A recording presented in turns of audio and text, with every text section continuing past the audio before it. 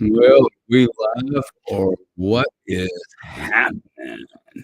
I don't know, but you guys gonna have to just hang out, wait for a little bit, come on in. Oh, wow, we got people coming in. Hey, I'm gonna play you I gotta get a couple things, and then, I'll be right back. Got a nice little song for you while we're waiting, though.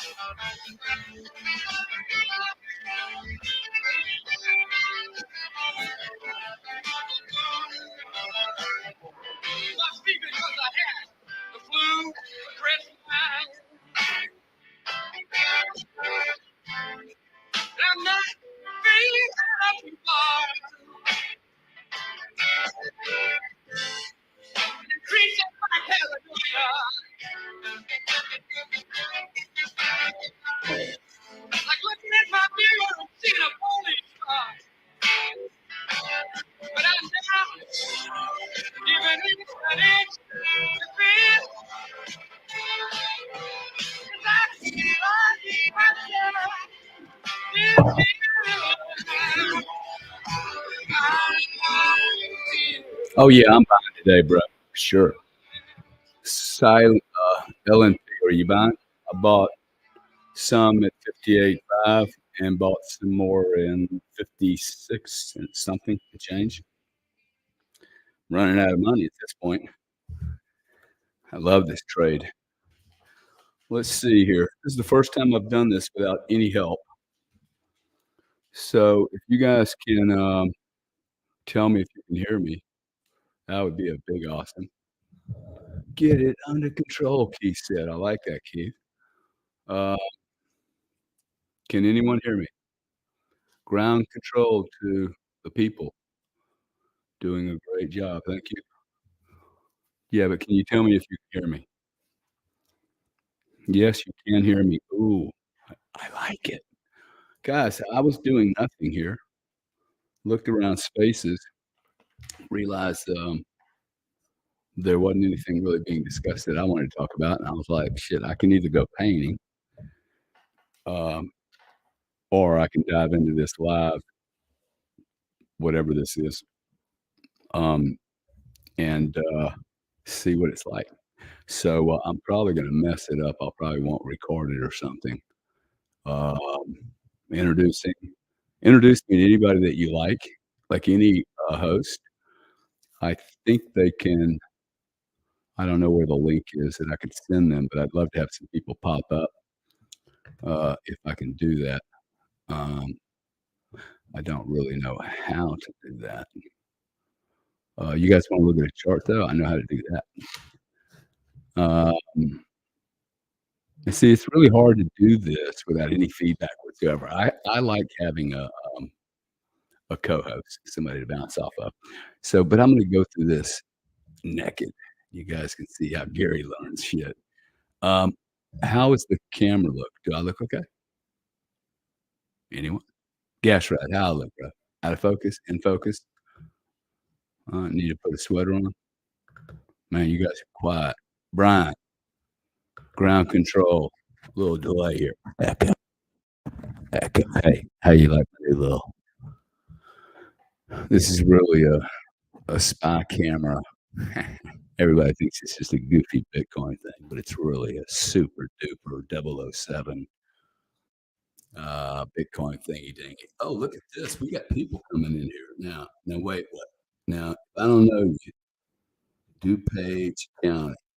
I don't know this cat. Uh, Mary's. Oh, you guys can just y'all can just bounce in here. Huh? Kicking her right now. DuPage. Hmm. All right, buddy. I'll bring you up. Let's see. What do you guys want me to do? Let me go find my comments again. Do you guys think I should just let a complete stranger, or should I go to the chart?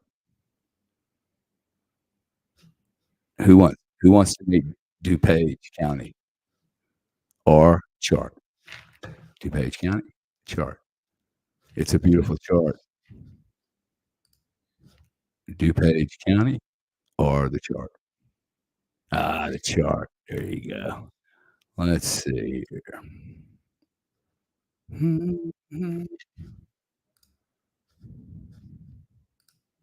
You guys see that? Hope you can. I was looking at something earlier today. Let me see if I can get this on a different screen here. Bingo. Will that work? New layout. Yes. Sorry, guys. You're just going to have to put up with me. Come on.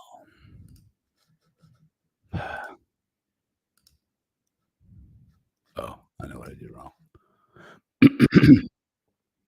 You see that? Who sees it? Who sees it? Man, I need some background music. It's just too quiet in here. Well, if you guys see that, I really wanted to take away. There we go. You're good, bro. Oh, I like that, man. Hey, who had a good July4? Anybody? Anybody do anything? Did anybody have a really cool adventure they want to share? Like, one of those special adventures that you have in life, and you go, "Man, that was a good Independence Day." I would love to hear that. I was in New York. I popped into a little store to grab some ciggies. The guy starts. Well, when I walked in, he was sitting outside the little place, chatting with a chick. I didn't think anything about it at all. And he then starts rationalizing while I'm buying these $20 cigarettes. He starts, "Hey, man, you can't blame me, really. I'm 27. I mean, I mean, she's here, and and he's giving me all this, what sounded like guilty reasoning for wanting to tag onto her." And I just looked at him, "Dude, you're 27. As long as nobody's getting hurt." Okay, so look, what I did was I looked at this chart. I probably messed that up, right? I looked at the chart. Stop. There we go. And I basically said, "Hey, look, what is the 30-day price? An average 30-day price." Took even the 21-day price, and asked myself the question: would I be able to see a trend of being able to buy Bitcoin at places that seem really, really safe? Now, for instance, if I go to this, hopefully you guys can see this thing stretching out. But right now, the 31-day average is this line right here. We're right there, okay? And if I compress this and start looking at it, don't worry about this shaded area. In fact, let me just take this thing out of here. It's not really useful. By the way, I'm not a chart genius. Don't call me up and say I don't know what the fuck I'm doing. I already know that. I have so many friends that know how to do this stuff. Anyway, if I look at this, it's right below this blue line. Really hope you guys can see this. And I go back here and I go, "Oh, when was the last time I could buy Bitcoin below this 30-day average price?" Oh, here's another point. Was that a good point? That was 2015. $5,000. Okay, last time we saw the price blow out below a 30-day average was October of 23, and it was at 25 grand. This is when I like to see people's eyeballs blow out of their face. Okay, another time, okay, you would have missed all this move, by the way, if you were waiting on this one signal. But look at this one. This was a monster signal here. I'm sure hoping you guys can see this. Like what? So you see my point here. Hopefully you do. So hard with that feedback. I mean, look, you would have had to go back to like 14. Okay, like there it dipped. You would have sat there and went, oh, like I'm getting my head crushed in. I have $8,000 Bitcoin. Right, this whole thing just rode right up. Every time you can buy it below this, it seems, if you're willing to hold it for 2 years or 1 year even, it seems like you pay out. And the reason I bring it up is because that's where we're at right here.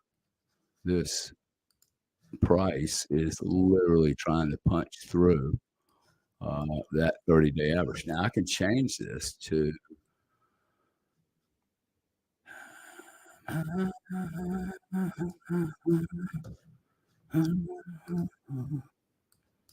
let's go 21 days.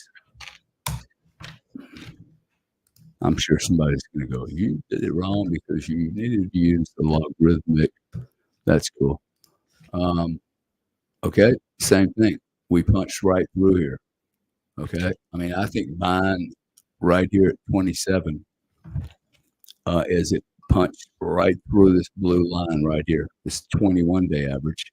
Oh, that looks like oh, wow, I'd have come in at 27. Let's go look at another one. Oh, punched through it. Bang. I can buy this at 16. Let's go back a little further. Oh, check that out. It punches through there. It punches. Okay, so this is not a good indicator, right? See how this whole theory fails. Now, what's the difference? The theory fails at this 21-day average holds. Parker Lewis, good to hear from you, buddy. Sorry, it's on my phone, but yeah, I'd love to set up something. If you guys haven't read Parker's book, it's right here. This is Parker's book. Wow, freaking awesome book. Okay, so if we would have said, okay, we're going to play this 21-day little theory, you could play this for $10 position, just see what happens. Would we have liked this? I would have loved buying Bitcoin at 33. Okay, that doesn't mean that I wasn't going to get another chance to buy it at 33 right here, and I would have. So we're for certain when it breached here, okay, when Bitcoin's price was below this 21-day average, and now I personally don't go back this far because 17, pretty thin market. Price is 3,500 though. Okay, everybody was puking here. Okay, everybody was freaked out. We were at 10 grand, and now it breaches, it blows right now. The truth is, it was below this blue line the entire time. So you could have gotten fooled and bought in here. I would submit to you that over 4 years, buying anywhere in here would have been the greatest trade you've ever done in your life. Okay, so it's not telling you that it's not safe to buy Bitcoin when it's above this, because as you can see, the price is normally above. That's why I like to go out just a bit further. Now, I'm doing this in hope that you guys can see this. Let's go back here. Yeah, so this is the 31-day, right? So you get less opportunities. Okay, it broke through here. It started laying down pretty hard. look. Then it goes, yeah, I mean, would you have loved to have bought this? Anything in here. Come on, man. You just, I'll take them all. I'm going to go mow some more lawns, and I'm going to buy Bitcoin. That's what you need to put on my gravestone. All right. You guys get my point, okay? Like, I'm not going to pick this point, okay? You guys listen to these traders. Man, I knew it was going to hit 37.73 divergence point. That's cool. There's $12 traded here. Okay, I'm happy. I'm happy anywhere in here. I'm not a professional pick the price guy, but I am a professional. Shit, I'm going to move all in for 4 to 10 years and build legacy wealth. You know the greatest legacy wealth, let me get out of here. Greatest legacy wealth that's ever been created has been created in the last, I sure hope that didn't zoom in, has happened, and I would say the last 30 years, more massive wealth has been made, and it's been made in the last 30 years, and it's been made through private equity, building businesses, not real estate, not becoming the president, building companies, putting $12 million in, raising a bunch of money, and then selling it 10 years later, some super multiple. That's the way I've made my money. So I'm not sure the point I was trying to make. I'm going to bring DuPage up here because I think he might be a gift here. He might be a buddy of mine that I'm getting ready to discover. I was going to tell you this book, Parker Lewis, bro, good book. This is a book that you want to get for a friend, get for anybody. Okay, like, hey, interesting book. I read something on finance. You should read this. You don't have to pitch it like on Bitcoin. Gradually, then suddenly. I've been through gradually, then suddenly events about 4 or 5 times. No one ever estimates when it's going to happen correctly. No one. They underestimate the effort it's going to take. And then when it happens, dude, everybody underestimated the size and volume and the derivatives that would pop up from that type of change. Sir, DuPage County scanner desk. I'm not in trouble, am I? No, you're not. Just trying to make some new friends. So beautiful. I heard about your next space tomorrow with the imposter syndrome last night. So I started following you, and you're doing this, and I'm not doing anything on a Friday night except listen to my neighbor blow off, I don't know what the hell, he's fireworks or shooting weapons up the hill. Yeah. What part of the world are you in, sir? I'm in I'm in the hills of Western Carolinas now, at about 2,800 elevation. So, born and raised in Chicagoland, that's DuPage County. I still monitor the scanner out there because they got all kinds of crazy people running around. Of course, the border's been open for 8 years or whatever. But I'm an empty nester as of 2 years ago. Had 5 kids, and they're scattered all about the United States, putting their head down, working hard, all of them. Proud of them. And then I just moved here from Nashville. I spent 7 years in Nashville. Nashville doesn't know what's coming. Nashville, on the one hand, is going to be the new capital of the South. They're going to take that title from Atlanta. But every just jerk from New York, California, Chicago, you name it, is moving in the States, and those people just don't have any street smarts. The crime's already just going through the roof. And so I moved over here just this month, and I just took a job. I'm going to get back into wholesale building materials. It's a career I had for about 10 years. I was raising my family, and I was in Southeast Michigan in 2008 when the crash happened. And I ended up running for office. I was a Ron Paul guy, and I said, what the hell happened? Everything I've been taught my whole life is an absolute lie. So at 38 years old, I met a bunch of Ron Paul guys. We took over the executive committee at the county party. At the county level, these guys started a charter school. My kids went to they took the state money, started a charter school. It was very patriotic, did the Pledge of Allegiance every day. And I just sitting around with these guys, and I go, well, somebody's got to take that seat in representative government. Fine, I'll do it. don't have a pot to piss in or a window to throw it out with 5 kids. So I run for state rep, and I ran third party so I wouldn't get knocked out in the primary. So, I'm meeting new people now. I'm spreading my wings. I got on Twitter. I can say whatever I want. My kids aren't in school. There won't be any retribution for their dad's political views. I've been through all that crap.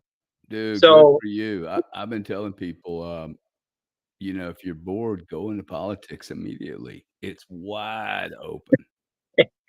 It's absolutely what I had no clue. I started doing first time I've ever done donations. And be clear, okay? When I do a donation to a political guy, I'm literally wanting access. Right. And they know it. I know it. Like, I've never done this before. I don't like doing it. But I started going to a few little events to raise money, and the cost of the ticket was $100.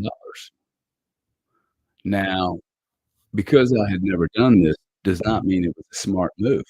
I was so ignorant about how cheap it is to gain access for a 22-year-old kid to scruff up. And probably you don't even need to do that. Find a guy like me, goes, hey, can I go? And, I'll park some cars or something if I can go and hang out with county commissioners and mayors. And like, if I was 22, my advice to a kid would be, keep your nose clean. If it hasn't been clean, get it clean, get the record clean, and go into politics. And I say the same thing to you, sir.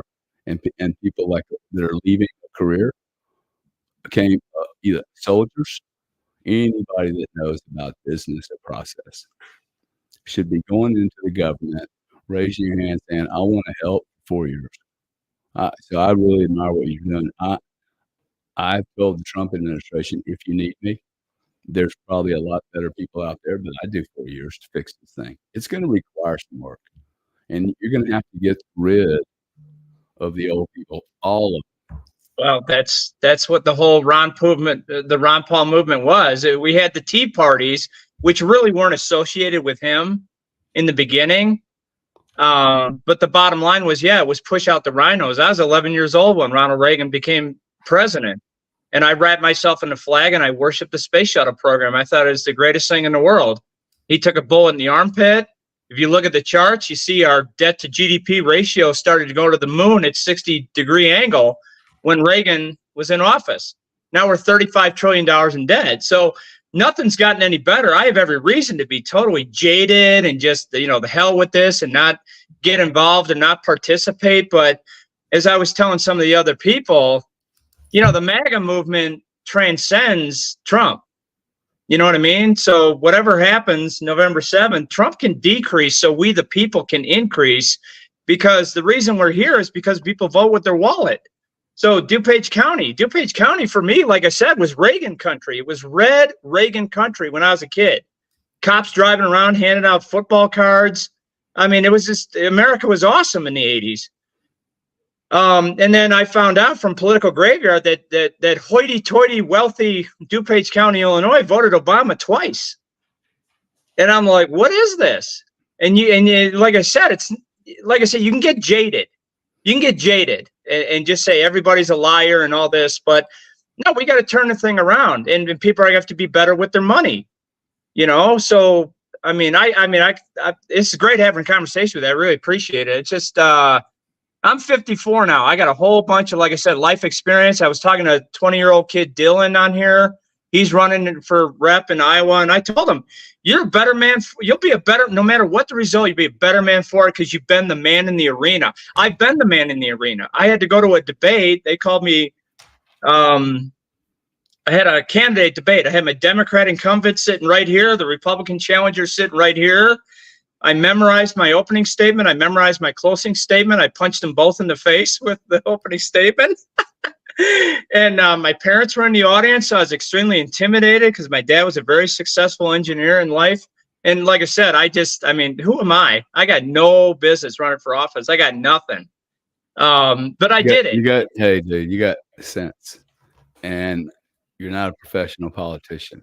I don't think, and I would challenge anyone to go do a chat GBT 37 and go, what is the requirements to be a professional politician. So I'll take anybody that's run any business unit, any military unit, it's a fire department. Like, all you have to do is walk in and go, "Oh, wow, you guys are all bleeding red? Oh, you don't show up?" I mean, I've seen entire buildings. Part of my investments are in real estate. I've seen entire buildings. The elevators get jam-packed at 4:59. And it's all county workers. I'm paying rent. I'm 13. They're paying 40. They're paying 40 on a 10-year. I'm paying 13 on a short-term lease.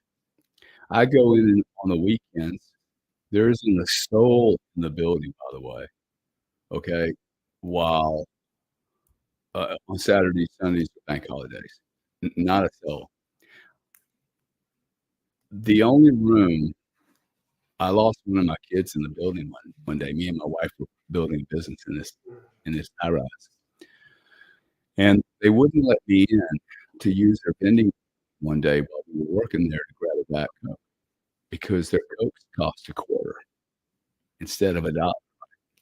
They wouldn't let me in. My computer guys go through the building one day on a Saturday, and they came back and told me, they said, "It's hilarious," because I always complained about the elevators. You couldn't use the elevator for 10 minutes around 5 o'clock. They just, every project gets stopped, and they're going home.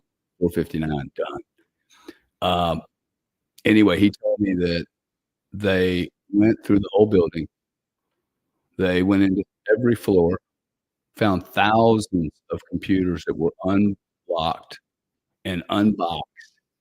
And the only room in the entire county department area was the vending machine area. It was locked. Says everything. Real story. Real story. This is pre-COVID. This has been going on a long time. This isn't just Biden or Hillary. This Right. is McMahon. This is 50 years. This is you and I. Something broke down after you and I were born. Something's changed. Well, not only that, we could also say we were born into something that we didn't know we were born into. I mean, Yeah, but Ron Paul gave an education on the Federal Reserve. And like I said, I had to go back and do my own study of history. I met that guy, David Barton, who was a darling. He's Wall Builders. He was a darling at Glenn Beck and Mike Huckabee. He owns like 2,000 pieces of original Americana, actual writings from John Adams. I wasn't going to parrot the guy, so I started buying history books from the 19th century on eBay. And it's like, you know what a kid, Rush Limbaugh said it back in the day. He goes, do you know what a kid had to know to get out of 8th grade in 1860? So I started reading all that stuff. And I got a collection of them, and it's about, again, if good men do nothing. If good men do nothing. And like I said, with a little kid like Dylan, good. If good men do nothing, expound on that, because we'll have a large audience here that maybe didn't pick up on the nuance. Yeah. But I mean, that kid Dylan, he sounded like he was intimidated that his candidate or his opponent might have $100,000. Don't be intimidated by it. Don't be intimidated, because like I said, what we're trying to do, the Make America Great Again thing, transcends the money. Everybody gets dazzled. They're like a little baby in a crib looking at a mobile. And they're all just impressed with the outward appearance of people and their money. They don't know that the guy never worked at. Somebody's putting out a video today. Chad retweeted David Portnoy trying to pound a nail. It was a joke. It was like, dude, you don't know how to swing a hammer? It's like, the guy's a celebrity, but a lot of these guys are celebrities. And again, like your imposter syndrome, and hopefully I can get on there tomorrow. But it sounds like what you're saying is they've just dropped all these people with right-wing microphones on us from God knows where. And these people they have a script, they have talking points, they don't have any life experience, and they can't string a sentence of original thoughts together. These people just don't need to be listened to. If I wanted to interview for a job, do you have any management experience? I have 5 kids. I think I manage something. They don't have. Biden could say he has kids too. So what? You have kids? All right. Well, no, but I mean, I'm starting back at the bottom. I'm going back into a career at the No, bottom you're that I saying had. you have 5 good kids. You Well, produce some decent products from the tree. Look, this just all comes down to, like, you can judge everything from the product that's, the fruit that falls off the tree. So, right. um, we where I was trying to go to, if you popped up, what I thought was so useful was, one, we don't know each other and we just meeting each other, and we're using technology that two guys that remember the 80s music better than any other music in recent years, we got connected through this technology. Now, you don't know this about me, but I wouldn't be here if it weren't for some financial thing that I find extremely intriguing. It's called Bitcoin. I find it extremely intriguing. And it's the only thing that brought me here. It has guaranteed 95% of the people that are in this room. The gravity of being held together is, yeah, there's some politics, but really it's this freedom thing, which I think you're talking about. It feels like to me, this is the point you made. I just don't think you made it forcefully enough, which is you were saying, hey, able men who do nothing or nothing. You didn't say that, but I'm going to say that. Okay, being passive is a sin at this point. Acts of omission are as big as acts of commission, Well, right? Like, actually, worry is a sin too. If these people are eating the fear and living in the, oh my God, Biden might win. They're eating the fear. What if Trump doesn't win? Never mind. What if Trump doesn't win? What's your responsibility? You're an able-bodied person. Get your ass out there and plant your flag and take your country back. Why give it to you're running for office. Did you slip into one of the sides, or can you run as an independent and just clock everybody? Like, it's Say hard for that me to get again. behind office. Well, can you hear me? Yeah, I'm not you. I mean, when I ran it, like I said, it was 2008. That's Uh, eons ago now. That's yeah. gone. So, what advice do you have for somebody that's just coming out of school and they go, You "Oh wow, I never thought about going into politics." no, you. Your handler is going to tell you it's about the winning. But for you personally, you got up because your patriotic spirit said, get your ass out of the chair. You have these sentiments. You know you're right, and you're living a bunch of capable cowards who won't do it because they're worried about their reputation or something like that. So you get out there and you do it, and you'll be a better man for it. So, like I said, I have that. I mean, I spoke at tea parties and things like that. But then when I ran for office, I had a bunch of nobody would give me any money. Nobody would put yard signs out for me. They all showed up at the debate. They went all over social media and said I won the debate.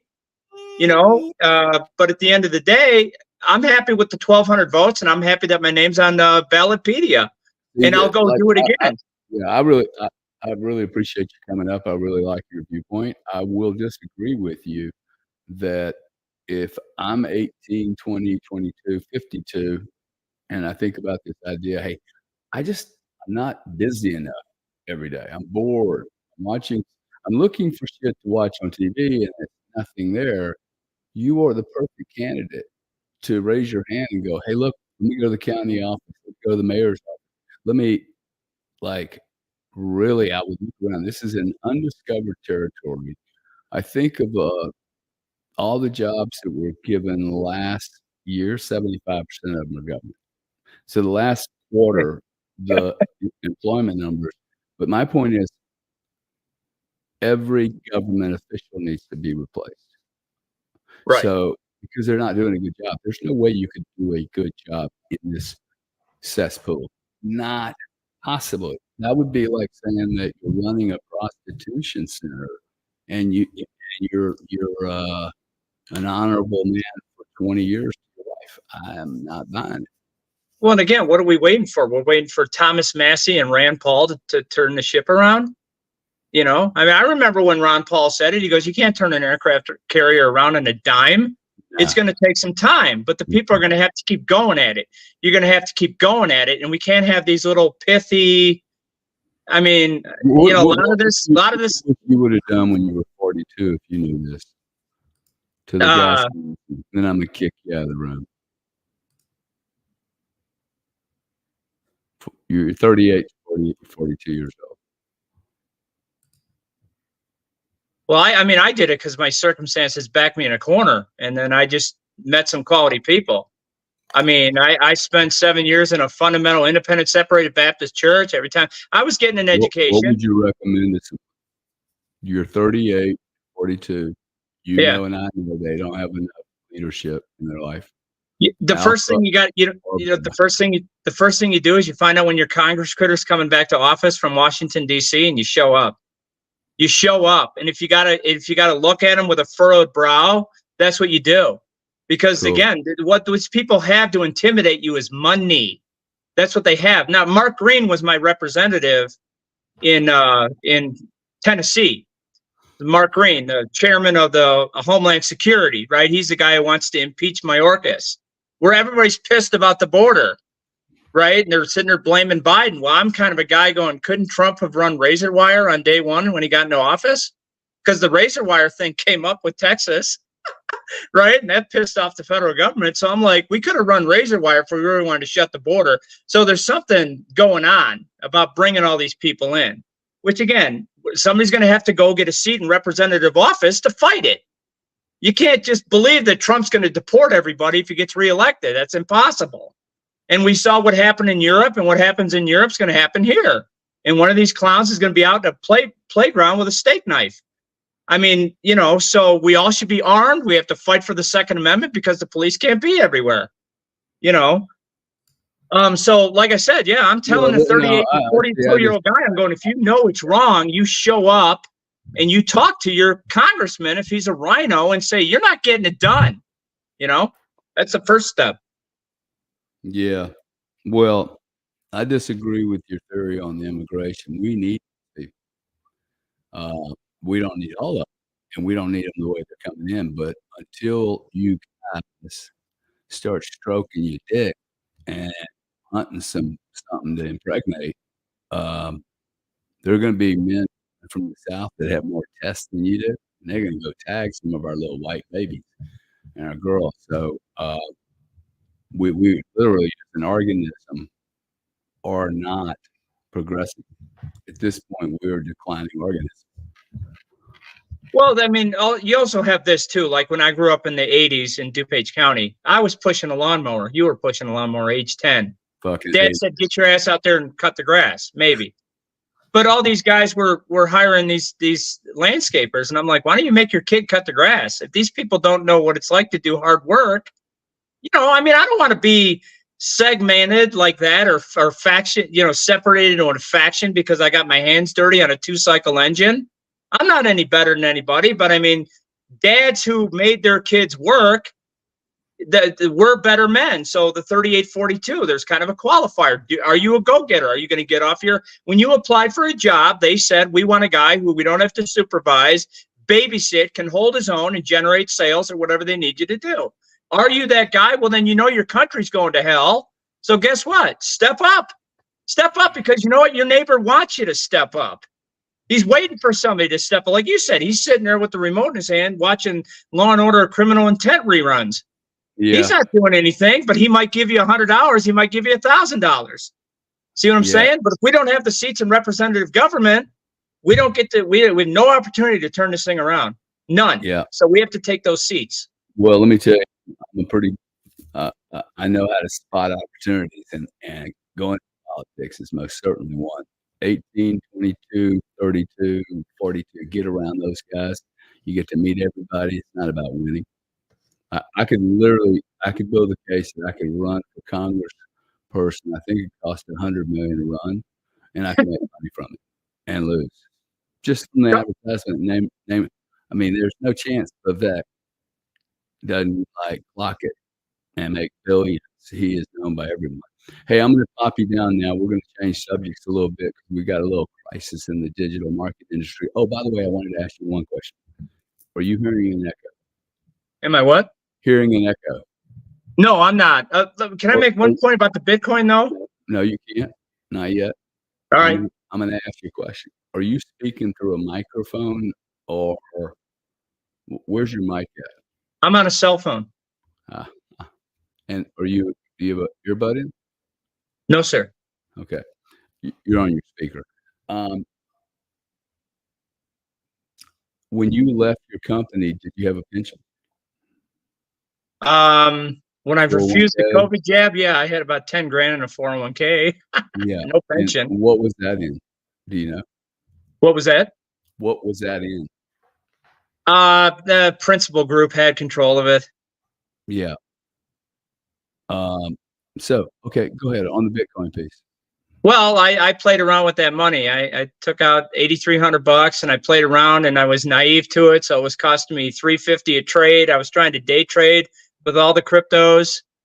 But the deal with the Bitcoin was, What, you thought you hit the holy grail of jobs? Like, I can trade 2 hours a day against these punks? no, I had kind of no rent over my head. I was taking care of a handicapped family member, so I played around with the money.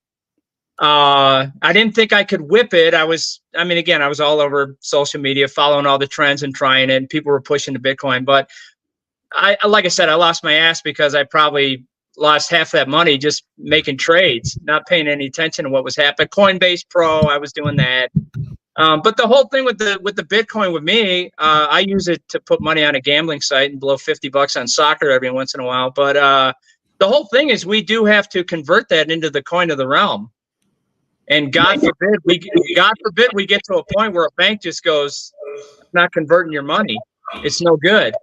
You remember that was always the threat. Oh, it's money laundering, or where's it come from? Or, if I go into the gambling site and I turn $50 into 500, they don't let me cash out within a certain time period. So, I get it. I know what it is for a vehicle. I absolutely don't trust the stock market any more than anybody else. But yeah. So what's your question? no, that was my question. Do you have any misgivings, or are you concerned about that? Going, if I wanted to cash out $45,000, have a midlife crisis, and buy a '78 Corvette, what if my bank goes, nope, we're not doing it. We're not converting it to dollars. Don't need the bank to do that. Okay. You don't need the bank to do that. I never ask people where they're holding their Bitcoin. I think that's a security problem, but my bank has nothing to do with it. The way the bank would stop or slow me down is they would stop me from sending money. At some point, I'm gonna, if I'm on a wallet, but let's just assume that most people are either in the ETF. None of those people are included in this conversation because they can only play Monday through Friday, assuming that it's not July the 4th and it's 9:30 to 4, assuming the market doesn't go insane. And they will circuit break the motherfucker to death. Okay, I mean, for sure they will circuit break it. So the people that are left are the people that are on exchange. I think the exchanges are going to do extremely well as an investment. If I look at tokens, I look at the exchanges. Now, I wouldn't buy Coinbase today, but I think Coinbase has been blessed as a player, as a hub of all this, both pricing, coin security, and also the ability for the government to look inside what's going on at Coinbase and other exchanges.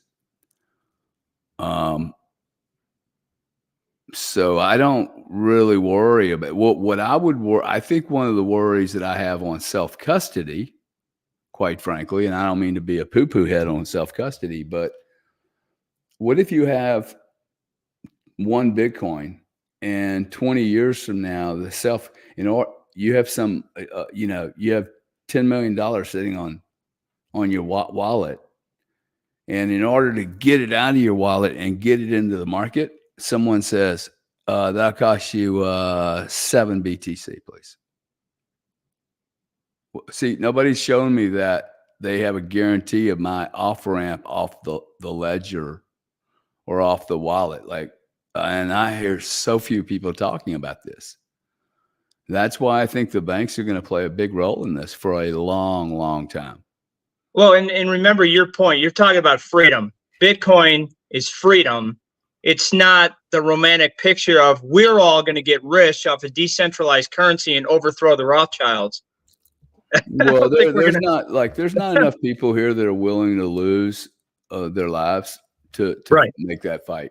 So there if you want to win that fight, This fight that fight doesn't get won by doing Bitcoin.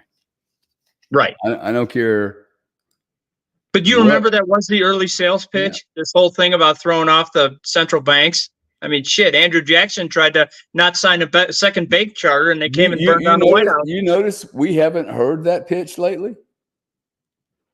We haven't heard that pitch in a long time. That was a fucking bad pitch. That shows you the weakness of decentralization. Now, I'm going to turn this around and make it very positive. And the positive piece is, whoa, Bitcoin got to $1.2 trillion in valuation with Roger Ver and somebody else going head on head, creating a new business. That scared the hell out of me. I walked away at $800. I'm like, junior high school, see you later. By the way, I was right. It was junior high school. Okay. And that was the period that most people either got into tax trouble. We're getting ready to find that out now.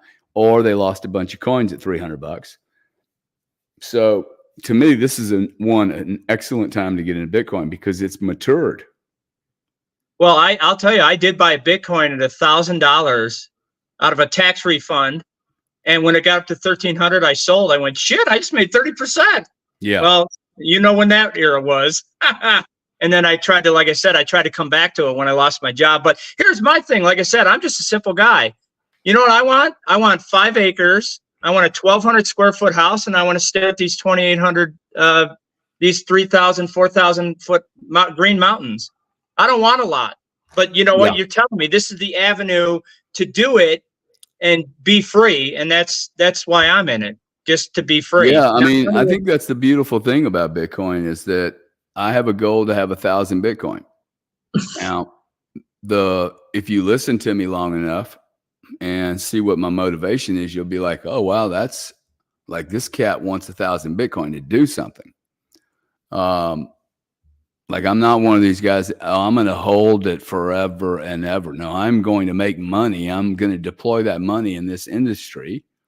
And hopefully I'm going to deploy money in fill in the gap between the old legacy world of guys that don't think like you. They're so fucking old in their head.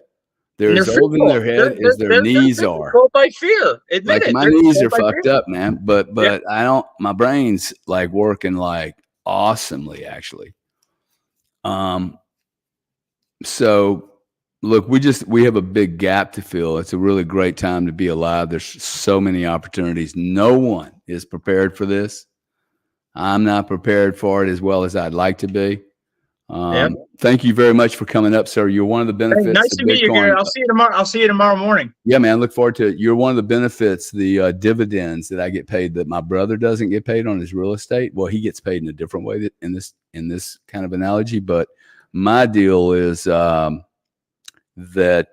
being able to meet a guy like this, and it all happened through Bitcoin. Because if Bitcoin wasn't here, I would not be talking about politics or anything else. I just wouldn't really have that.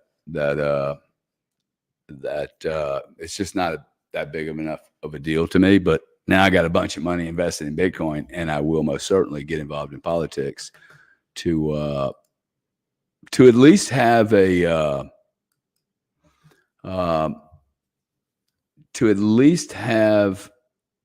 a place to go and a phone number to call and say, hey, this is wrong.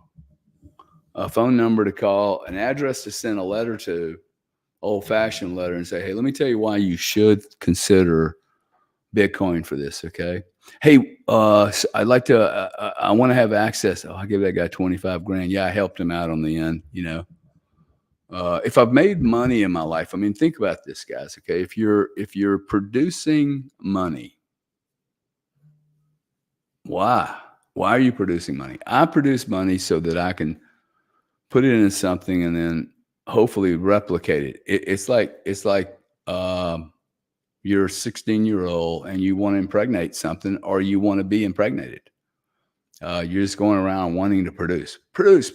And by the way, that is the human's organism's core function. Reproduce, right? And that's why I can have a I can have a lot of friends who believe in certain things, and I do not agree with them whatsoever, but I can still be their friends. But for me, if you do anything in life, I don't care what it is, and it doesn't have the capacity to multiply and replicate and be sustainable, if you have to have a subsidy, if you have to have the government give you an extra $3 or $8,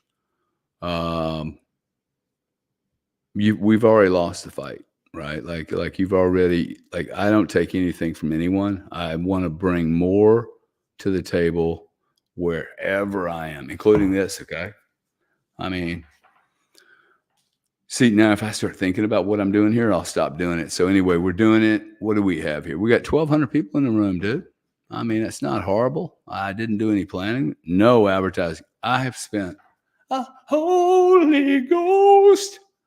My old guy isn't with me anymore. I told these guys never spend a dime on advertising, okay? And it's one of my principles. I have never spent a penny on speaking.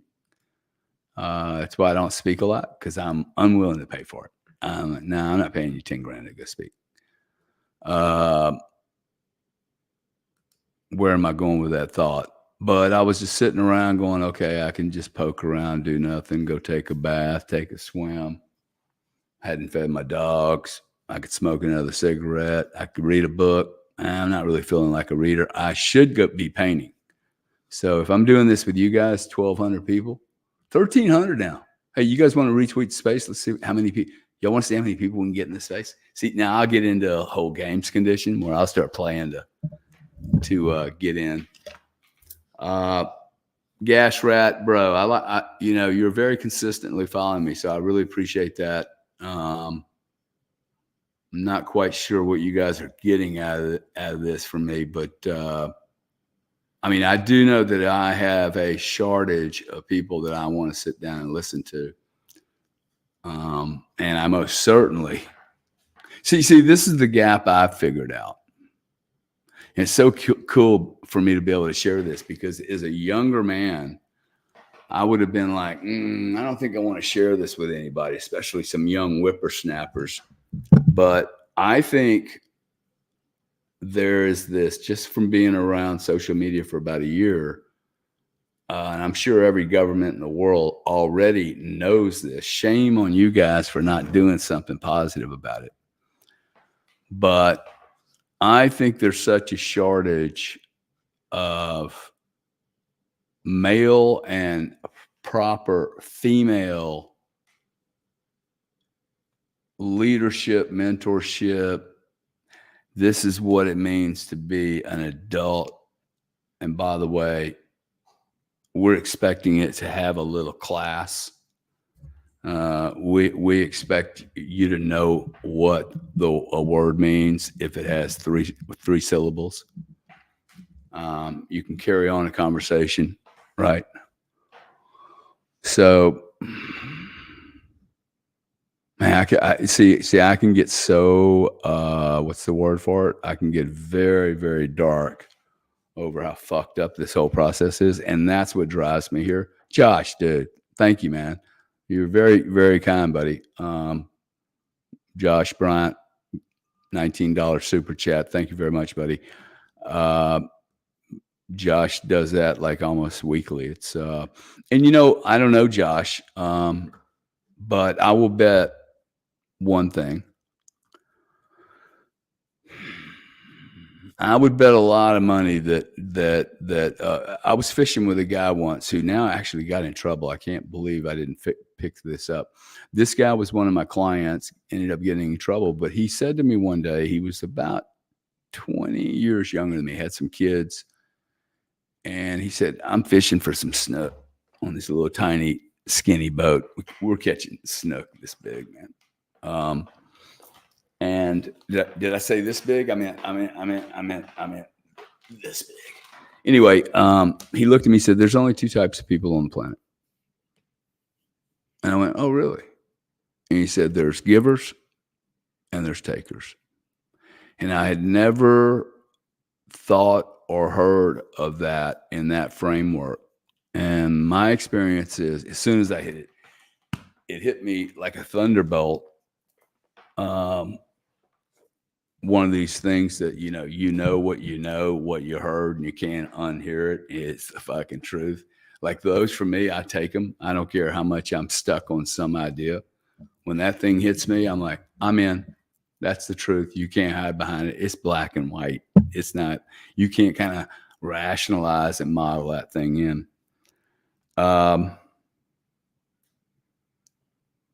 Guys, I would like to take a 2 or 3 minute break, if you don't mind.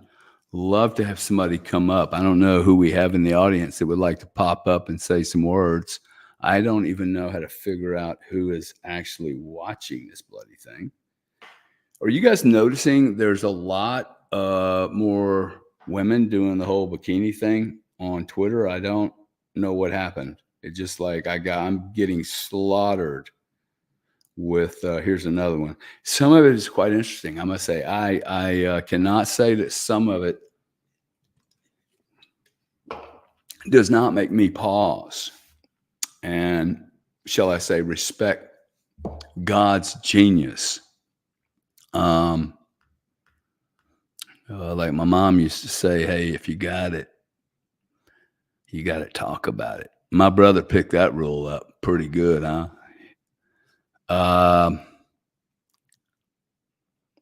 We got nobody in the room. I don't know who to pull up. I want to go grab how long have I been doing this? We've been going for like an hour, 56 minutes. Gary wants a cigarette. Feed the pups. The pups are fucking pissed off at me right now, bro. Look at this cat. See, I like this guy. Okay. H, I mean, hungry like a peanut. Feed those pups. Big old beast here. You guys want to fuck with me and come get my coins? You got to fuck with them. You got to fuck with some serious metal. And that's after you make it through all the freaking cameras. So Tierra Verde is my location. Tierra Verde, Florida, 33715. Bring it. Now, I'm going to go and smoke a cigarette. I'll leave a little music here. Would you guys like to hear the music that I like? That if I was painting right now, which I probably should be painting instead of doing this. See, this is how I know. Well, that's a different topic. I'll do that later. But this is how I know how much I should be in a paint room, because I'm doing this, which is so bloody painful. It's unbelievable. I am going to leave you with a song that I remember.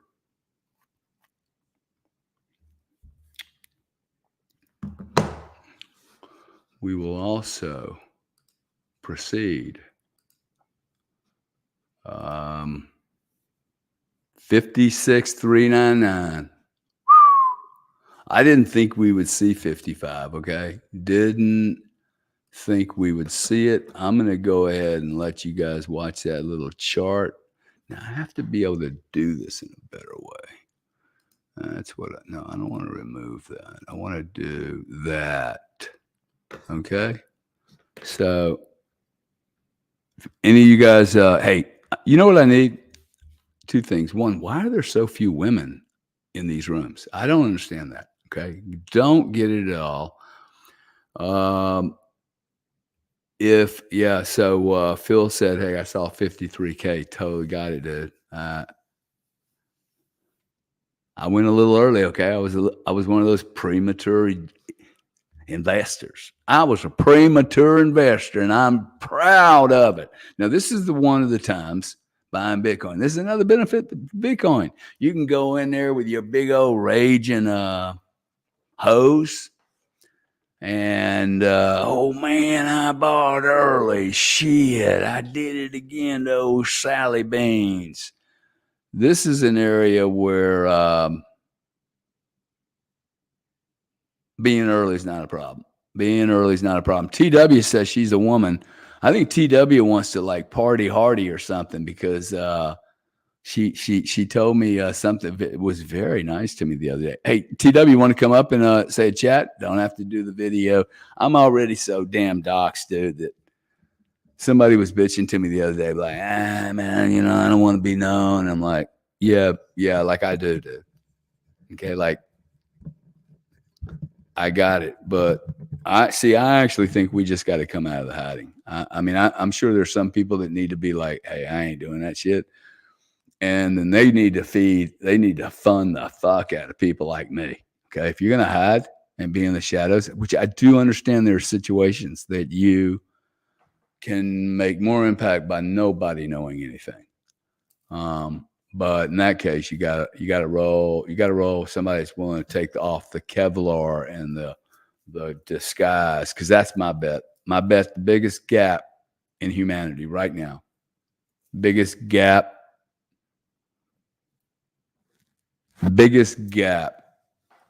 in humanity today is authenticity. People don't even think about value or authenticity. Hadn't thought about authenticity in, well, that gentleman that was up here, he was educated out of any authentic data. Science is going to prove to be complete lie to us. Complete lie. And we're living in a made up world. Okay. Like if you just pull the sheets out from under to start looking for, you know, what the fuck's laying in the bed with you, there's a lot of stuff that has gone just, can't define gravity. Okay. How long's Einstein been dead? We yet have a definition for gravity. Okay. Yet everyone takes it as this is it. Well, if you can't define it, maybe there's a problem here. Okay. We're getting stuff back from the telescope, this new telescope we sent up, that says the Big Bang didn't happen anywhere close, not near, not anywhere possible to the story that we've all been selling on one Big Bang in this period of time. Poop, poop, jilly, jilly, jop. This is the story. Fucking story is completely different. Okay. In fact, they don't even know what to ask. We got a moon sitting up there that they have no clue.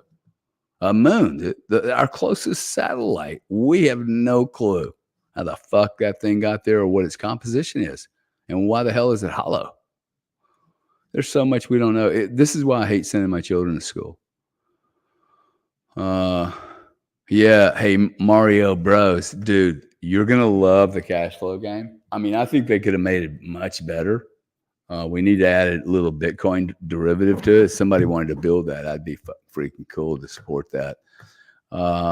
Anyway, if anybody's upset, nervous about old Bitcoiner, okay, just stop looking at the damn chart. Okay. Believe in me. Okay. If Bitcoin doesn't perform and it hurts you, I got crushed. Okay. So I ain't getting crushed. If you are scared, my position's probably bigger than yours. And I am tickled pink. Okay. You just got to roll. You got to go mow some lawns. A lady, 60-year-old lady the other day was like complaining to me she doesn't have enough money. I'm fucking come cut my hair, dude. I paid $100 for this haircut. Somebody just drives up to my house. They can do my hair, man. $100. Bang. Then you get to know me. Then you do every neighbor I got. You do 30 neighbors, $3,000. Don't tell me you can't go buy a Bitcoin. It's ridiculous. I probably shouldn't go smoke a cigarette, but man, it's weird not having any feedback. Now, do I have anybody on Twitter that wants to say anything? I have nobody wanting to talk except that gentleman. It's okay. I'm just learning how this shit works. Hey, how many people do I offend with the language, by the way? Or is everybody over that? See, all these women that are doing July 4th, when did it become cool to just put on a bikini and take a picture? Hey, let me ask you, this is a good question. Okay. You think I could get a bunch of followers if I put on a bikini and took a picture of myself in an American flag? Who wants me to do that? Huh? Let's see. See, these women are actually distracting me at this point. Yeah, no. Whew. Gas rat. I'm thinking of you here, buddy. Where's my boy Mike Mack? Why can't somebody bang on Mike Mack and ask him to come help me co-host? Because I hate to just leave you guys for 10 minutes, but I'd like to grab something to eat.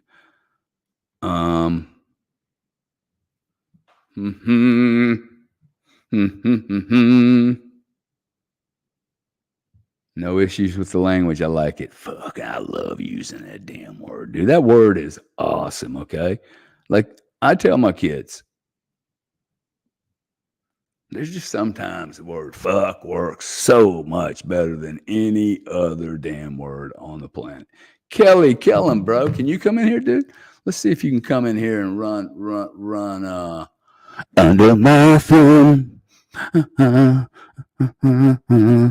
Hey, you can't be drinking like you were the other night, though, dude. You went off dead center on me. You left me managing the space, and I had to send 3 people to treatment.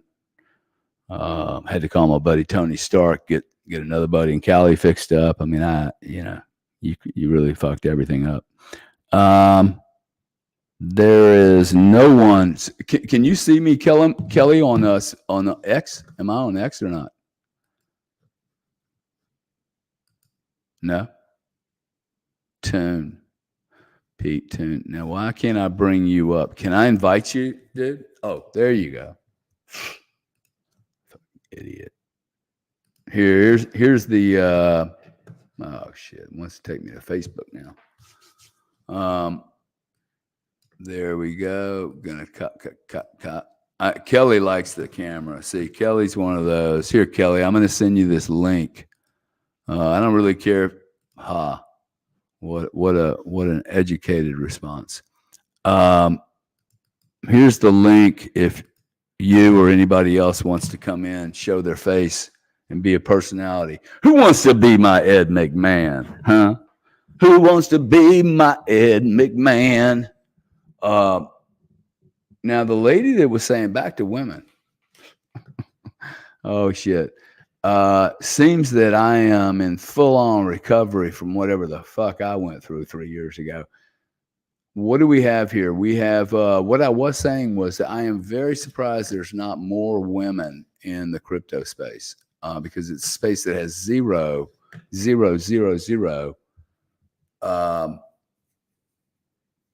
There's no ceiling. There's no blocks or barriers. And it's what I've heard from women all my life.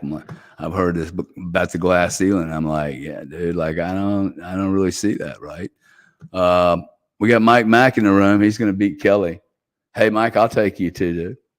I mean, I'd rather Destiny come in here and give me a little huggy muggy.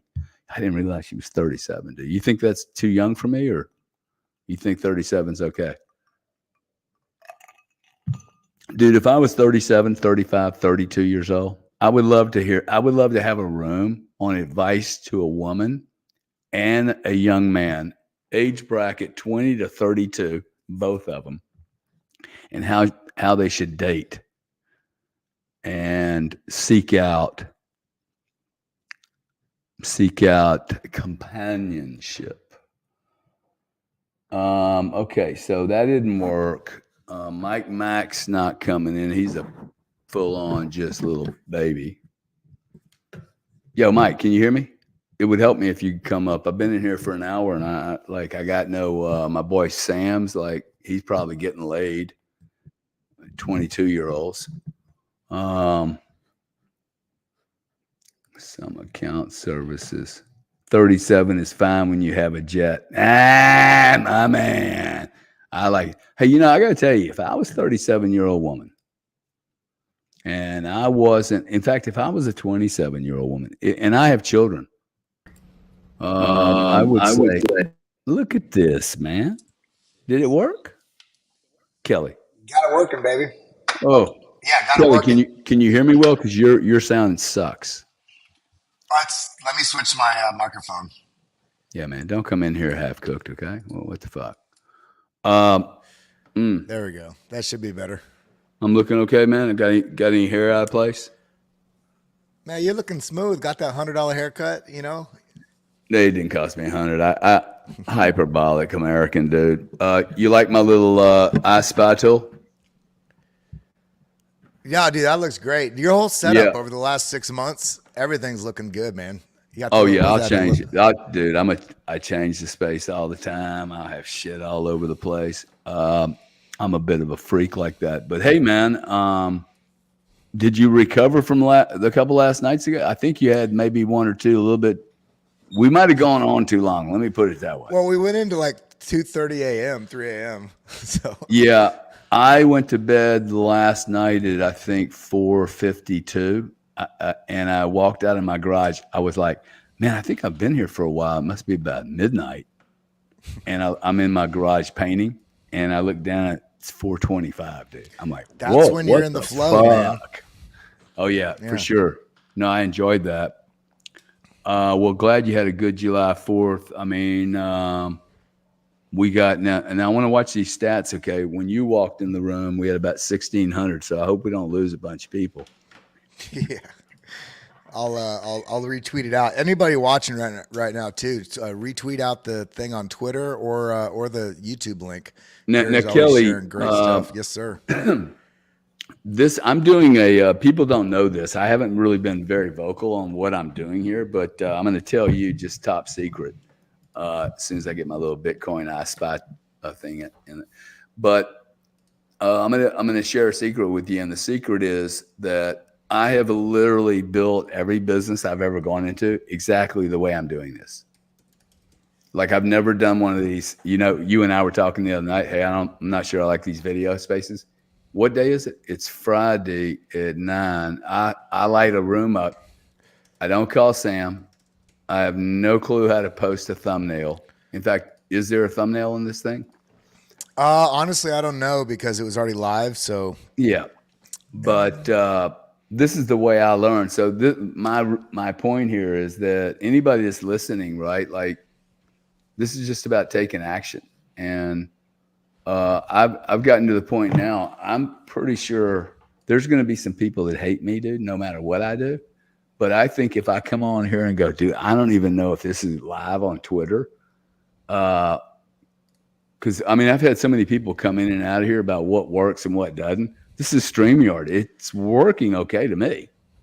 No, it's great. Nice little transitions. And you said something that 99% of people don't do, which is if you don't know how to do something, literally just do it. Take the number one thing people that don't feel like they're succeeding in life, it's because they're not willing to take a step. It's not willing to mess up. They want to be perfect. Fire the rocket, learn how to aim that sucker afterwards.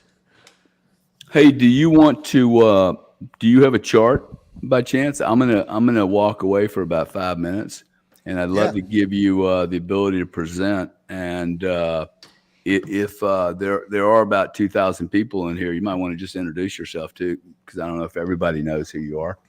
One of the things I'm trying to do, guys, make sure you follow Kelly. Okay. I met Kelly a year ago. I am giving everyone a wide berth that's in my universe to come up and perform or not perform. My strategy is, hey, Kelly, good to meet you, man. And it's like, hey, don't fuck it up.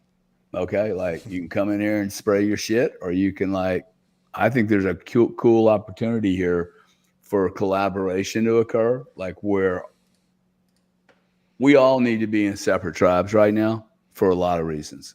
We do. Kelly has something to offer I cannot offer. It's cool for him to have the tribe. There is a day, however, and Kelly knows this. I've never said this to him, but he knows I'm going to certain members. When I tell him what I'm doing, I'm going to certain tribal leaders and going, hey, bro, there's going to be a time when we all need to get on 8 phone calls and go, we need to now collaborate and drop our bullshit. Mm-hmm. That time's coming, okay? So I'm going to pop off, go grab a cigarette, do what I do. Kelly, good to know you, dude. But like just getting to know Kelly, see, this is the way I get to know a relationship. What's in it for me? Like, how can I get hurt? If we do this and he turns out to be a great business guy, 10 years, I let him into my little world. I mean, did I get hurt? I didn't get hurt. He has a good memory. He's going to tell a story, and hopefully he'll do it for somebody else and be more open. This is the decade of openness. This is what I love about Bitcoin. I discovered this 3 years ago. I started calling like the CEO and IDIG. Hey, can I get a meeting? Expecting this. Fuck off. Oh yeah, we'll see you in 37 months, right? No, it was like, yeah, man, I got a day next 8 days from now. I'm like, whoa. See, access. If you can give smart people access, anytime you see a bunch of smart people going into an industry and they're spending 3, 4, 5 years at 15 hours a day and they're digging it, that's the industry you want to invest in. If they're digging it, I don't even care if there's not any money in it, dude. If they're digging it, people are giving up their time and energy, they will create something out of it. So I'll end with that, Kelly. Good to have you, buddy. Thank you for blowing in here. Absolutely. If you're going to walk away, switch screen to pull up my screen share, and I'll go through what we're seeing and why it's no time to worry right now on the charts. You just muted yourself. How do I pass the screen share to you? I've already pressed screen share. You just have to approve it, I believe. How much is it worth? No. Do I have to approve it? Where do I? Well, you know what? Hold on I'm going to remove this. Did that help? Hey, this will work. Actually, you can just go put my image on full screen because I can screen share on my own deal. Yeah, there we go. That works. So yeah, I'm trying to take me off of it though. I don't need to be on it. It's you that needs to be on it. Shit. How do I get me off? Let's see if this works. Where are you at? I'm gonna pop back up on here. You're nowhere? No, I'm gonna be there. I came home from Elgato face cam. Oh, okay. No, I just didn't want to be the guy. Why can't I just kill my? I can't kill my. That's a little weird, isn't it? We're figuring this out together, everybody. Yeah, they can leave if they want. Let's see, Garrett. Remove from stage. No, I don't want solo layout. What is that? No, don't want that either. Can you select me solo? I don't know how. I would love to, because I'm really dying for the cigarette, but I can't seem to.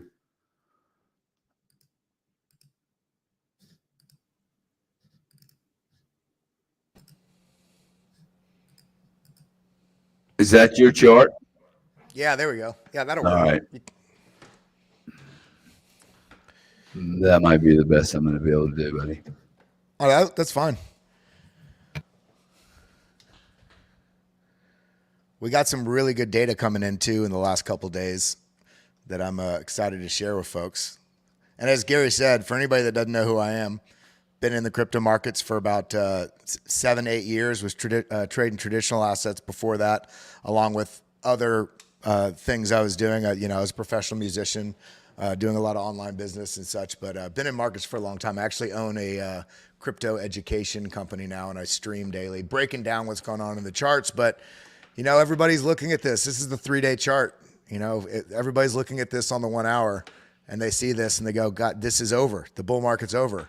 But when you zoom out on this and you realize this is where the halving was, this yellow line, you realize that this is an incredibly strong bull trend. In addition to this being a very strong bull trend, if you zoom out, you can see from the previous all-time high right in here, this is a magic area right here. This chop zone is essentially very reminiscent of what we're doing. It's almost like a fractal of what we're doing now. Now, this took about 29, 30 days for this to play out, to consolidate where at previous all-time high. Now, the difference in this cycle that's really messing everybody up is that this got up to that, basically breaking the previous all-time high before the halving. So everybody's wondering, are we still going to get some sort of massive correction like we saw here? I've said this a lot on my stream on BitLab Academy daily. I think we're more reminiscent of what we're seeing in this 2016, 2015, 2016, all the way into 2017, move from all the way down here at $250 all the way up to nearly 19,000. This had eight, not one, not two, not three, 8 corrections of about 20 to 45% to the downside on the way up. We have not seen anything like that yet. Do I think we're going to get a 40% or more correction? It's possible. But as Gary and the people of his pedigree have entered these crypto markets, Bitcoin specifically, we're seeing institutional players now. We're seeing institutions, corporations, big money. I don't know if y'all watched the interview that Gary did this morning, or the discussion, I should say. I think it was today with British Hodl. But these big players, BlackRock, Fidelity, they have direct lines to some of the biggest money that is out there. So what we're seeing right now is everybody's wondering where the money is going to come from for this to have this resolution to the upside. The money, the reason why that's an interesting question is because you look at all the data, and the data shows that the savings accounts in the U.S. have diminished almost to zero, or actually, if you actually take into consideration debt, we're at near record levels of debt for retail individuals. We're hitting record levels of defaults. We're getting, and also coupled with the lack of savings. So some people are looking at this, and it's like, how is this going to go up? There's no stimulus anymore. The money printing's not really back on yet. And where's the money going to come from? Well, we're in that next stage of the market. We're in that stage of the market now where big money is entering. Now, with that being said, this is why when we also consider these drops that we've had in this cycle, they've all been about 20%. All five, we're on the sixth one right now. And in this case, we can finally say we're kind of doing what people have been expecting for the last year and a half since this bull trend started, which if we mark this right about where that top was down to where we're at right now, we finally got about a 25, 26% move to the downside. Now, in so doing, this drop, this 26% drop, we are still within this, what was sort of a descending parallel channel. Now it's a sort of a descending broadening channel. You can see from this wick here to this wick here, and look where that wick came down to. The interesting thing about this right now that we need to pay attention to is it all doom and gloom? Is it a trick? Are we going to make, because these levels that I've been drawing have been hitting like clockwork. I'm not as sure we're going to hit this level here at 47 and then potentially down to 42, but that does not mean I do not identify them. I identify these areas because the price could go down there. But when we're looking at this macro trend and we wonder, retail's not in yet, how's it going to go higher? As British Hodl said on the interview with Gary yesterday, it's a discussion. This is a different landscape we're looking at moving into the future. Okay, retail has no savings. We are at record levels of debt, but we also just opened the capital gateway to the biggest money players in the world. Their money is so big that it basically, you don't even need money from the middle and middle lower class people out there. Now, will that have an impact on altcoins? Maybe, but at the same time, a lot of the capital that's going to pump into altcoins is going to be profits taken from Bitcoin, periodically along the way. But when we're looking at this, there's nothing to be scared of. We are still within this channel consolidating at this previous all-time high, exactly the same as we did at this previous all-time high 2017 into right here, this consolidation. Everybody's thinking we're, behind the ball. But if we look at this data, if we come over here to the halving cycle, we can see, look at this, 3 different cycles. We are exactly where we should be. I mean, we're on the line right now from the last cycle, 2020. This lighter blue line here, the lighter teal color, this is 2013 when the market cap was $1 billion. Now we're over a $1 trillion market cap. So it stands to reason the bigger ship takes longer time to turn than your little matchbox car that it was early on and back in 2013. So when we're looking at this and we wonder, oh my God, it's over. The market's down. It's all going to crash. And we look at how we are performing. This pink line here is the current price action. These 2 different lines. This is basically the last cycle, 2020. And if you look at this yellow line, this is the cycle back there, 2016, 2017. And you can see this purple line or this light pink line. We're exactly within a region of where the price action should be. So then we ask ourselves, what's going on here? Well, take notice of this. And I wrote this out. If you have less than 10,000 Bitcoin and you're selling in fear, the long-term minded players are buying it from you. They're happy to scoop it up. They're happy to buy that fire sale because you capitulated in fear. Don't help other rich people buy another boat and another vacation home. This is this moment, this fire. And Gary can tell you, he's been in markets for longer than I've been alive. And in that case, there are moments in market cycles in every asset globally in all financial markets that become the best opportunity of somebody's lives in the future, and other people that say, I couldn't deal with the stress. This is the fire that will cook you, especially when you look at all the data. You look at the previous cycles, you look at the ETFs coming down here on this ETF tracker, and you see that we're not seeing all the data here, but BlackRock's been bringing it back to zero or slightly positive for the last 2 weeks when a lot of the other ETFs are having outflows. Why is that? Larry is hopping on the phone and calling people saying, hey man, we need to bring this back to zero, because this is the best asset in the history of the world. And when we're looking, if there's downside, even though I don't want it to go down, I realize the market doesn't give a shit what I'm thinking. So we have to mark out these potential levels of, potential further pullbacks, because we still have to see the data from Mt. Gox. It's been a FUD story for 10 years. It's been uncertainty for 10 years, but we're just starting. You see, it happened yesterday on July 4th, completely thin order books, low liquidity, and Mt. Gox made their test transaction and then started distributing. So now people are going, oh, it's not FUD anymore. This is some real shit. So what do markets do? We look forward to where price may go. And if you're not exactly sure what's going to happen, it's like, yo, some people are de-risking, but I think more likely than not, if we do drop, I think we're going to find support somewhere in this $47,000 to $50,000 region. But I'm not convinced, looking at this daily chart, especially looking at this candle, this is bearish, yes, but look at the bulls ate up that whole fucking candle. Kelly, the feedback there. What retracement is that at 53? What did it retrace to? It came, down to about 53.5. So this would be right here. This is about, what is that? Because if you run like a Fibonacci on that, is it, what level of breakdown is that? Well, it's a 25% breakdown. If we do it from this level right here, the Fibonacci, we're kind of in an empty zone right in here. The golden pocket of this move is perfectly in line with where this chop zone is, which is about $52,000. So effectively, it's as if we've kind of come down and regionally tested the golden pocket, but there's so much bullishness in here. This is the biggest pullback we've had since the FTX collapse. Since we established this, remember, macro uptrend, and we're all worried. And everybody needs to realize, remember last summer? This is last summer right here. This zone, let's do a box on it. This zone right here. And this was about a $7,000 trading range that went, let's see, how many days was this?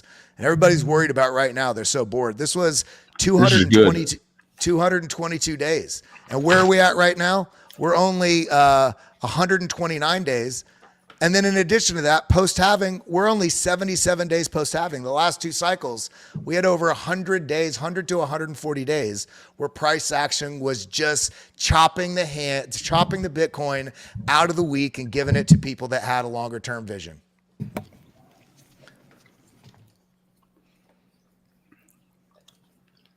And then we look at this chart here, Bitcoin sentiment, also looking at supply and profit. Look at how deep this supply and profit dropped down here below 60%. But look at how much higher prices. We're doing the work of building the stairway to heaven. It just, sometimes you're going to misstep. Maybe you had a couple too many whiskeys like I did the other night. But then you grab the handrail and say, all right, I am on the stairway. This is going to move to the upside. Yeah, you sound really terrified. Me? Yeah. I'm so scared. No, I'm bullish. I'm bullish as I can be on this.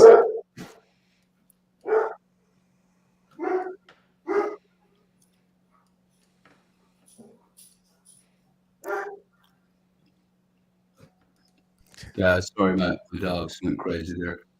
They're doing their job. While you're pulling another chart up, Al, We got a few comments here. And yes, cigarette was awesome. MSTR held like a champ. So did the miners. Dude, the miners holding really well. Let's check it out. MSTR. I mean, look, this is, you want to look at this MicroStrategy chart. The target out of this is insane. The target from where we're at, the target up here is almost 380% from the actual breakout. That is another move all the way up here. That would be 6,142, currently trading at 1281. And did you see that? I think they were talking about doing a stock split on MicroStrategy. Yeah, that would open it up to some retail hands. Oh yeah. Oh no, he'll pull every lever, man. He's laughing. He's gonna use the entire system against and every option that Bitcoin offers. He's just gonna squeeze it out. It's a very brilliant guy. Yeah, and then people are worried about the stock market. Caleb Freinds shared a great chart showing Caleb. Where's Caleb? There we go. And why is the free ups? You have yours up twice. Why do I do that? You must be a Gemini. No. Can I remove it? I'm gonna just remove it. Okay. Gemini. Why? They're narcissistic. What's that? They're narcissistic. Can't see enough of themselves. Yeah. Well, just because they got this split personality. But yeah, the equally weighted NASDAQ 100 has a massive multi-year cup and handle on it, looking like it just wants to push higher. It's like, and everybody's wondering how the market's going to go up. Well, I think it's baffling people's minds because we have a whole different data set than we have in the past. And then you look at all these jobs numbers and it's a farce. They're not accounting for the entire different landscape for everybody working. Some people having jobs that are not accounted for. The jobs are government. Yeah. It's ridiculous. But I'm bullish. Yeah. What's the trading community doing? Are they freaking out? I do feel like sentiment kind of worked its way down. Yeah. But that's good. Actually, if you want to look at it, you can look right here. You look at I love this chart, the VLO data. Because what we're looking at here, we can actually see how they're trading. This is aggregated premium. And when this is dark red, when this is increasing, this means everybody's going short. And you actually want to see that for a market reversal. But what we'd like to see overall, and this is the first time we're finally seeing this, is a drop in open interest. The market is just tired of having all this leverage, which is you're just providing unrisk managed free capital for market makers to say, hey, I can just go scoop that up, especially on a holiday when there's nobody in the books. It's like, hey, there's free capital there. Let me go scoop up. We just had the biggest liquidation event since FTX, and the price is at $55,000 and people are having a heart attack. I'm like, guys, this is part of the game. This is not supposed to be a nice market. You're here to make money. You're trying to make money just like BlackRock. Nobody's manipulating shit. The only thing that's getting manipulated are people by their emotions and acting on their emotions. Yeah, there's going to be so many people that lose money, man. It's really sad because they don't understand the rules of engagement for these people. It has nothing to do with manipulation. And by the way, if they can get a heads up, they will take it. And sorry, that's just the way the game's played. It's always been played that way. Were you getting an echo? Other people are saying I got an echo. You had a little bit of an echo before, but I think it's gone now. But I mean, look at this chart. This is all the liquidity above us. Very light liquidity below us. Huge negative, almost $28 billion. So when you say that, tell everybody what you mean by that. There's very little liquidity down here. So you have spot trading, which is when you go to an exchange and you trade $10 for $10 worth of Bitcoin. And then you have derivatives and leverage. What people don't realize is if this is moving down, as people are shorting this and it's moving down, people short it 1.5x leverage, 20x leverage, 30x all the way to 200. The higher the leverage, the closer that liquidation zone is. So if somebody is shorting, then the price needs to move that direction. If it goes for them to make money, if the price goes against their trade, if they're shorting it and the price goes up, the higher the leverage, the narrower the margin is of space the price can go before you have to close the trade, because essentially you're borrowing money from the exchange. So you're saying, I want to do, and everybody that comes in new to crypto, they think this is, hey, I'm going to make money quick mechanism. They don't realize this is actually a basically risk managed tool for huge institutions to basically play both sides of the market and allow themselves to trade 10 million if they're really believing it's long, but then trade 1 million short so they can actually protect themselves, hedge their positions. And then we come in here as new people trading. We're like, hey man, I got $50,000. I'm going to trade it on 20x leverage. I'm going to be rich next week. No, you're not. You're not. If you were, everybody would do that, you know? And so when we come back to this chart I was showing before, you know, the premium, why does a premium matter? Because if you're going short and everybody's going short, how the fuck is the institution supposed to pay everybody profits if everybody's going that direction? So they do this percent, you're borrowing money from the exchange or from whatever broker when you're trading derivatives and leverage. So they basically charge a fee every 8 hours for the size of your position that you borrowed from them. And so if everybody's going short, it becomes more expensive to go short, helping to try and bring balance into the market. So you can see, I mean, like even I called this move to the downside because this leverage long was the premium was going up and up here while the open interest was increasing into that, showing, hey, this is a perfect opportunity for this to reverse. And then everybody's like, it's not going down to 65. It's not going down to 63. Well, the chart was telling us that. Now, of course, this could go against us. The markets are irrational things. But you look at this, we have this beautiful trend line right here, and we have the open interest. Everybody's trying to go short now.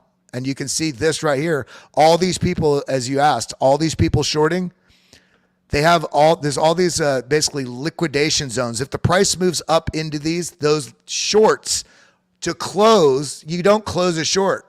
The way you close a short is you have to buy long in kind. This is why when you hear the word short squeeze or long squeeze, if everybody's going short, this becomes a spring-loaded slingshot to move price up quickly. And that's what you need to pay attention to, because sometimes they have to cover it. They have to cover it. But then in addition to that, when you do see those let's go back to Bitcoin. When you do see those very, very quick moves to the upside, and it's potentially coming from like a short squeeze, you've got to pay attention that a short squeeze isn't necessarily healthy price action. A great example of that is this move right here. Everybody was not believing this was going to go up. A lot of people were shorting, so you get this very quick move to the upside. Now, once that short squeeze, forced closures, all these forced buys essentially with some momentum up here. Now these are the hype cycle buyers buying the sucker's ticket. These are the sucker's tickets because you're buying the hype after the move already happened, but there's no more considered buying pressure. And then once that, there's no buyers and it's not moving up anymore, people start going, well, fuck this. I'm cutting my losses or I'm going to short it. And then you get this very quick move. We call this a Bart Simpson pattern, but it's just a quick move up, consolidation, move down. Now you wonder at this level, will it continue up? Well, you have the higher low, your post halving, it goes up. Now where we're at right now, we're sitting here, we've had a number of these moves and none of them really flushed to the downside. This was the speculation into the ETF. And then people weren't believing it, but it's still chopping to the upside. Then the sell the news event. And my question for you, Gary, do you think that with all this downside price action, do you think the ETH spot ETF will potentially buoy the markets, or is that going to be also a continuation of a sell to flush some more stuff out? I don't. Or do you not give a shit? I don't think it's bad, but I don't think I wouldn't expect a bump from the Ethereum ETF. Yeah. I would expect a bump if we heard that Solana was going to, if they go that route and they get really liberal, they just start, let's do it. I think it'd be a monster move for Solana. Yeah, I don't really think it matters, dude. I don't even think it's going to take much money away from Bitcoin either, from the ETF. I don't either. Yeah, I don't either. But one of the cool things for this whole process is that now we know what would happen, or we will know what would happen if Satoshi came back with 1 million Bitcoin. Oh, the markets would. No, this is effectively the size of the same. It's 1 million Bitcoin. That's my point. Is okay. Here's some more Bitcoin bad news that it's got to digest. We're going to dump 1 million fucking Bitcoin on market at the worst time you could do it. Like you wouldn't do it on July 4th, man. Okay, it's almost like they're trying to drive the market down, but they're incompetent at every level. So cool. They Hey, dumped Tim the market. Draper bought $18 million worth of Bitcoin off the government about, was it 7 years ago? Yeah, Poorest decision the government made. Now it's worth Well- $1.8 billion. no, they never know when to sell, dude. So It's a good you bottom saw the guy indicator. in Germany made an offer to the German government. Said, I'll take all of that. You don't need to be puking it in the OTC market, dude. I'll take it all. You don't even need to sell it on the open market. That's what they're doing. They're going into the exchange. So, hey, if Bitcoin can't handle 1 million coins coming into the market that it's known about for 2 years, then it's bullshit. You're right. Okay. Oh, my brother asked me last night. We were on a space. He's like, "Well, hey, man, I mean, how long is it going to take me to buy 2,500 Bitcoin?" I'm like, 10 hours. He was like shocked. I said, bro, your little $150 million purchase is nothing, dude. It's stupid. So, I mean, think about it. Yeah, bro, you'll be done in 10 hours and you won't even move the market. $150 million one day. I mean, yeah. Come over to CoinMarketCap. Let's look at this volume. $52 billion. Let's see if this is probably not even updated. $52 billion in 24 hours. Bro. Yeah. He's less than 5% of the market. It's nothing. 2%, nothing. Yeah. It's a very healthy market, dude. $52 million in a 24-hour period. It's a lot of volume, and it's going to have. I mean, if you go and look at what the size of, go look at NVIDIA and see how much NVIDIA. Now that's not you could compare it. It was You want the chart or the market cap? I want to see how much volume traded in one day, 24-hour dollar volume. Let's see. Because that's what Grant was, hey, can I get in? Now, what he should be worried about, can I get out? Right. Not can you get in? Let's do daily. Happiness is the one gun. It's got to be more than this. So let's yesterday see. was 215 million. Well, we just know how much traded today. What's that? July the 2nd. How much volume traded? Go in this little corner in the right-hand side, bottom. Scroll down there. There's a lot of information here. Keep going. Yeah, you could see volume up here too. Volume's 214 million. Yeah. 214. Average volume 30 days 416 million. That seems low. That's so much lower than Bitcoin for some reason. Yeah, but it's times $3,000. Yeah. So 416 million. It's a big number. I mean, Bitcoin. But look, I don't know anybody that can't fill a whole position they want in 30 days without moving the market. Yeah. So that he would ask the question is kind of funny, right? Oh yeah, Kelly's rolling too. Hey guys, so it's so difficult without any positive feedback. I'm going to close this screen. It's quite interesting. Stage, do it. at stage. Ooh, remove. Let's see. There we go. Kelly, why don't we read some of these comments here? And I wanted to. I was hoping to gather up some political sorts, some people that had a bit of a political agenda. I wanted to get on a bit of a rant tonight. Dude, You let's want to do read it. some of these comments? You do this shit good. Let me see. I'm gonna pull up the Twitter as well so we can see. That's why is that showing up on Spaces? Yeah, it's live. You got 2.2 thousand on space on Twitter. Really? Yeah. The fuck yeah! Hey guys, hey y'all like the haircut? By the way, nobody gave me any compliments because we're not getting any feedback. $40 gave a $20 tip. I have a date tomorrow night, so blind date, dude. Get a phone call from a venture capital guy. He says, "Hey, picture phone number XYZ said that I could give her your detail." Like, oh, all right, dog. Let's go. D said, "Looking sharp." See, I don't know if you noticed. I don't know. Kelly's blushing, I think. I wiped it off, but it's a little Little somebody kiss? knocked on the door. Yeah. Dog, I can give you 3 minutes. Burger and beer. I said, listen, I'm with my boys right now. Ooh. Is this still?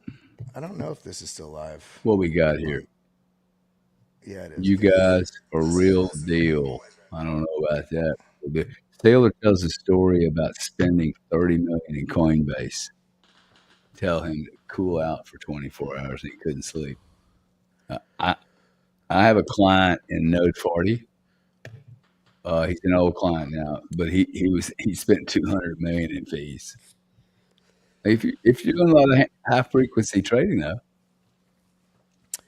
Is that with like broker dealer fees and all that sort of stuff, or is this just actual straight trading fees? I mean, he'll be concierge service.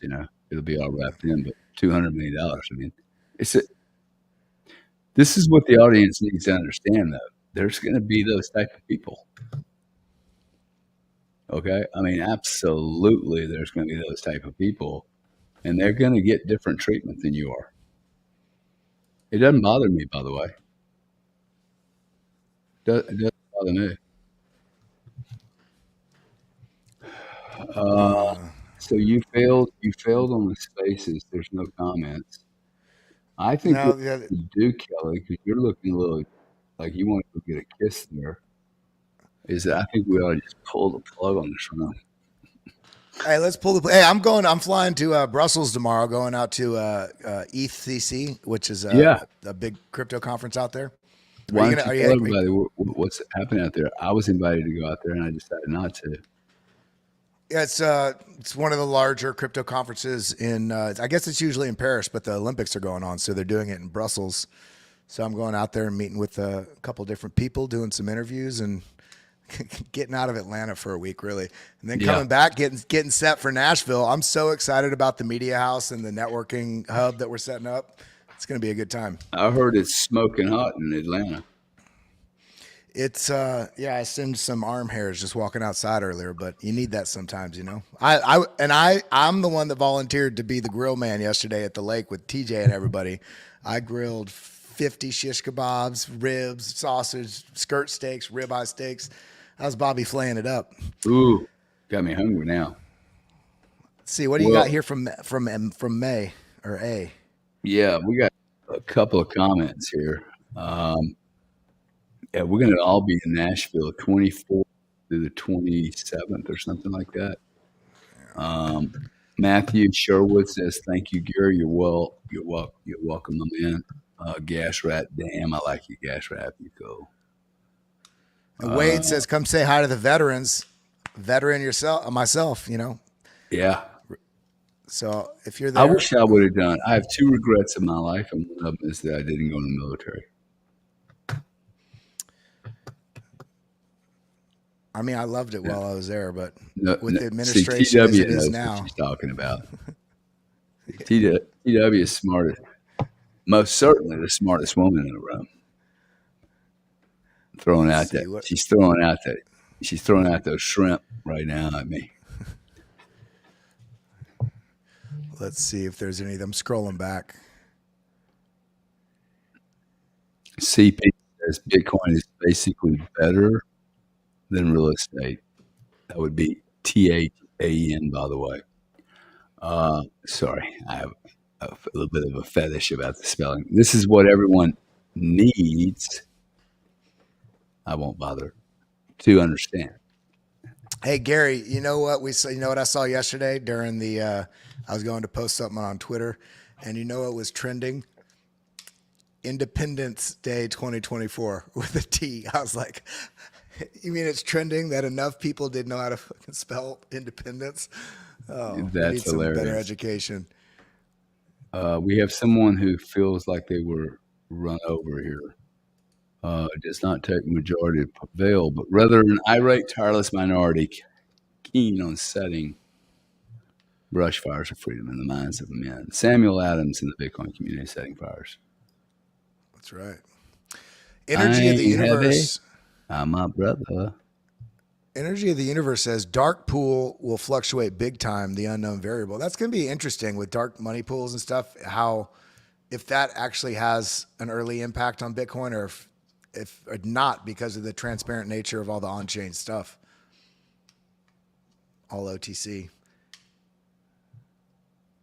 I don't know, man. I think you guys make narrative where there is none. That's my personal opinion. Yeah, I have submitted to Bitcoins. I think it's impossible to control this bitch. Okay, I think she's like a redheaded 13-year-old, hottest thing you've ever seen in your entire life, and she's gonna be like, bro, picture me rolling. Not one of you people are going to control me. I just think that's what it's like. I think it's one of these commodities that I don't care how many models you stick on it, Fred, or how many fucking PhDs you stick on your name. That you can't stick this in a box. Not the kind of boxes that we're used to thinking about.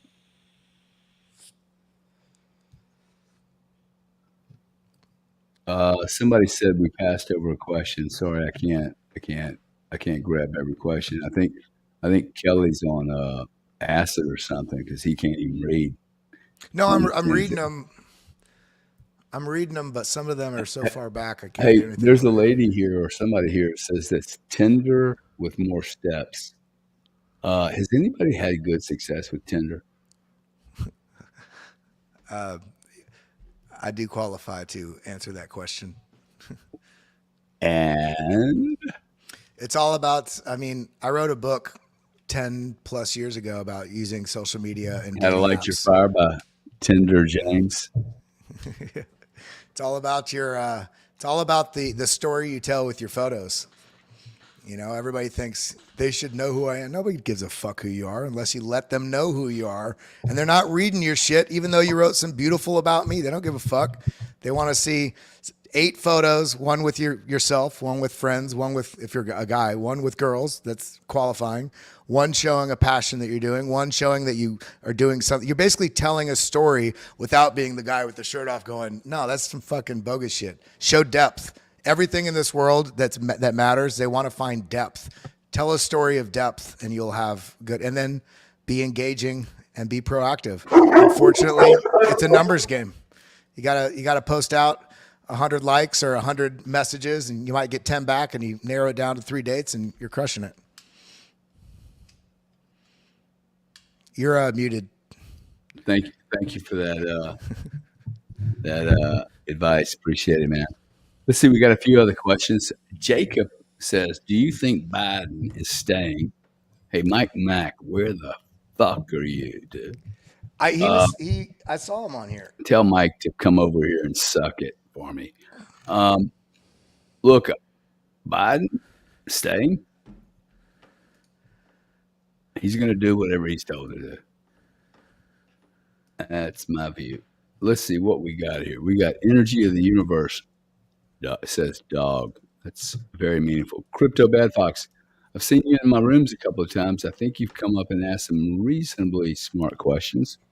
Good to She was have you. talking 2 nights ago. Yeah. She was on stage And with us. if you're a woman, happy bonus points to you. I don't know why more women aren't in this space, dude. And more 20-year-olds, 19-year-old. I don't know why they're not rolling right in here right out of high school. Unbelievable. Well, Hung Like a Peanut's By the way, got a great by the thing here. way, He says, just buy the you- ticket and take the ride. Yeah. Like I'm doing a space tomorrow with Hitch Slap on imposter syndrome. I'm probably going to do it on video, actually, now that I think about it. I'm starting to like this as long as people are okay with me walking away for 5 minutes. I think they are, huh?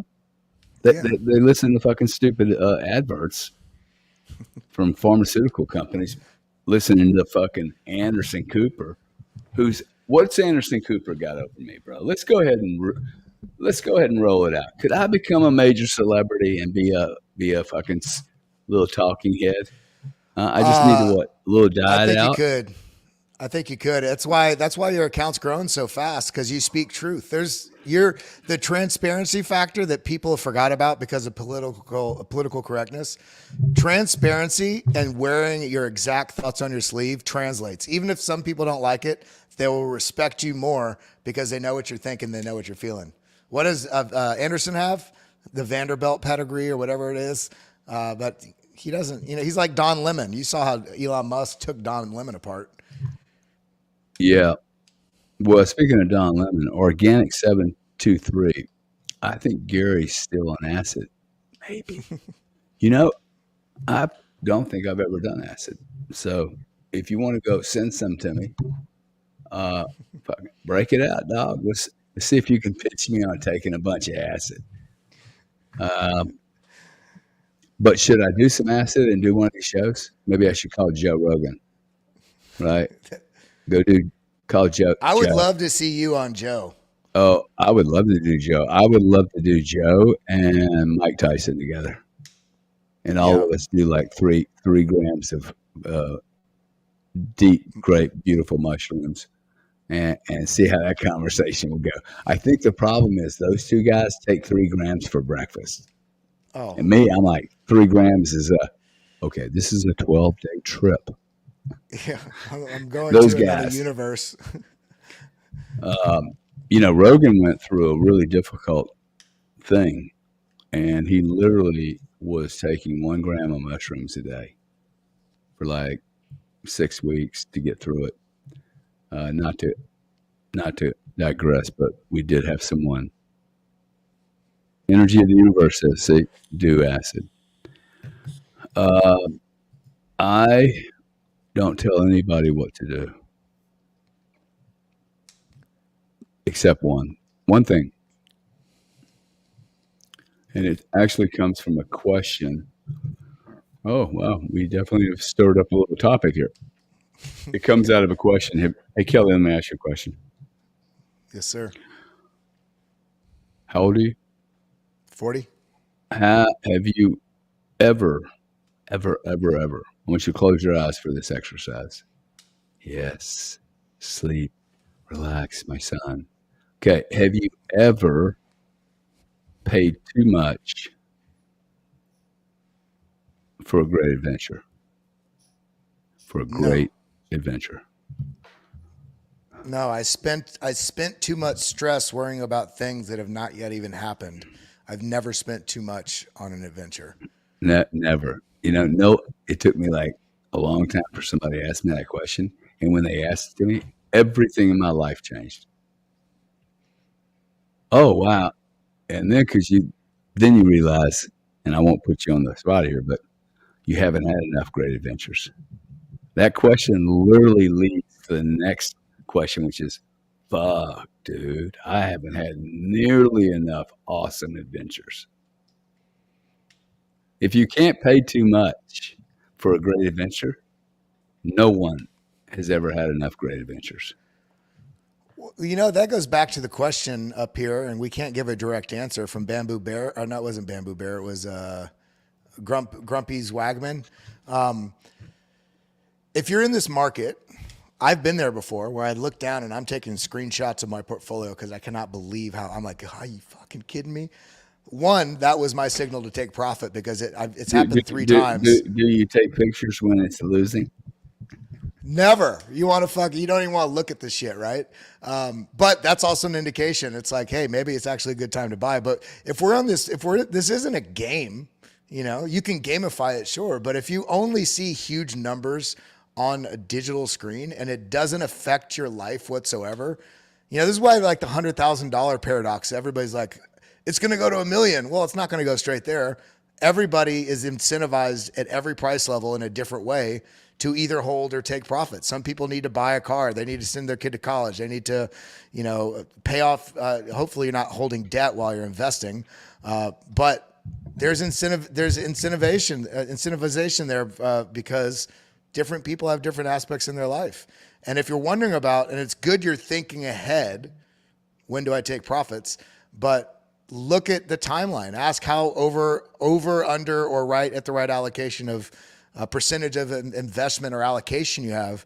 And, you know, I do think sometime next year will likely be a good profit taking zone. But my argument with that doesn't mean, hey, let me pull everything out of the market, because there's no telling what this market's going to do. We may not have another cycle like we've seen the last, 14 years with these 4-year cycles. It may just have little dips along. There's no way to know. So I would definitely recommend building a strategy to take some profit, but always making sure you have something on the table, because again, this is the best asset we've ever seen. And it only literally just came onto the world stage.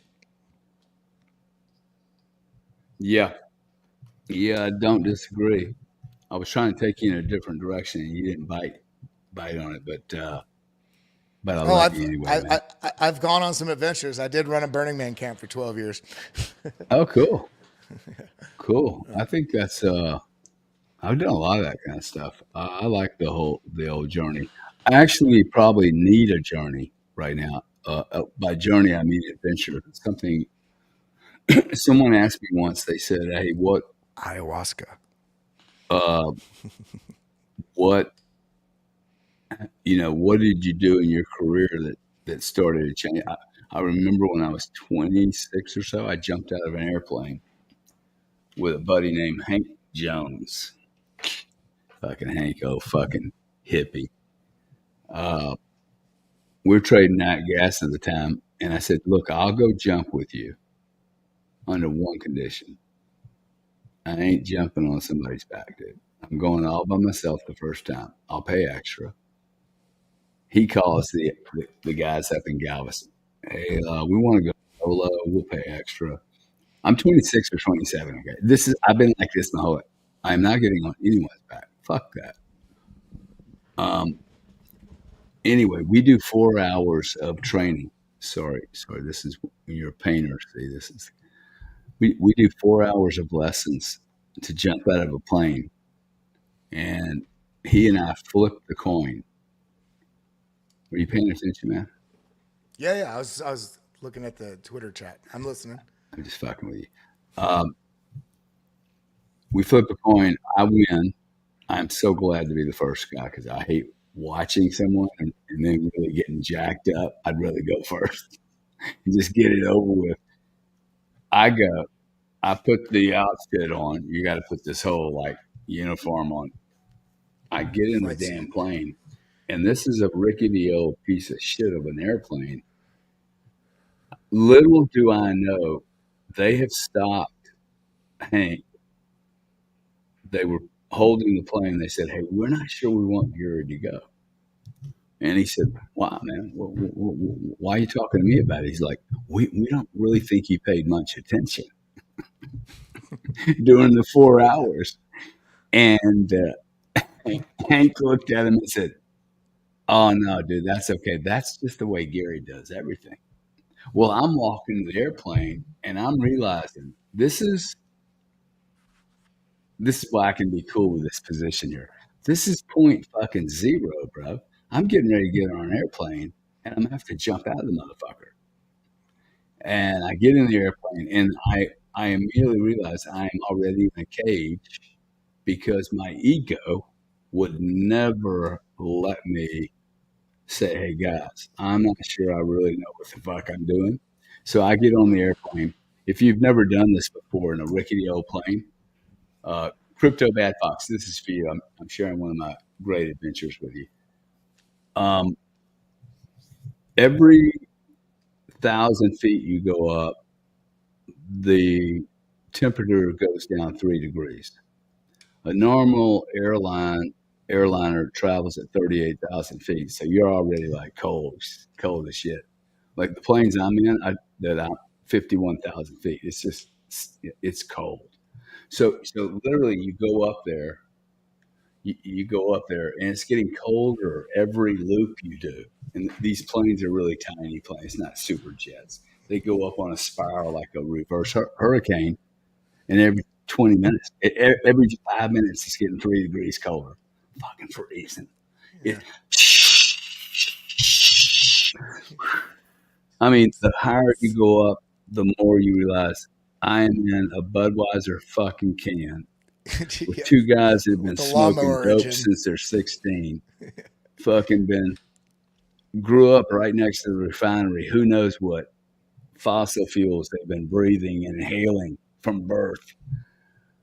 And anyway, I scoot out. Like, I know my ego. I'm literally going through this process. This will tell you how insecure of a human being I am. I literally go, well, I can't say no, but I can't accept that I might die. But seriously, dude, my ego is so big. I'm literally in this fucking piece of a shit airplane. Sitting on your ass. I mean, it is not the kind of airplanes I fly in. This thing is a piece of shit. It's a rubber band. And I'm like, my ego, I'm going to die. Now, I'm not thinking I'm going to die, but I'm like, I'm willing to die more than I would be willing to look at these guys and go, hey, bro, I really don't know what I'm. And the truth is, I was not listening. So, scooted out on the wing. Everybody says you jump out of an airplane. You don't jump out of an airplane. You fall. Unless you're military and a really highly trained thing. This was a beautiful lesson to me. It was a long story. And for you guys that don't like long stories, fuck off. This is a good story. I eased out of there. And then I started realizing, once you walk through the ego process and you realize, I will die. There's no chance of me going. I mean, I just thought of my mom going, you bought a ticket and didn't take the ride? I mean, whoa, you can't change your mind. So I know I'm not going down. And once I did that, it was like accepting death almost. You just, okay, now what I have to learn, really get in the present time. It's cold, dude. It's 30 degrees, 36 degrees. It's freezing. The wind's there. I'm holding on, and then I realize, this is not an exercise about jumping or flying. This is an exercise about doing this, letting go. This is not about anything other than letting go and trusting. And 27 years old, I still remember that, man. See, this is cool to do on video because there's nobody that's watching this that can't say, hey, that guy actually believed. He might have made the story up, but he actually believes he had that experience. That's a cool benefit, but it was unbelievable. And I have never forgotten. It is absolutely not about doing anything. It's about letting go and trusting. Yeah, Will Smith had ayahuasca, or however you say it, an acid. Ayahuasca, yeah. It's amazing to pull all this shit together, man. Ayahuasca. Have you ever done that kind of stuff? I've done ayahuasca 6 times. Oh, have you really? Yeah. And I was taking enough. You're still fucked up, man. You know, that's the thing. You just accept that you're always going to be fucked up. Can you deal with your fucked upness? You know, we're all broken, but really nobody's broken. You're perfect as you are. Once you accept all your flaws, that's the perfection. The most beautiful people I see, and it's not physical, I've seen very physically beautiful people that, because I have like a little bit more of a spiritual sort of lens, they can be ugly because they're completely, Yeah. they're putting on a front. You're not seeing them. When somebody owns himself and they own who they are, what they are, they know their boundaries, they're willing to say no. They're not saying yes just to go along. Beauty. Doesn't matter the person's shape, size, color, age. There's beauty in that, letting go. The ayahuasca thing was the same thing for me. I was so resistant because everybody told me you get to see yourself for what you really are. And, my sort of somewhat awareness was like, there's some shit you've been compartmentalizing that you don't want to face. And then I finally did it, and you don't realize it until you're there. But when I did it, it's like, yeah, dude, you see everything. And the second you see it, the universe is like, here's where you're fucked up entirely. And in the other hand, they're also like, here's a blueprint to actually, here's your path for every one of those things. And we all have that access. We all have the ability to grow, but you can only grow if you let go. That's it. You have to accept. Have you seen the second edition? You don't have kids, right? Mm-mm. Yeah. So Inside Out or something. It's an animation movie. I haven't seen the 2 yet, but the 1, phenomenal. Oh, the 2 is very good. I just saw it, but at the very end, they introduced a figure in the middle of the show, and he's Mr. Shadow, right? He's the guy living in the closet. He's that story that is in everyone's life, but nobody ever talks about it, right? Yeah, no, that's right. It's what you were just talking about. That's why I'm keying in on it. Anyway, my kids made me stay to the very end. I mean, it was 15 minutes of like Bob Smith and Bob Smith and Bob. They're doing the credits. Little guy comes out, and I've done a lot of work in this area, actually, personally, this shadow work. And okay, dark secret. What's the deal? I burned the carpet when I was 6. You never fessed up to it. You know what? I've talked to a lot of people about their deep dark secrets. Most of them, when you say it out loud, you're like, "Yeah, bro, it's not a big deal. It's okay. It's cool." So yeah, I like that kind of stuff. It's a good movie though. It's the best thing I've seen come out of Hollywood in about 5 years. Well, Kelly, I think what I'm going to do, buddy, unless you have something else to add, I think I'm going to punch you out of this room. You're welcome to listen. I'm probably going to go off on a tangent here, and then I'm probably going to close. Do it. I'll listen in. I'm going to pack for tomorrow, and dude, I hope you have a great trip. Buddy. If you're flying to the Netherlands, Belgium, Brussels. One of my least favorite. Dude, I keep hearing that. I think people are underwhelmed because other cities in Europe are just so much more beautiful. They're the globalist. It's a very, you'll get it. You'll see what you'll be like, oh, I see what he's saying. It's just sterile. They want a one world government. This is part of the EU's problem, okay? The Hague and Netherlands, they're just sitting there working, cooperating. See, this is what I keep saying. I'm like, hey, there's no innocent people here, okay? If you were in Hollywood, Oprah Winfrey, and you knew what P. Diddy was doing, and the guy before him was doing it, and you didn't call the feds, dude, you're fucking criminal. It's exactly like if you pulled your dick out and just raped an 8-year-old. Okay, you're no different, man, if you didn't call them out on it. There's so much complicit shit going on here. This next 4 years, I am convinced the next 4 years, we're going to have which is where I'm really trying to head to here in this conversation, but we're headed for dude, did you see a violent kinetic event, I think, because there's just too much. At this point, if you're telling me you're a Democrat it's really hard for me to have any empathy or understanding for you. Like where I go to, oh, you're supporting evil. Okay, now I'm not saying the R. I will never support the RNC, but if you're a Democrat at this point and you're supporting what's going on in the Biden administration at any fucking level, or what they did to Trump, you I can't help you, man. I'm beyond this. There was a It's so bad. It's like you have to be blind to not see these people are animals. there's a clip on Joe Rogan I watched earlier today, and I retweeted it on my wall.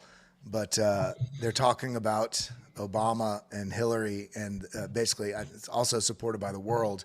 You know, the killing of Gaddafi.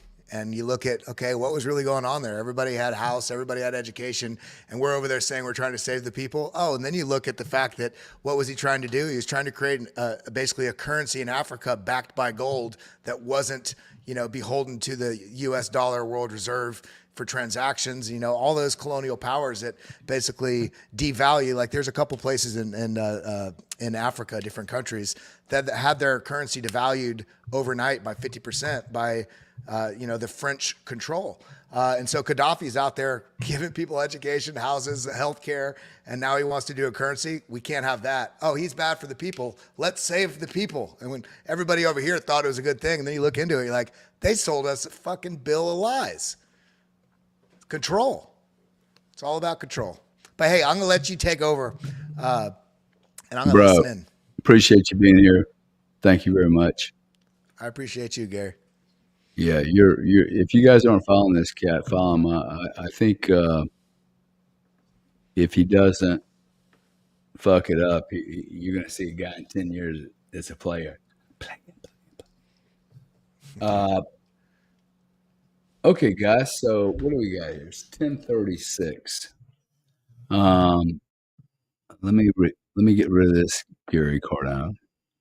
Let me get rid of this guy.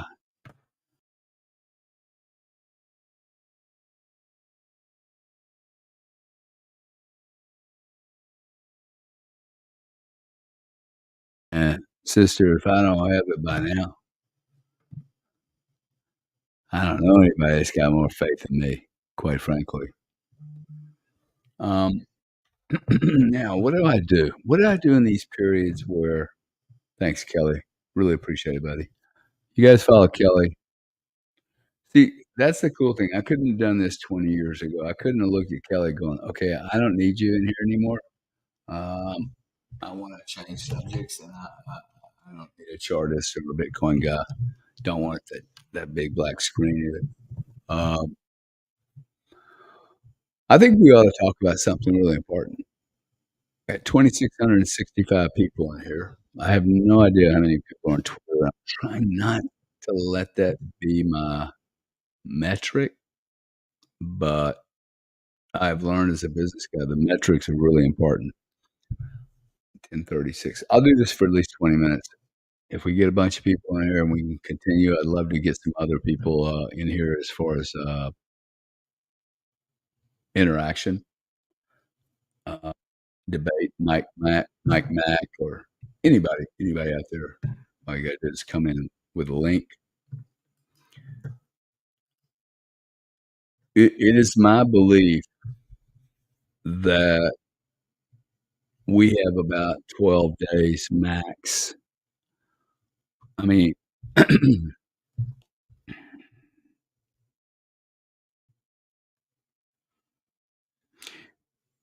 if I simply look at the next, it's July the 5th. We can all agree it's July 5th, right? On planet Earth, it's July the 5th.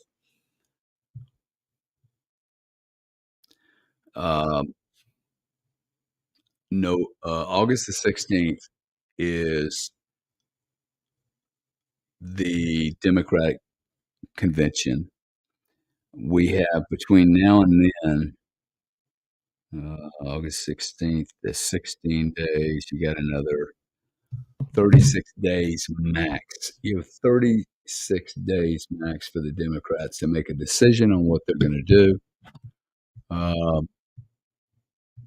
see Daggum down there. Anyway, they got to make a decision. We're going to find out in the next 8 days what the hell the Democrats are going to do. They're a toxic, poisonous organization, as is the RNC. But the RNC is not in pain. They're not suffering. They're not being obliterated in front of they're not being eviscerated in public, dressed down. Their fucking clothes are being removed. And you realize that it's just a bunch of old, wrinkled fucks. I mean, it's just a bunch of old, wrinkled fucks, man. Making money from insider trading. It's disgusting. I would be so disgusted with myself.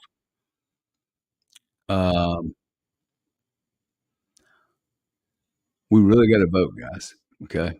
I know a lot of people are saying there's a bunch of people on Twitter. I'm sorry. Oh, there's Thoreau. Let's see if Henry Thoreau. You know, he came in here the other night. He's a well-spoken human being. I must say that for him. Let's see who this cat is, man. What happened there? Are you in, my friend? Oh, you speak?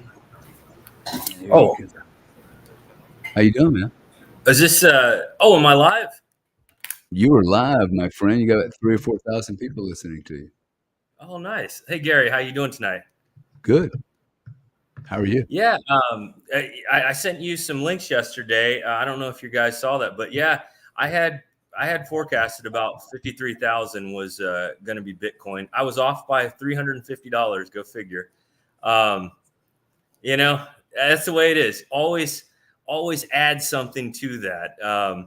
And especially in these markets, because when I see so in a down market or bear market, we don't get so many people excited.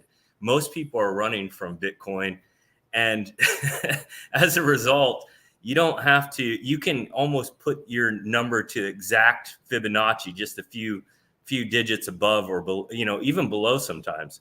But in this market, you're not going to be able to get away with that just because, I mean, you can just see the excitement, like hearing that, you know, somebody wants to buy 250 Bitcoin.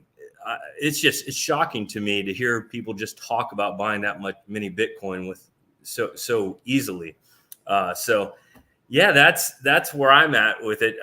So I'm an XRP guy right now, and this is nothing to do with Bitcoin or the dislike for Bitcoin.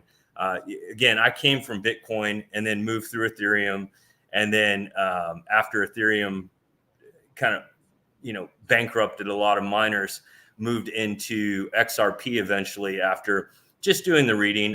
You're reading about the BIS. I think I posted something on Gary's chat yesterday, but you know, because I don't want to promote anything. I know this is going to be a Bitcoin centric space, so I don't want to necessarily promote another idea.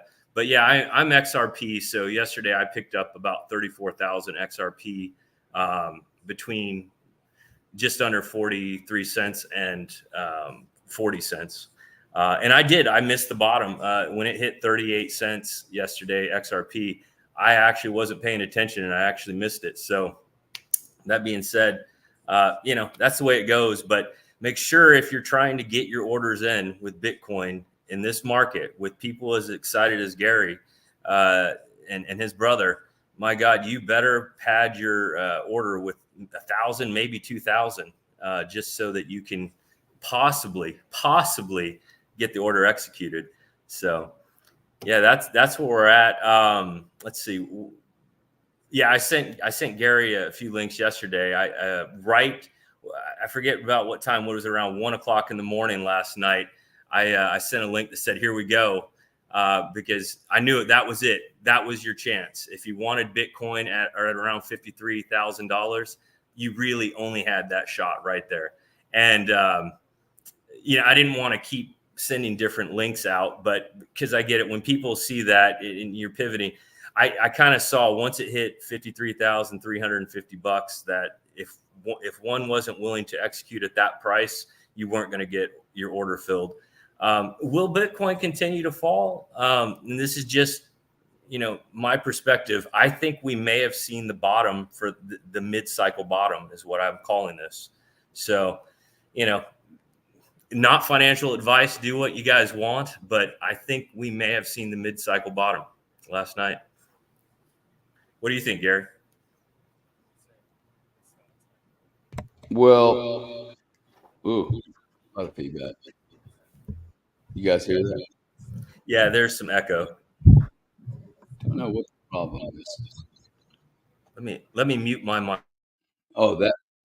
Yeah, I think that helps a lot.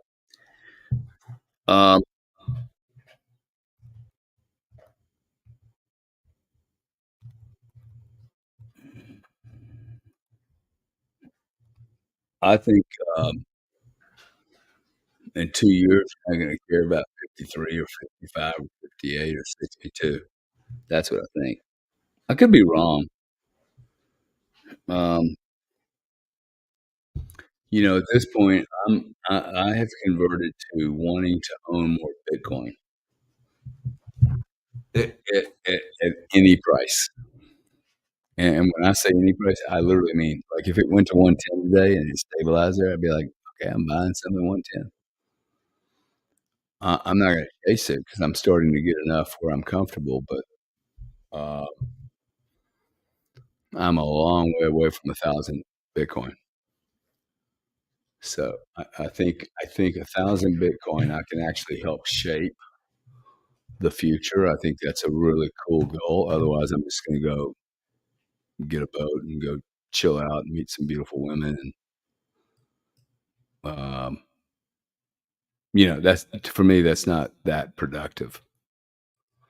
So, yeah, I like it. That is bullish as anybody out there. Just do not know what this echoes happening. We have anybody else that wants to say something? Henry, thank you. Thoreau, thank you for showing up. Mike Mack, join the stage. And Mike, I'm having some technical difficulties. I'd love you to help me with. Are you hearing an echo, Mike? Because I am. Are you an echo?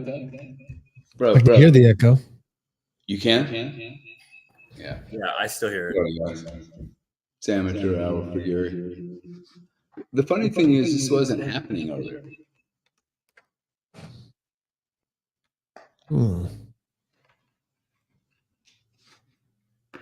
I will exit and see if maybe my computer's doing it. Okay. See you later, Alligator. Well, I couldn't tell. That was Sam? See, I just got a note and it says your audio has been removed. Yeah, I think it's because I have too many people up here. So let me see here. So you see can you see the settings on your screen? I can see your dumb looking hat. Well, that's good. At least your audio, your video's working. Do you have any speakers around there? Or is it just the ones through your? Is it just you listening through your headphones, or are you? You ever ask yourself how many men does it take to fix a microphone? I have never asked myself that question. You know the answer is right. No. I can't even hear you. You can't hear me? Okay, hold on. Shit. Okay, can you hear me? I can hear you. Can you hear me good? You guys sound sexy. Can you hear me? I don't sound echoey. Nobody cares if they can hear you or not. We're not worried about you right now. We're worried about me. There's no echo. Okay. Go. Is the audience getting excited hearing this sexy voice? That's all I need to hear. If the audience is happy, Mike, I'm happy. Because you know what? I'm customer focused. You're product focused. I'm consumer focused. Who likes it, ladies and gentlemen? We finally fixed it. But it didn't fix it for me, bro. It is not fixed it for me. I still hear an echo. So, Mike, were you having sex with your wife? I want to be honest. Just be honest. Were you having sex with your wife? Because that's the only answer you have. why you had me hanging in here by myself for an hour. Thoreau's laughing his ass off. He's backstage. I'll say yes if that's. I'll say I could say yes. Have you had sex with Thoreau, by the way? Not yet. Okay, that's the right answer. How you doing, buddy? But hey, ladies and gentlemen, welcome from Texas, Mike. Welcome to Texas. Matt. Right next door to where you grew up and down there in Louisiana, boy. So when you grew up in Louisiana, you kind of grew up in one 12-hour period. That's the place to be right there. Mm. So how you feeling about missed a little bit of the thing? How you feeling about the drop today? No big deal, right? I sit with this delay. It's really driving me crazy. What kind? You look like you have a really large blue penis in front of your mouth. What kind of microphone do you have? Maybe that's my problem. Shrug it. That's right. Take How's it out. that? Oh, I hate protection. It's so oversold. So says a guy that just $500 million fucking divorce because I got Shit. shit. Hey, shit happens. It does happen. Shit happens. You know what? All the brilliant people I know in my life, it's happened to them as much as anybody else. So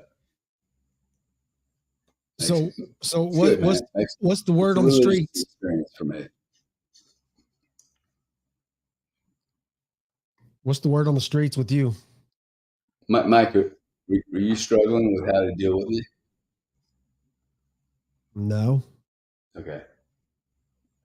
Am I struggling how to deal with what? XRP, bro. Let's talk XRP. Guy was just promoting XRP at party. Oh, we got a couple guys on stage, actually. Hey, shall we bring this chat up? What's he drinking back there, man? He's drinking some voodoo magic. Yeah, it's moonshine. Oh, go get it, dog. Where you from, man? Without completely doxing yourself. I'm not asking you for your wallet address. South Carolina. Oh, that's right. Well, we got Mike Matt from Texas. He's a fucking redneck from Texas. Redneck, baby. Red shirt. And not really a redneck. He loves XRP. Ooh, that's some moonshine in a bottle, baby. It's actually tea. My wife made tea. As far for entertainment purposes, it's moonshine. That's what I said. It's just moonshine. That's right. Moonshine. Yeah. So, what's this chart about, man? Oh, I put up Bitcoin. I know this is kind of yesterday was Bitcoin centric, and that's your focus. So I just threw a Bitcoin chart up there. That is, do you use Market Cipher A and B at all? Any of you guys? No, I don't. I just want to point that out to beginning traders. Yeah, if anybody's new to Bitcoin, you definitely want to get Market Cipher A and B, and just add them to your free. You don't have to pay for it. They're going to try to charge you at TradingView, but you don't have to. But you can add those. I've seen a Market Cipher A and B, and they did try to charge me for it, but I thought they had a knockoff, like they had a knockoff version of it.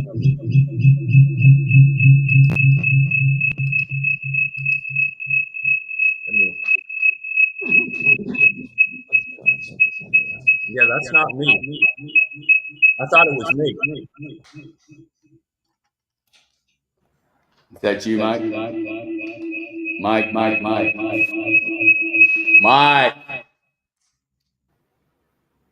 Man, I don't know what's going on with that audio, bro. Feedback, huh?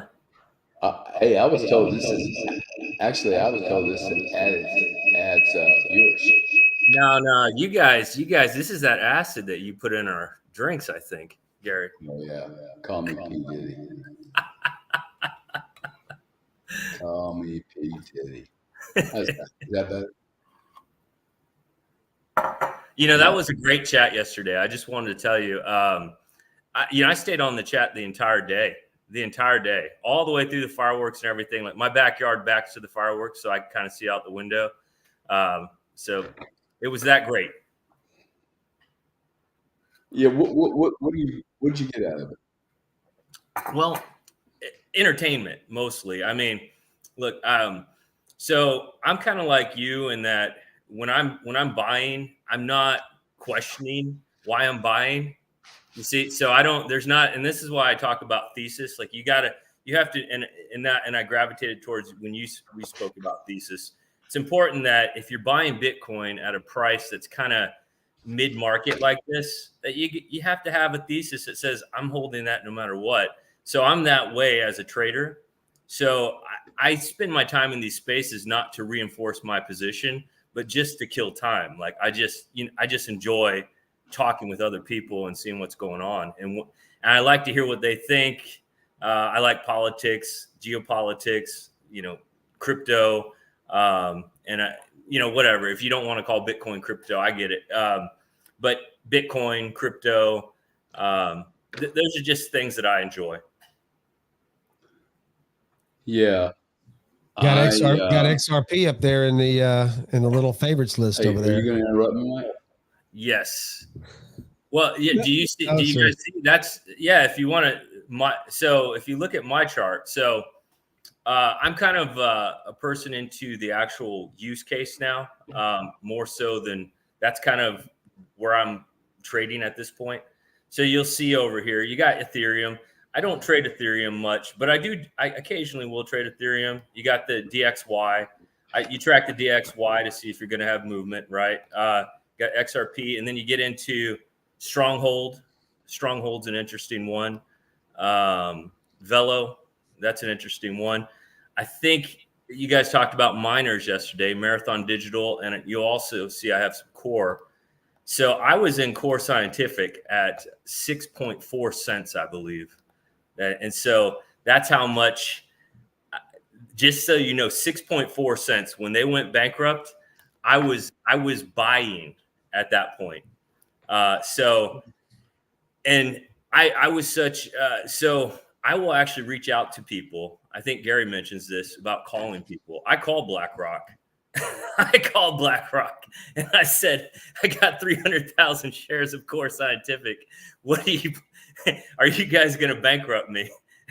Are you going to bankrupt the corporation and take all my money? And they wouldn't really tell me, but they did let me, I could leave the guy took a message, and I just said that, it might, if they didn't bankrupt the company and they let it continue, it may make people in the community like them more. I don't know. I don't know if that's why they didn't fully bankrupt it and just went Chapter 11, but it worked. And you notice with Core, they consolidated. So if you bought at 6 cents, you really bought at 60 cents. So I don't want people. What's more? Well, can you guys hear me? Yeah, I can hear you. Oh, that's interesting. Now, I have two microphones active. Oh, that'll.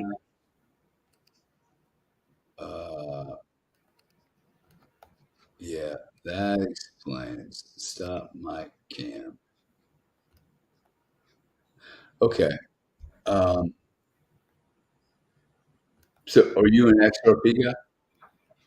Me? Yeah. That's my primary focus is XRP now. Right. Yes. Give me in under 5 minutes. Yeah. A pitch on XRP. Yeah. Well, I'm just going to give you my view. Okay. You can pull the chart up right now. I take so much heat from the Maxims for doing this kind of stuff. I did this with Cardone, and I got apoplectic for having a fucking conversation with somebody. Look, some of these are going to work. Bitcoin is not ready to digest everything it needs to. Period. Yeah. Period. And no one else would. It took Visa and MasterCard 50 years. So it's bullshit to think that you're going to just magically create a blockchain and take over the whole planet. But I think the stock price, dude, is endemic. It's not a good chart. So that's been my view, but I'm happy to listen to a pitch. I'm going to smoke a cigarette while I listen to you. Okay, you got it. Yeah, well, and again, I don't want to pick because I don't want to make some because my goal is not to convince people to agree with me. It's more like I'm just sharing. Okay. So,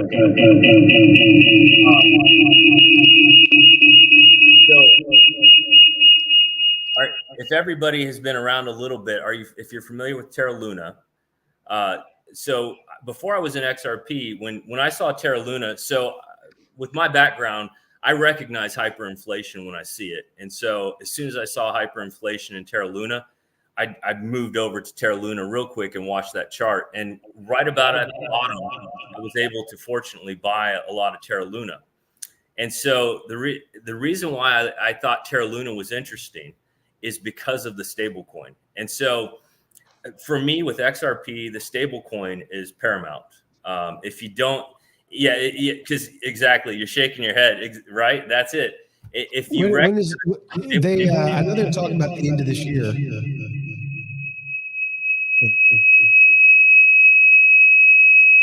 Oh no, that is terrible.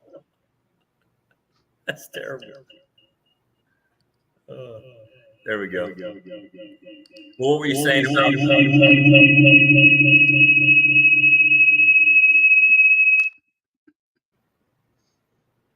He's doing that crap on purpose.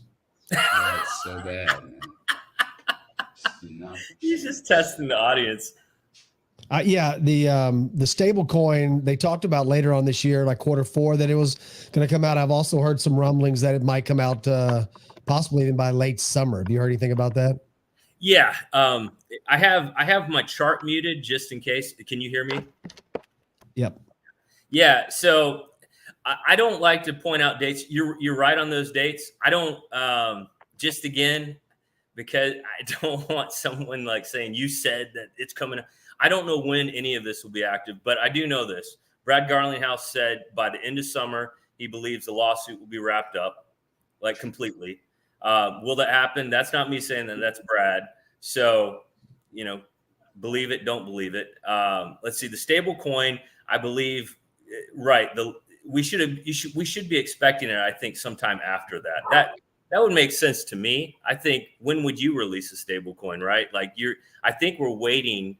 And I do believe that's why the volume chart. So my buddy Chad Steingraber, he pulled up a volume chart the other day that showed XRP volume has been just nothing for a long time, and I think it's been suppressed. God, I hate that term. Anyway, I think that it's been suppressed because of the suit, and I'm hoping to see that this is going to be the catalyst that I've been waiting for. So. You never know. And if anybody don't trade XRP because I'm trading XRP, trade what you think will work, because this is the big thing that I've noticed over the years. If you trade based on my confidence, you can't have my confidence. It's not shareable. You must have your own confidence to make that trade. And if you don't, as soon as it goes against you, you'll sell. Go ahead. Now, I would ask you a quick question. A lot of, so forget the chart, forget everything that's happened in the past. They're the only one, should have been Ethereum, but whatever, it's a different story. But they're the only one that has undergone this scrutiny. I love the way that people talk about XRP like every other crypto, like it's a Solana. Think about this. Gensler literally came out just maybe 8 months ago or so and went after Filecoin, went after his old friends, Algorand, right? He went after all these. And what have we heard from those? Nothing. Like that didn't make any dent at all, but they went after XRP and it's like, and they will not give, it's a $2 billion fine or whatever it was. And then now it's like 100 million, right? And he's still, and Brad's still saying, no. You know what I'm saying? So it's funny that everybody talks about XRP as if it's free in the wind, like everybody else.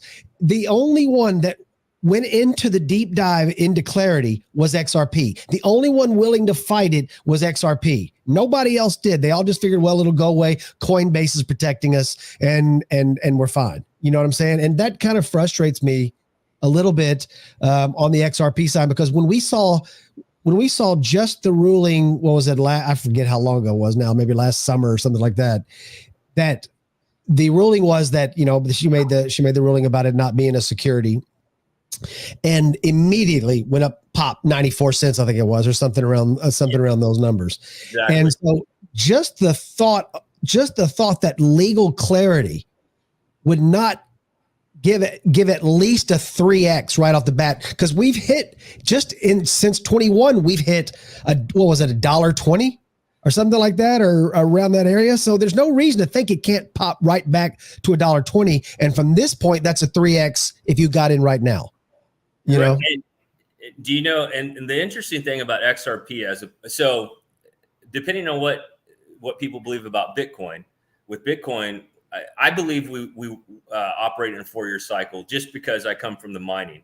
I'm hearing a lot of people bail on that opinion. So I'm not trying to steer it that way, but I'm operating on that. So you can use that to think of how I'm thinking.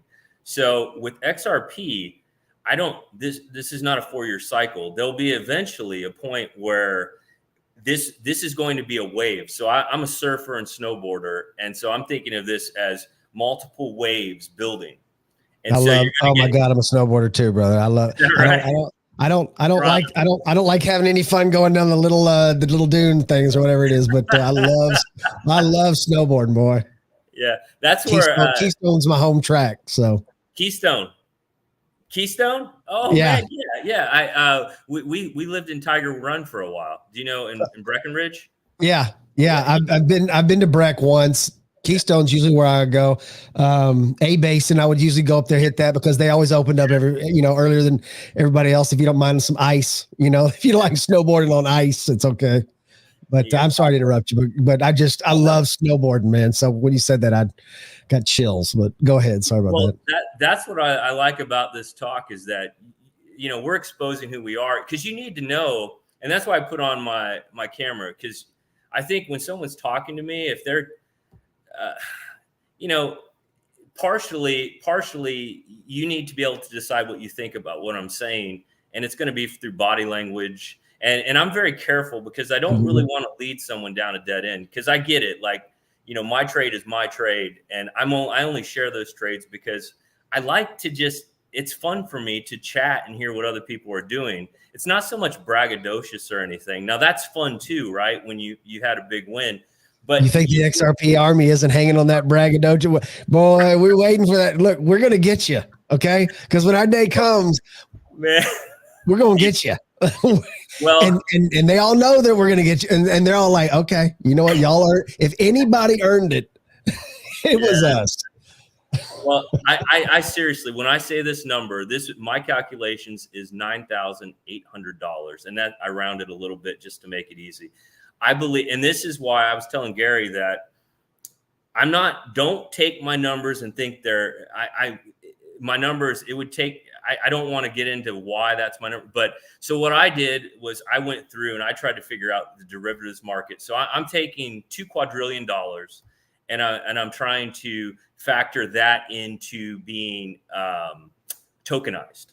And so, right, I don't think it's that. Well, let's put it this way. When I'm reading what the BIS is saying, the Bank of International Settlements, when they're writing all about XRP, when all these companies and tokenization, I'm not projecting that I'm thinking this. I'm reading what they're saying and then trying to construct what I think is going to happen. And so I very well could be wrong, but I think XRP has a 29,000x, not percent. 29,000x is what I calculated. It was actually like 28,750 or something. And you're basing that off the mainly off the derivatives. Yeah, well, that's if the majority. Yes, exactly. And also don't forget we got Forex market. So if anybody, I didn't grow up trading Forex, but since my early 20s, I messed around in Forex market. So that's where I first learned to trade. If you believe that's $7.5 trillion, $7 trillion a day. Yeah, so, I don't know if you've seen that little block chart they have where they talk about all the different facets of money and gold and how the billions and dollars, and then they show the quadrillion. where it's literally like these blocks that it just keeps scrolling. And you're like looking at all these, oh, there's gold, there's silver. Oh, look, there's crypto, there's this, there's that, blah, blah, blah. And then it gets to like that. And you're like, it just keeps like, there is so much money out there that's why I have a problem with people talking about, well, it can't look at the market cap. It can't go up that much. Like the market cap. I'm like, bro, if anybody is talking about market cap with this asset class, it doesn't make any sense to me, because 0.000 money has come into this asset class yet. Exactly. Yeah, we're so early. So I was comparing it to, so think about, remember, so Amazon was at $3 a share. If everybody's so smart, why didn't they buy Amazon at $3 a share? It's because they didn't see the future. You see, and that's the thing. Most people aren't going to be able to see the future because they're only going to look at the number. And I don't know how to tell people that. Like, I do share that with people, but you can't let your limitations or you don't want to let your limitations stop you. Like, what I was going to bring this up. Say a person absolutely hates XRP and they think, maybe $4 is as high as it'll ever run, ever, right? Well, I mean, why not put a very small percent in there and own? Do you realize, like, I'm going to be a billionaire if I'm right. If you own 100,000 XRP, that's only $50,000. Well, it's $40,000 today. You could be a billionaire. $40,000 to be a billionaire. You'll never get that again in your life. And it's not going to be in Bitcoin. And it's not that Bitcoin's not great, but Bitcoin has about a 17x over the same time frame, based on my calculations. Everybody come up with your own. And that's the reason why I'm not full blown into Bitcoin. I trade Bitcoin, but I'm holding XRP right now, because I think 29,000x, even if I'm off by 90%, I'm still better off. You see? Well, if you have these markets, like for instance, everybody talks about the CBDC, and I've even made a video one time on YouTube where I talked about, XRP could wind up being the Trojan horse that we've kind of been afraid of all along. You know what I'm saying? It's like it comes across as freedom because, Ripple's centralized, XRP's more decentralized, but XRP could wind up being the digital Trojan horse that winds up is the pool that everybody throws their CBDCs into, because it does. If everybody has a CBDC, then nobody has a CBDC. And you still have to have a liquidity that everybody else is going to be able to trust to throw in there. That's going to be able to run across the board,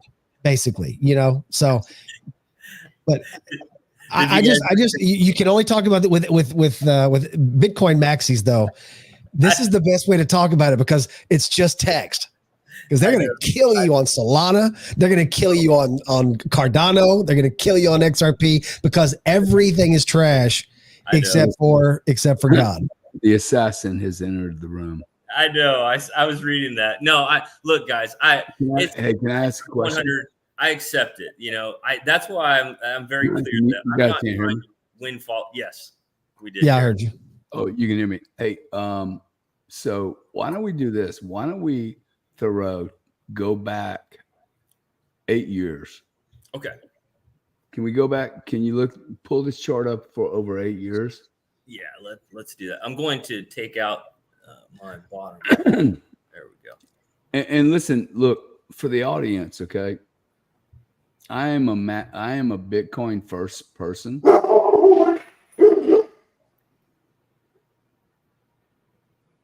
What's happening, dude? Chill. Hey, I'm a Bitcoin first person, but I'm always going to look for opportunity. When a guy tells me that he has a thesis that something can make 28,000 to 1, like one, he came on camera. He's probably listened enough times to go, okay, this guy's not the easiest guy in the world to bend over. I'm going to listen to him. Okay. So this is a really cool thing. I just met you, never talked to you ever in my life. This for me, see, Mike, you've heard me, like, people have said, oh, he's anti, he's not going to listen to anything. I'll listen to anything. I mean, I like the whole, okay, pitch this. I think it's done very poorly as a stock relative, as an investment relative to almost everything, including Bitcoin. Right. So, and for me, that's just where it's at. I don't deny that they have a lot of relationships with payment players. One of my beliefs, though, is that the payment players that they depend on are walking zombies. Like the Bank of International Settlements? All the people that feed the entire system. The XRP doesn't have one deal. They have a bunch of deals. That's what you're promoting. Hey, they've done a bunch of deals with Visa, MasterCard, this payment company, that payment company, that payment company, BIS. I don't disagree. They have some investors also. They have investors that are institutional, but Visa does this all the time, man. They invest $100 million and they just steal the ideas. But happy to listen to the pitch. Oh, that's fine. Well, and that's why I was trying to pivot from being the pitch because, like I said, no, but it's a thesis, right? It's just a conversation. Yes, hey, okay, here's something that's trading at 42. The market cap of XRP is what? What are we at today? Because it's very small. Solana's worth 60 billion. Ethereum's worth 500 billion, 400 billion, something like that, right? 10 times the size of Visa. Cap. I mean, bro, I'm more likely to buy XRP than I am Ethereum. Well, and that's what I was saying. The only reason why I think XRP isn't just the Trojan horse. It is a Trojan horse, and I think anybody that knows it, like, why would you be buying XRP if you weren't buying the Trojan horse? Like, exactly, totally agree. Yeah, that's the narrative. But give me the valuation. What's the market cap of XRP today? That's what I was going to go grab that because I wanted to pull up all the market cap. Go ahead. I can pull it up while you pull up if you trust me. Oh yeah. Well, I mean, so here we are. We got market cap today relative to Bitcoin. 23.7 billion is the market cap. Yeah. Fully diluted, 42.6. For people's frame of reference, the top that it's ever been is 106 billion. Yeah. So it's literally trading at less than 23% of its total market cap at one time, which was in January of 2018. Yeah. When did it hit? What was it, like at 330 or somewhere around there? It made it to the all-time high was roughly 382, I think. 380. 128 billion market cap. See, I don't even look at the share price, Mike. I'm interested in the market cap because I'm going to compare it to a Visa. Oh, okay. I see. Yes. You see, it's very important, though, to compare these market caps to, oh, wow, Visa makes 50 cents on the dollar as a profit margin. What does XRP make? So I'm looking at a chart that shows the total market cap was 129 billion. Let's call it 130 billion for easy math. And currently today, it's worth 23.76 billion at this moment's price. And it was as low as 21 billion earlier today, right? So I'm hanging with you. I got you. Yeah, well, and that's what I said. I think that people shouldn't. So after I've looked at a lot of crypto, right? You guys were talking about ETH yesterday. I don't like ETH at all, and it's not that I won't trade ETH.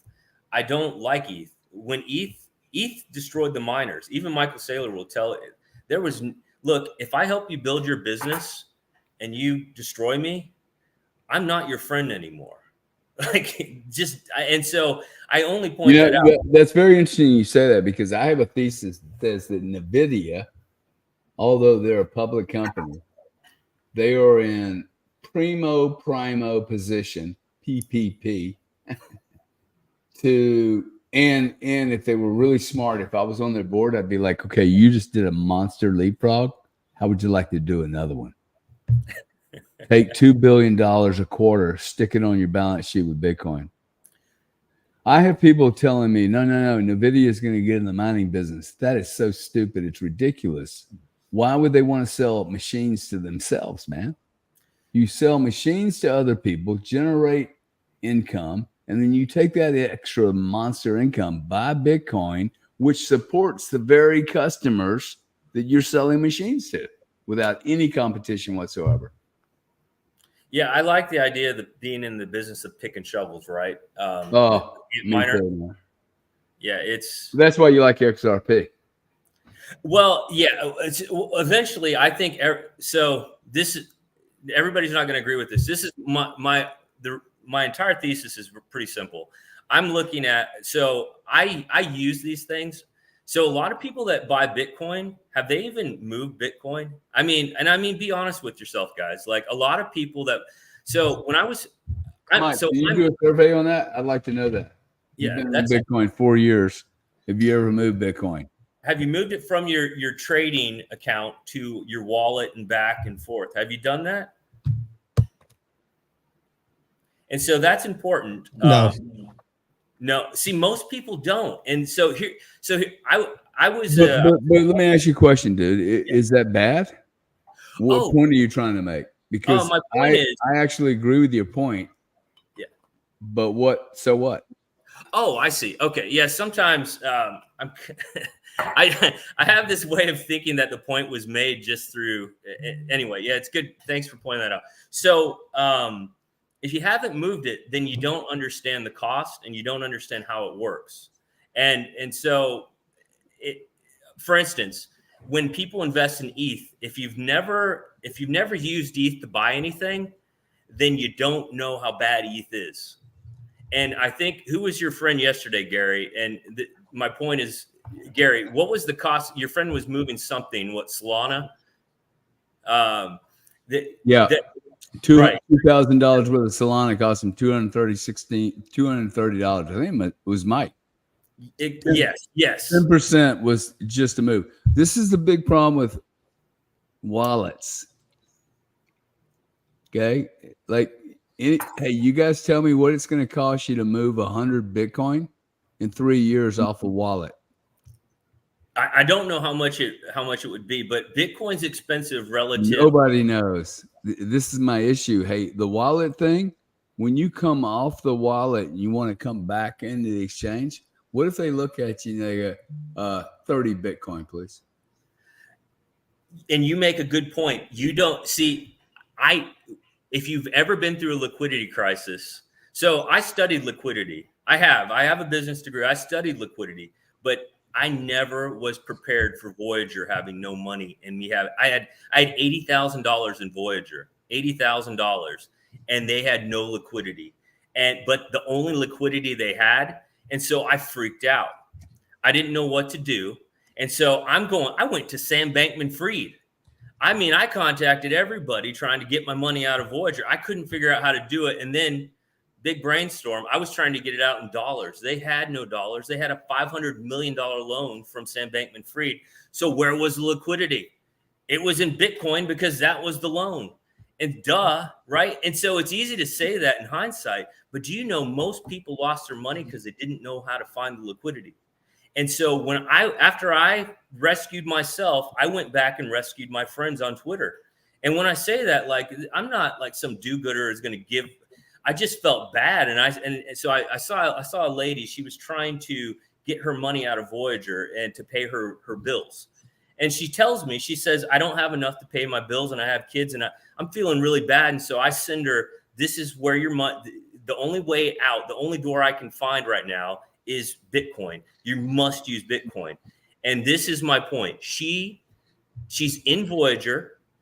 So she's in a crypto bank, basically, or trading firm, depending how you want. Because, right, we don't know, are they banks? Are they crypto exchanges? They're kind of a weird quasi relationship. She tells me she didn't know how to transfer her money from USDC into Bitcoin on there. And then she didn't know what to do with it if she got it into Bitcoin. And so do you realize, this is what I'm saying. A lot of people are in this market who never moved any of this stuff. They have no idea. They're on very basic levels. And so those people, they can be manipulated to believe like an Ethereum is a good buy.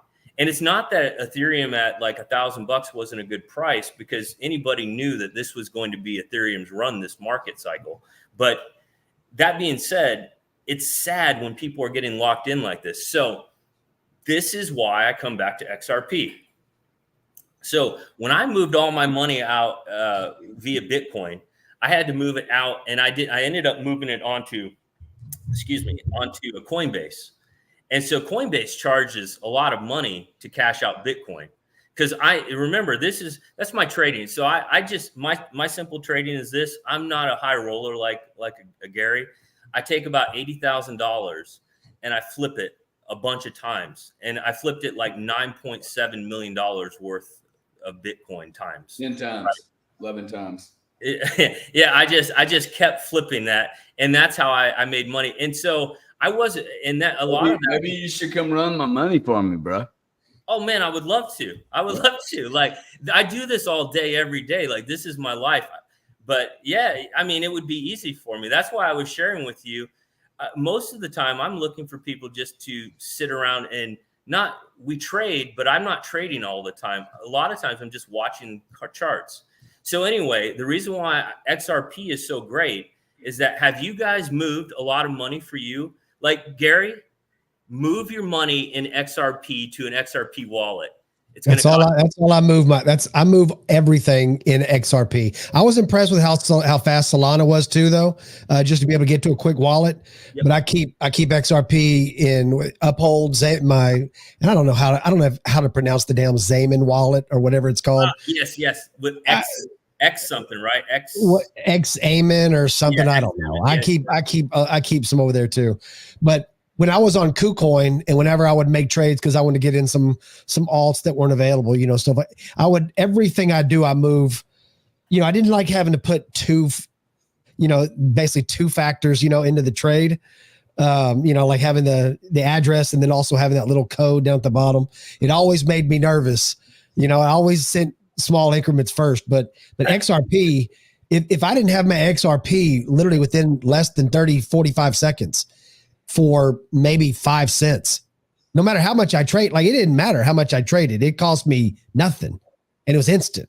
Yep. And it's never been hacked, and it's flipped the big boys, and it's as secure as anything that's out there. Like, there are no faults or flaws with the actual system, even though it's an OG. It still runs and can still kill everybody else, because you crash when it gets to this level. XRP doesn't. And so anyway, I'm ranting a little bit about that, but yeah, I move XRP all the time. That's it. So Gary, this is why XRP is so great. And this is why also, you want to know the other great one? Nobody was wanting to hear this. The other great one is ADA.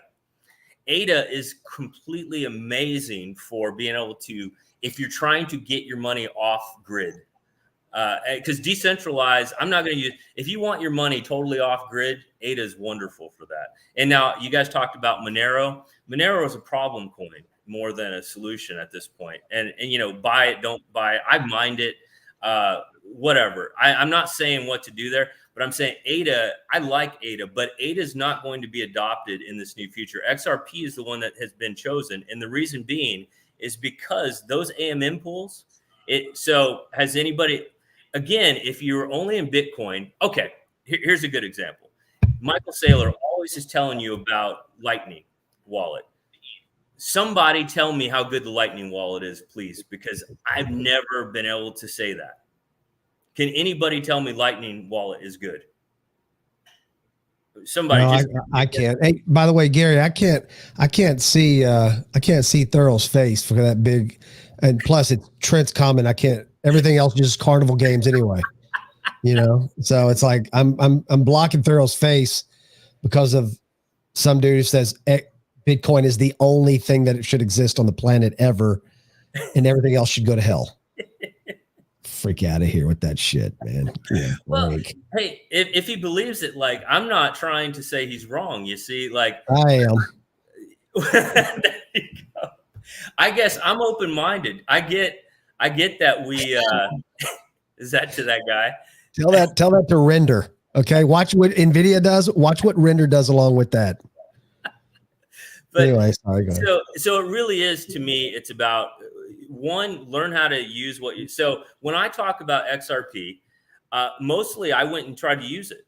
So I went and I used the AMM pools, and the AMM pools are very interesting. And this is why, Gary, I think you're going to like.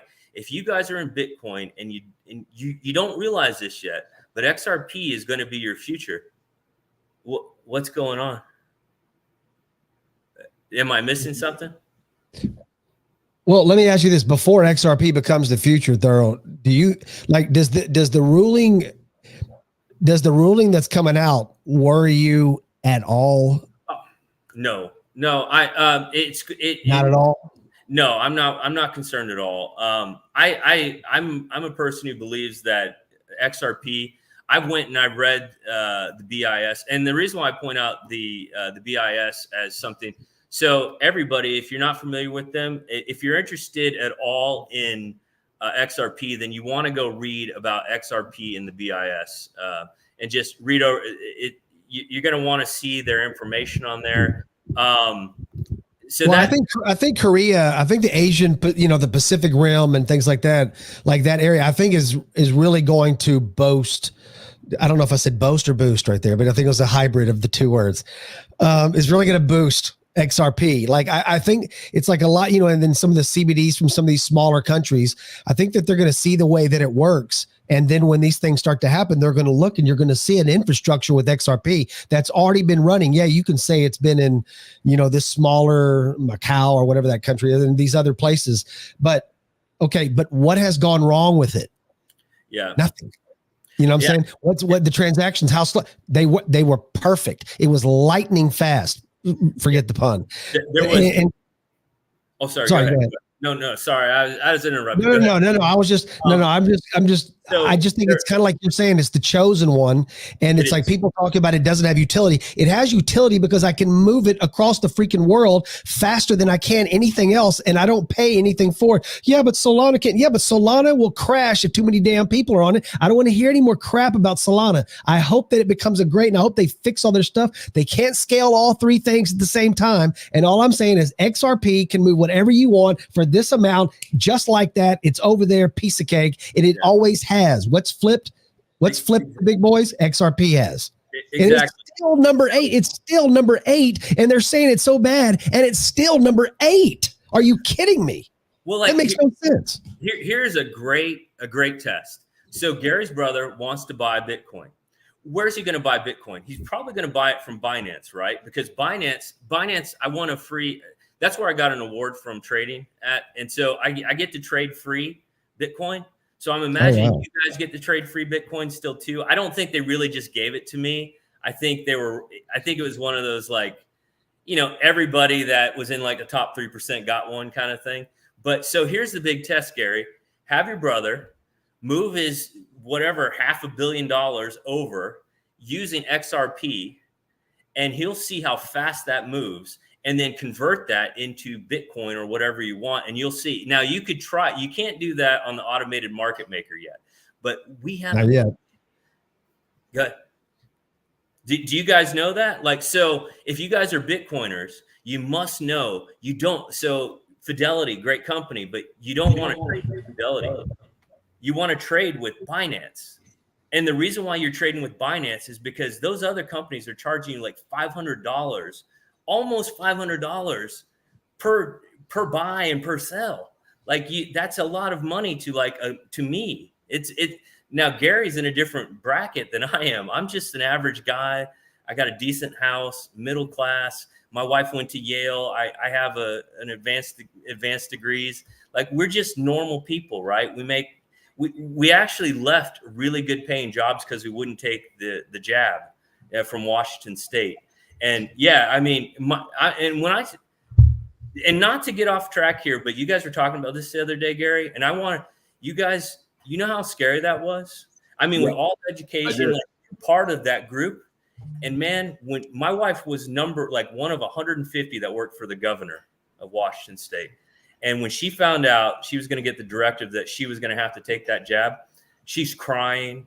I'm crying. Mm-hmm. And I said, well, honey, are you willing to give up everything to not do this? And she said, yes. Good And for so her, man. that's Yeah. what we're doing. And I swear to God, we packed up within a month, we were gone. Dude, And- awesome.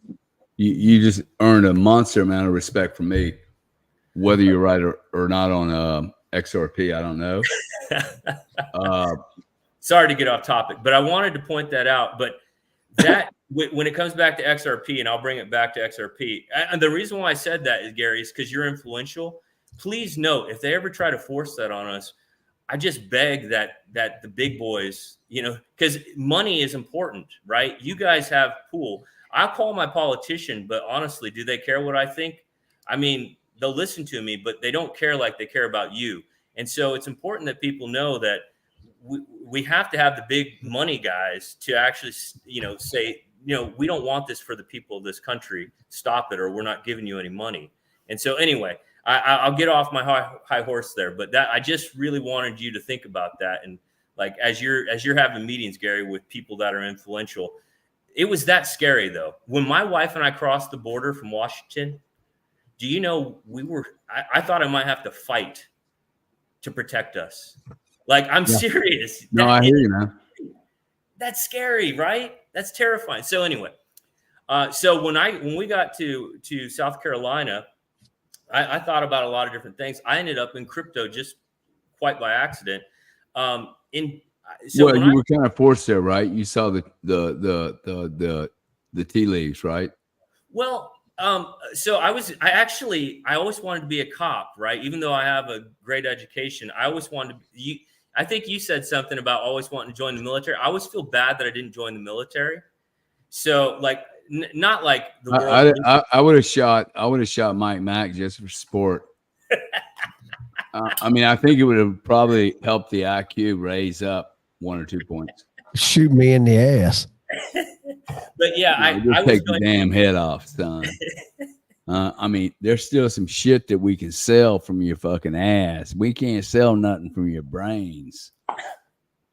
I mean, I was going to join the DOT. Now, walk me through 28,000x on 42 cents. Market cap would be. Let's just baseline here. Market cap right now is $23 billion, and you're saying that could 29x. Yeah. So this is okay. So first things first, the very first thing that I would want to see come into XRP is I want to see all the Forex market move to XRP. That's the very first step, because that's $7.5 trillion. How about this? I would like every 28-year-old perfect woman who only knew how to make great food and have unbelievable sex, be my servant. I mean, no, I get it. My God, man. No, but I think the first step is, with XRP, remember, it's all on use. And the only way, and that's what I was saying, you have to use it to know its value. Like when you just look at it, it just looks like every other crypto. And that's why when that gentleman was saying that, look at something and what was it? The miner, how much miner hash rate, the hash rate, right, of Bitcoin. Look, it's not that I don't respect that. I understand the logic there too. And I'm not even saying that logic's flawed. My point is just, I know from using XRP that XRP will allow you to move $50 million for under a penny across the entire globe. That changes everything. And the fact that it's Brad Garlinghouse, what do you got there? I can't see that. Yeah. $644 trillion market cap. Yeah. For XRP, for it to go from where it's at right now, which is 26 billion, which I think is, you're half the size of Visa, dude. Oh, well, and you're not making money. If I'm right, XRP will be the most valuable company in the entire world. If I'm right. Only if I'm right. That could be very wrong.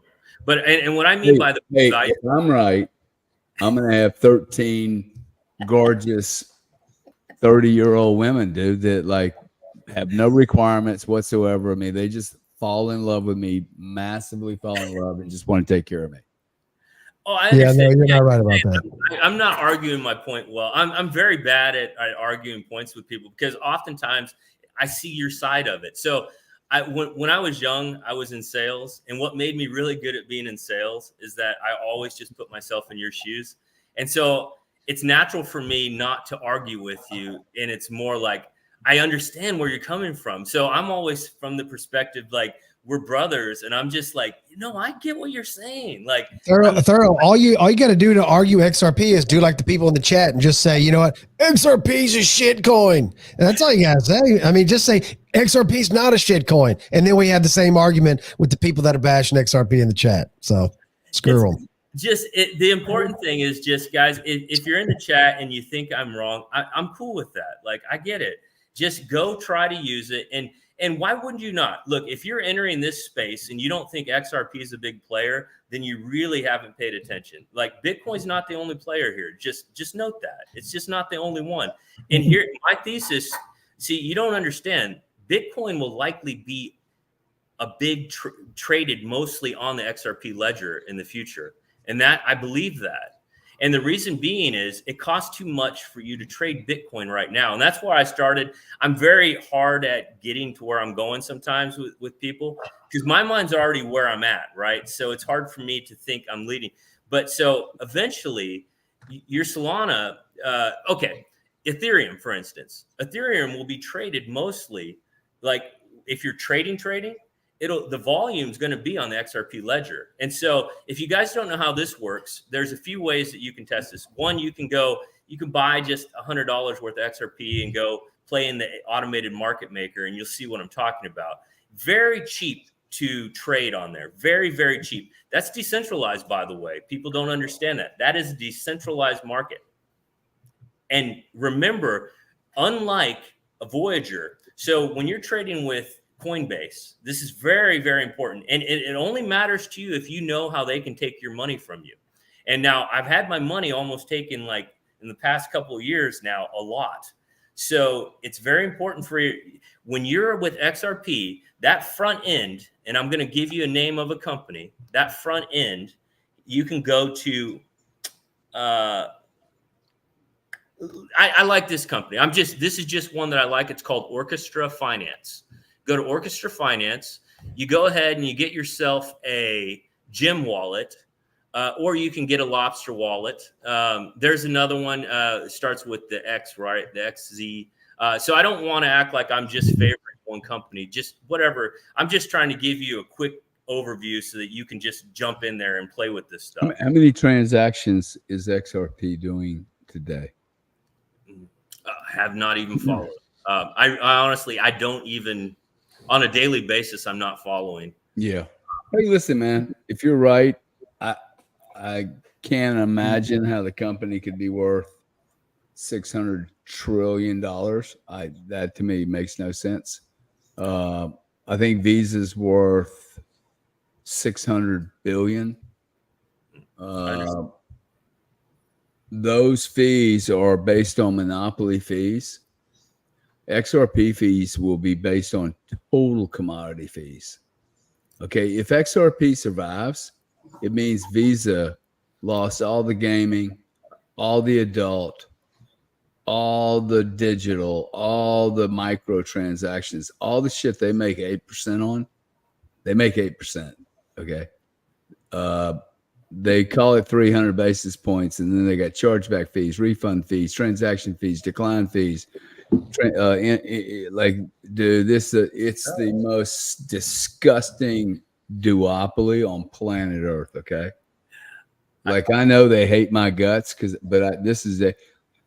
it's one thing me going and hanging out with a guy from Goldman Sachs that wants to throw $10 million around on Bitcoin or 100.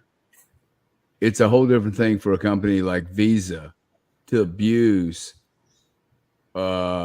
somebody making $8,000 a year. I mean, it's just it's disgusting. Go pick on somebody your own size. Anyway, it's so there's a lot for XRP or anyone else to fill up.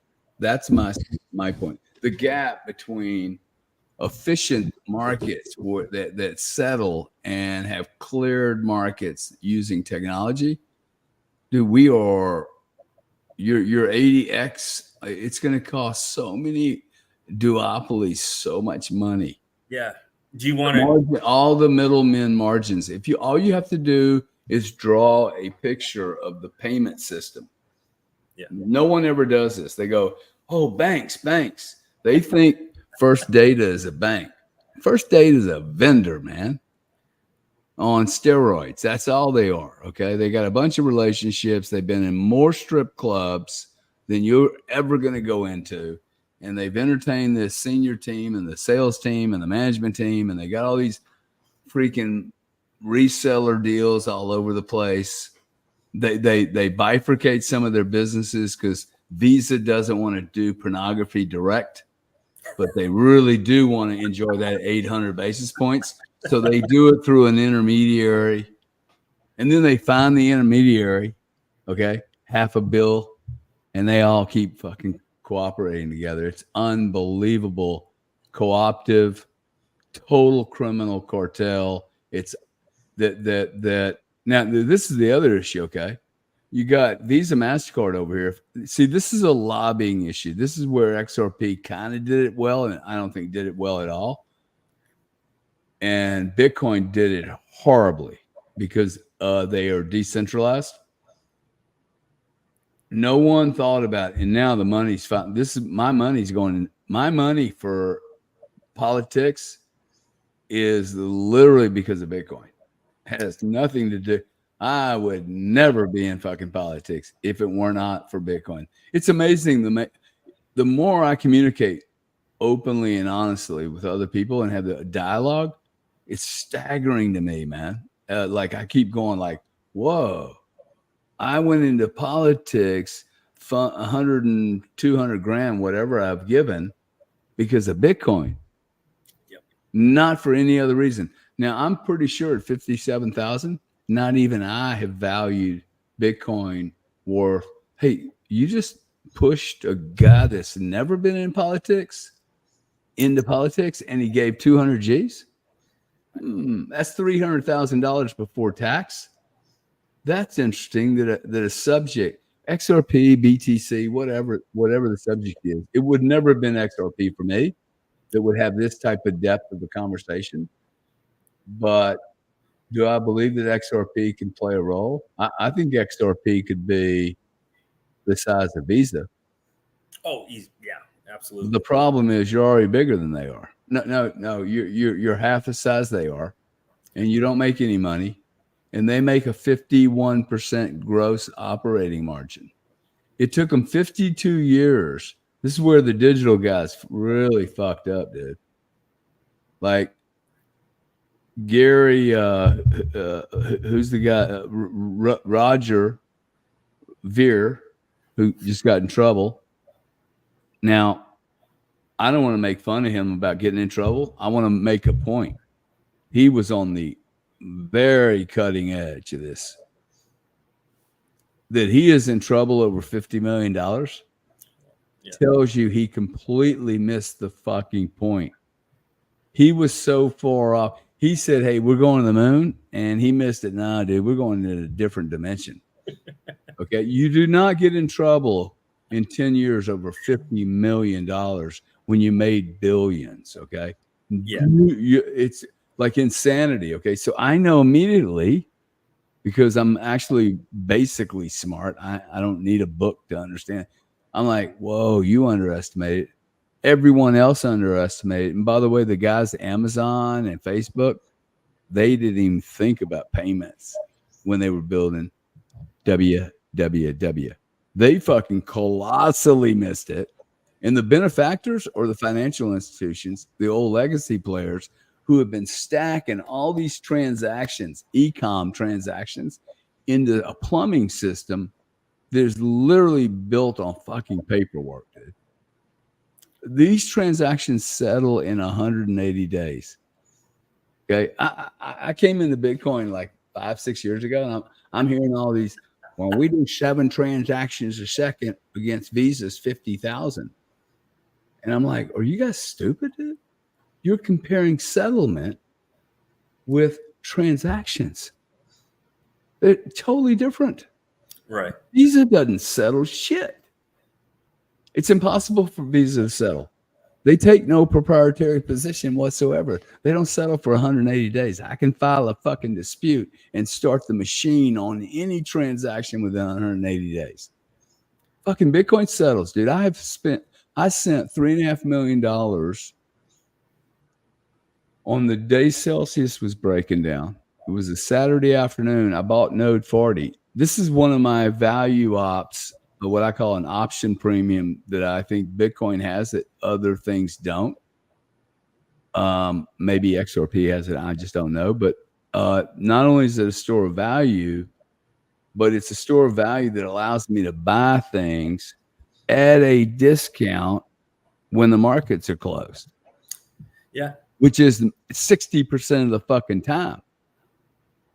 60% of the time, the markets are not open. Imagine your Citibank and you realize every one of your competitors have 100 different portfolios that are $1 billion and they're all corporate real estate. They're all fucked up, dude. Okay. Mike owns one of them. You own 10 of them. I own 90 of them. The problem is Mike's units are cool. He's paying, he's doing his deal. He's meeting all his covenants, but I have extended myself. I own 90 of these fucking things. Mike only owns 10. He's doing his deal. He's not breached shit. Thoreau and Mike get phone calls from the bank. Hey, we need you. You're breached, dude. We need you to send us 180 mil.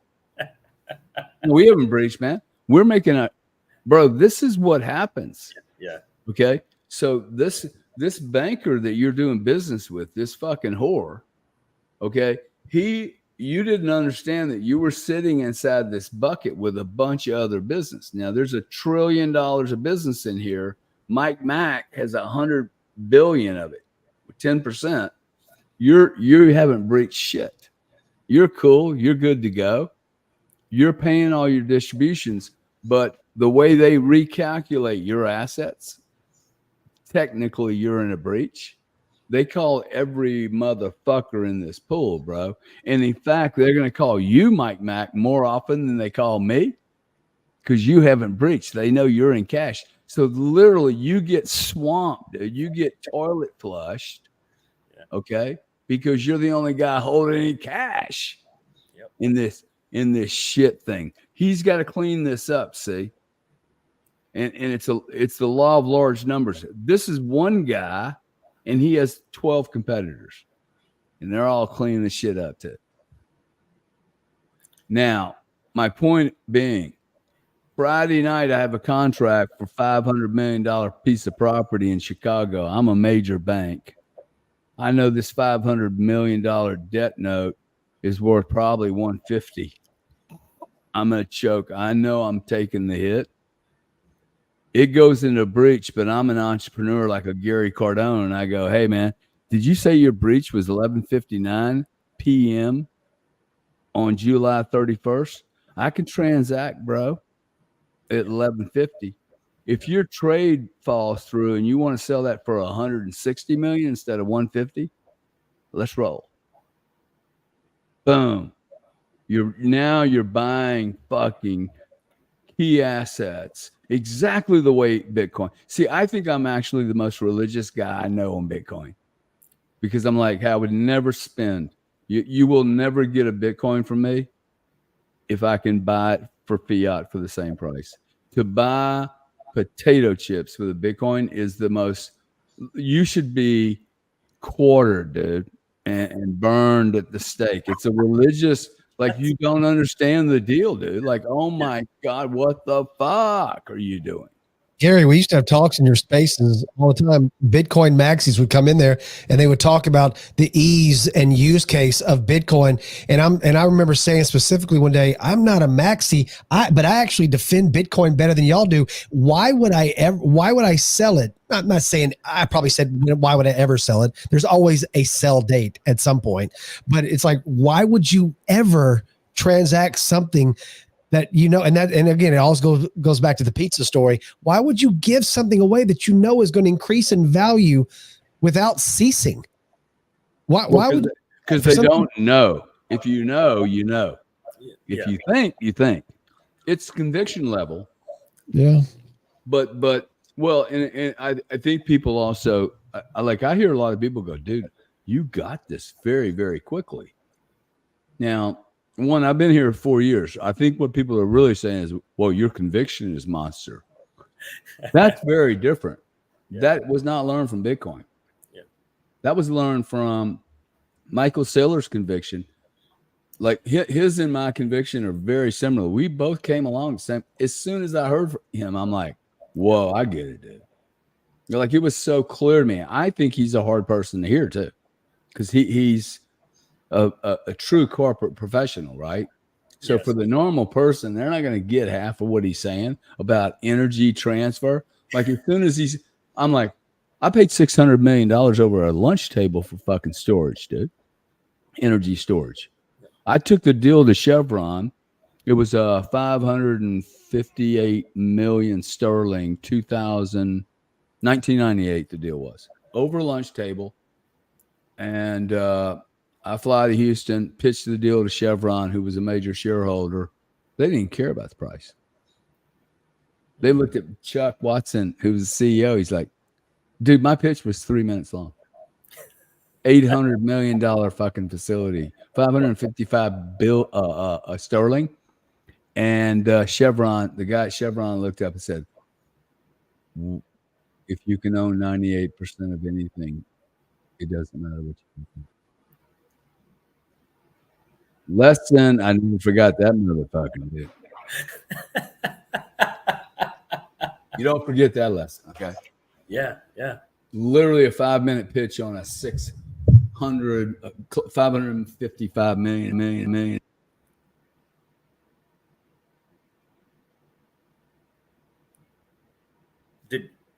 Can you hear yourself? I can't. All right, sorry. What I'm saying, if somebody pays $600 million for storage that you have to maintain, it has processing, compression. There's 600 staff that came with it, facilities, regulatory obligations. You're able to buy Bitcoin and move time around, man. If you're Putin and you just got 2 pipelines blown up in your face, and you've got frozen tundra everywhere and more fossil fuel than anybody really understands, you're going to do data mining, dude. Your input cost is zero. What was the reason? What was the reason? And because I haven't heard much about this, I know that Justin's son was talking about getting involved with it. But why was Germany? Why is Germany dumping all their Bitcoin? You think? I mean, there's obviously something behind that. Yes, I actually went to research that today, and I got sidetracked. I'll research that while I'm talking to you guys. There's got to be some kind of back. What word am I looking for? Backwater, backdoor. Like a deal. What's that called? God bless, my brain just freaking backroom deal. Yeah. Oh my God. Backwater, what the hell? Back something. I can't stand it. It's happening more and more, brother. It's happening more and more every day, man. But there has to be some kind of maybe with Blackwater. I mean, with BlackRock. Hey, Mike, you lost the plot, man. We just lost 300 people going over. Yeah, we didn't lose. Hey, Thoreau, so when do you get tired? When do you go, hey, my thesis is wrong? Oh, well, so I imagine XRP. On XRP, I will not be selling my XRP. I will look if we there's a few points that I have that I will sell. So if we get a huge spike off of news, what news means to me is news is not waves. So I had the theory that I'm looking for waves, continuous waves, sets coming in. When that happens, that's going to be on large banks and things like that.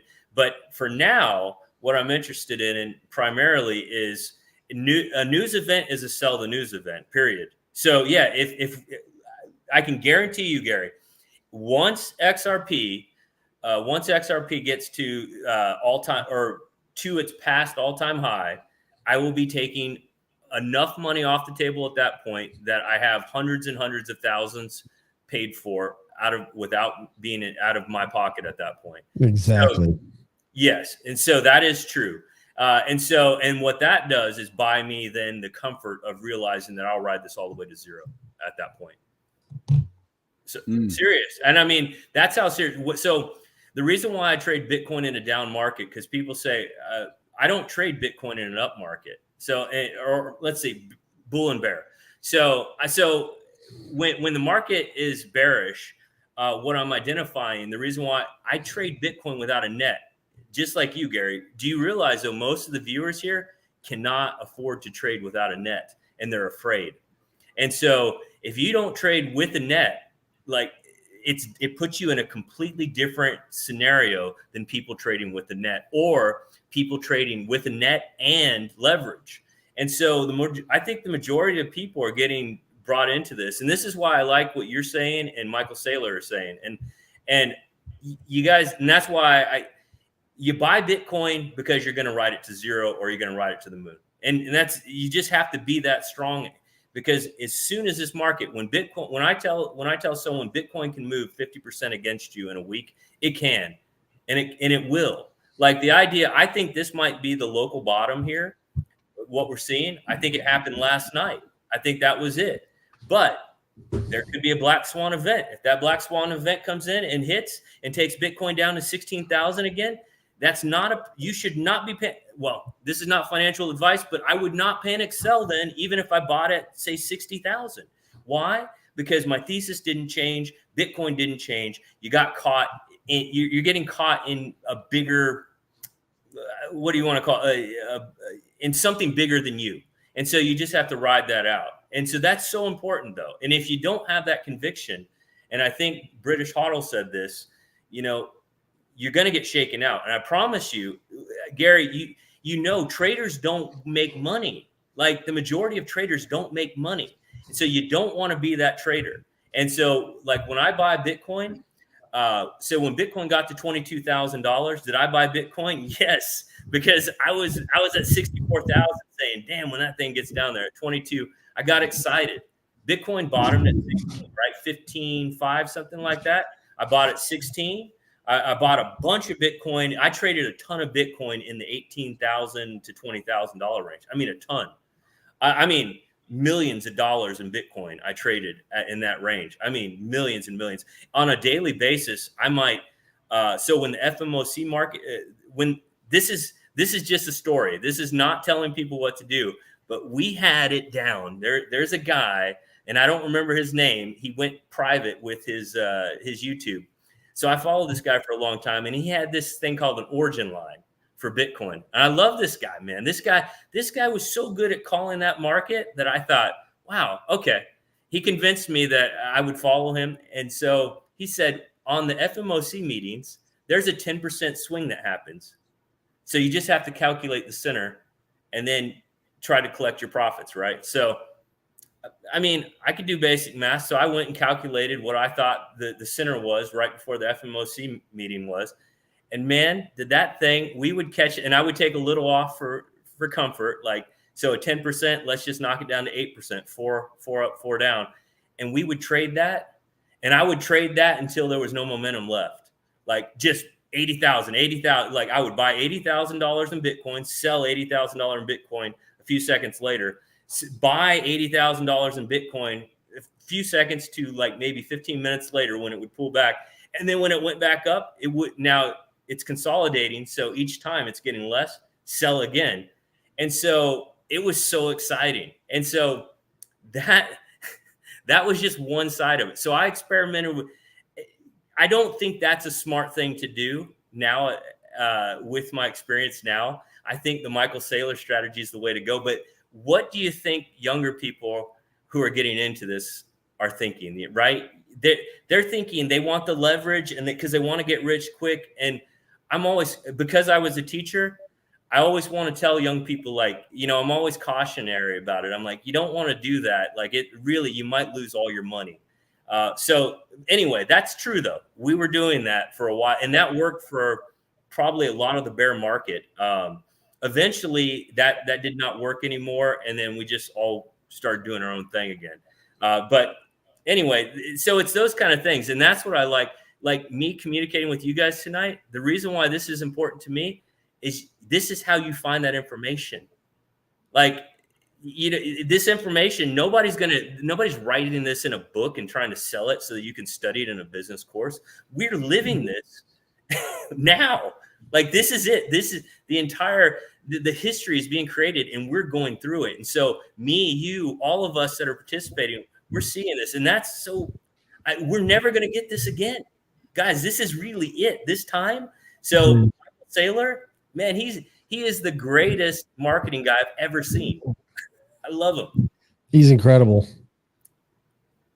You can't help but get pumped every time you see him talk, man. It's like you just want to sell everything that you have ever and steal everything your neighbor owns and just put it into freaking Bitcoin. I mean, he's incredible, dude. You know, the sad part about that is this is what I watched, because I got to write it down last time from the top to the bottom, the market. And everybody at $64,000 last time was saying that they were going to sell their kidney, they'd sell their wife, they would sell everything to get Bitcoin, right? But once it got down to 16,000, we were alone. And it felt alone, man. Like, I'm looking around for my friends and there are no friends.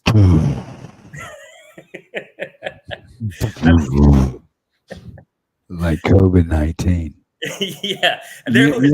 People called me and they're like, wow, man, you're still doing it in space? Everybody else ran away. Like, hilarious, man. They're like, hilarious. If I'm chasing off your audience, I'm sorry. You can find someone to pop in here. No, you know, I have never thought this topic would be something you could build something on. At some point, they're like, it's immature to be even talking about Bitcoin at some point, and it should be in the next 18 months. We're not holding any more spaces on this topic. Okay. Now, XRP, look, this XRP thing, I got to tell you, and I think, would you admit that I've been very open to the pitch or the, I didn't do a good job arguing. I think Mike did a better job. I'm really a terrible debater, guys. Like, and I didn't really debate anything though. Okay. There was no debate here. It was you gave some information, you gave your position. I still don't understand how it goes from 26 to 600 trillion. That like, for me, that's already at 60 billion, at 26 billion, dude. It's a big company, right? Like, I built a $30 billion company in the 90s and made a bunch of money from it. I didn't build it myself. I mean, a whole group of people built it. And they made real money. I don't see XRP making any money. And if it's, they're going to make 1/100th of what Visa makes, well, then I can go into Visa's books and see what they make. And I do believe there's a monster arbitrage between what Visa makes. I could see Ripple, XRP, whatever, playing a role in this ecosphere, but I think their biggest threat is not Bitcoin. It's CBDCs. You got it. Dude, and I got to tell you, okay, as soon as you said that, then I don't know how you support your position. I know. Okay, so I traded the. No, that was good. That was good. So I've been telling you, dude. I like this guy because he's honest. He's at least willing to go. Wait till he responds. Wait till he tells you what he's about to tell you. Shut the fuck up, dude. How do you know how he's going to respond? You write watch this. Go ahead.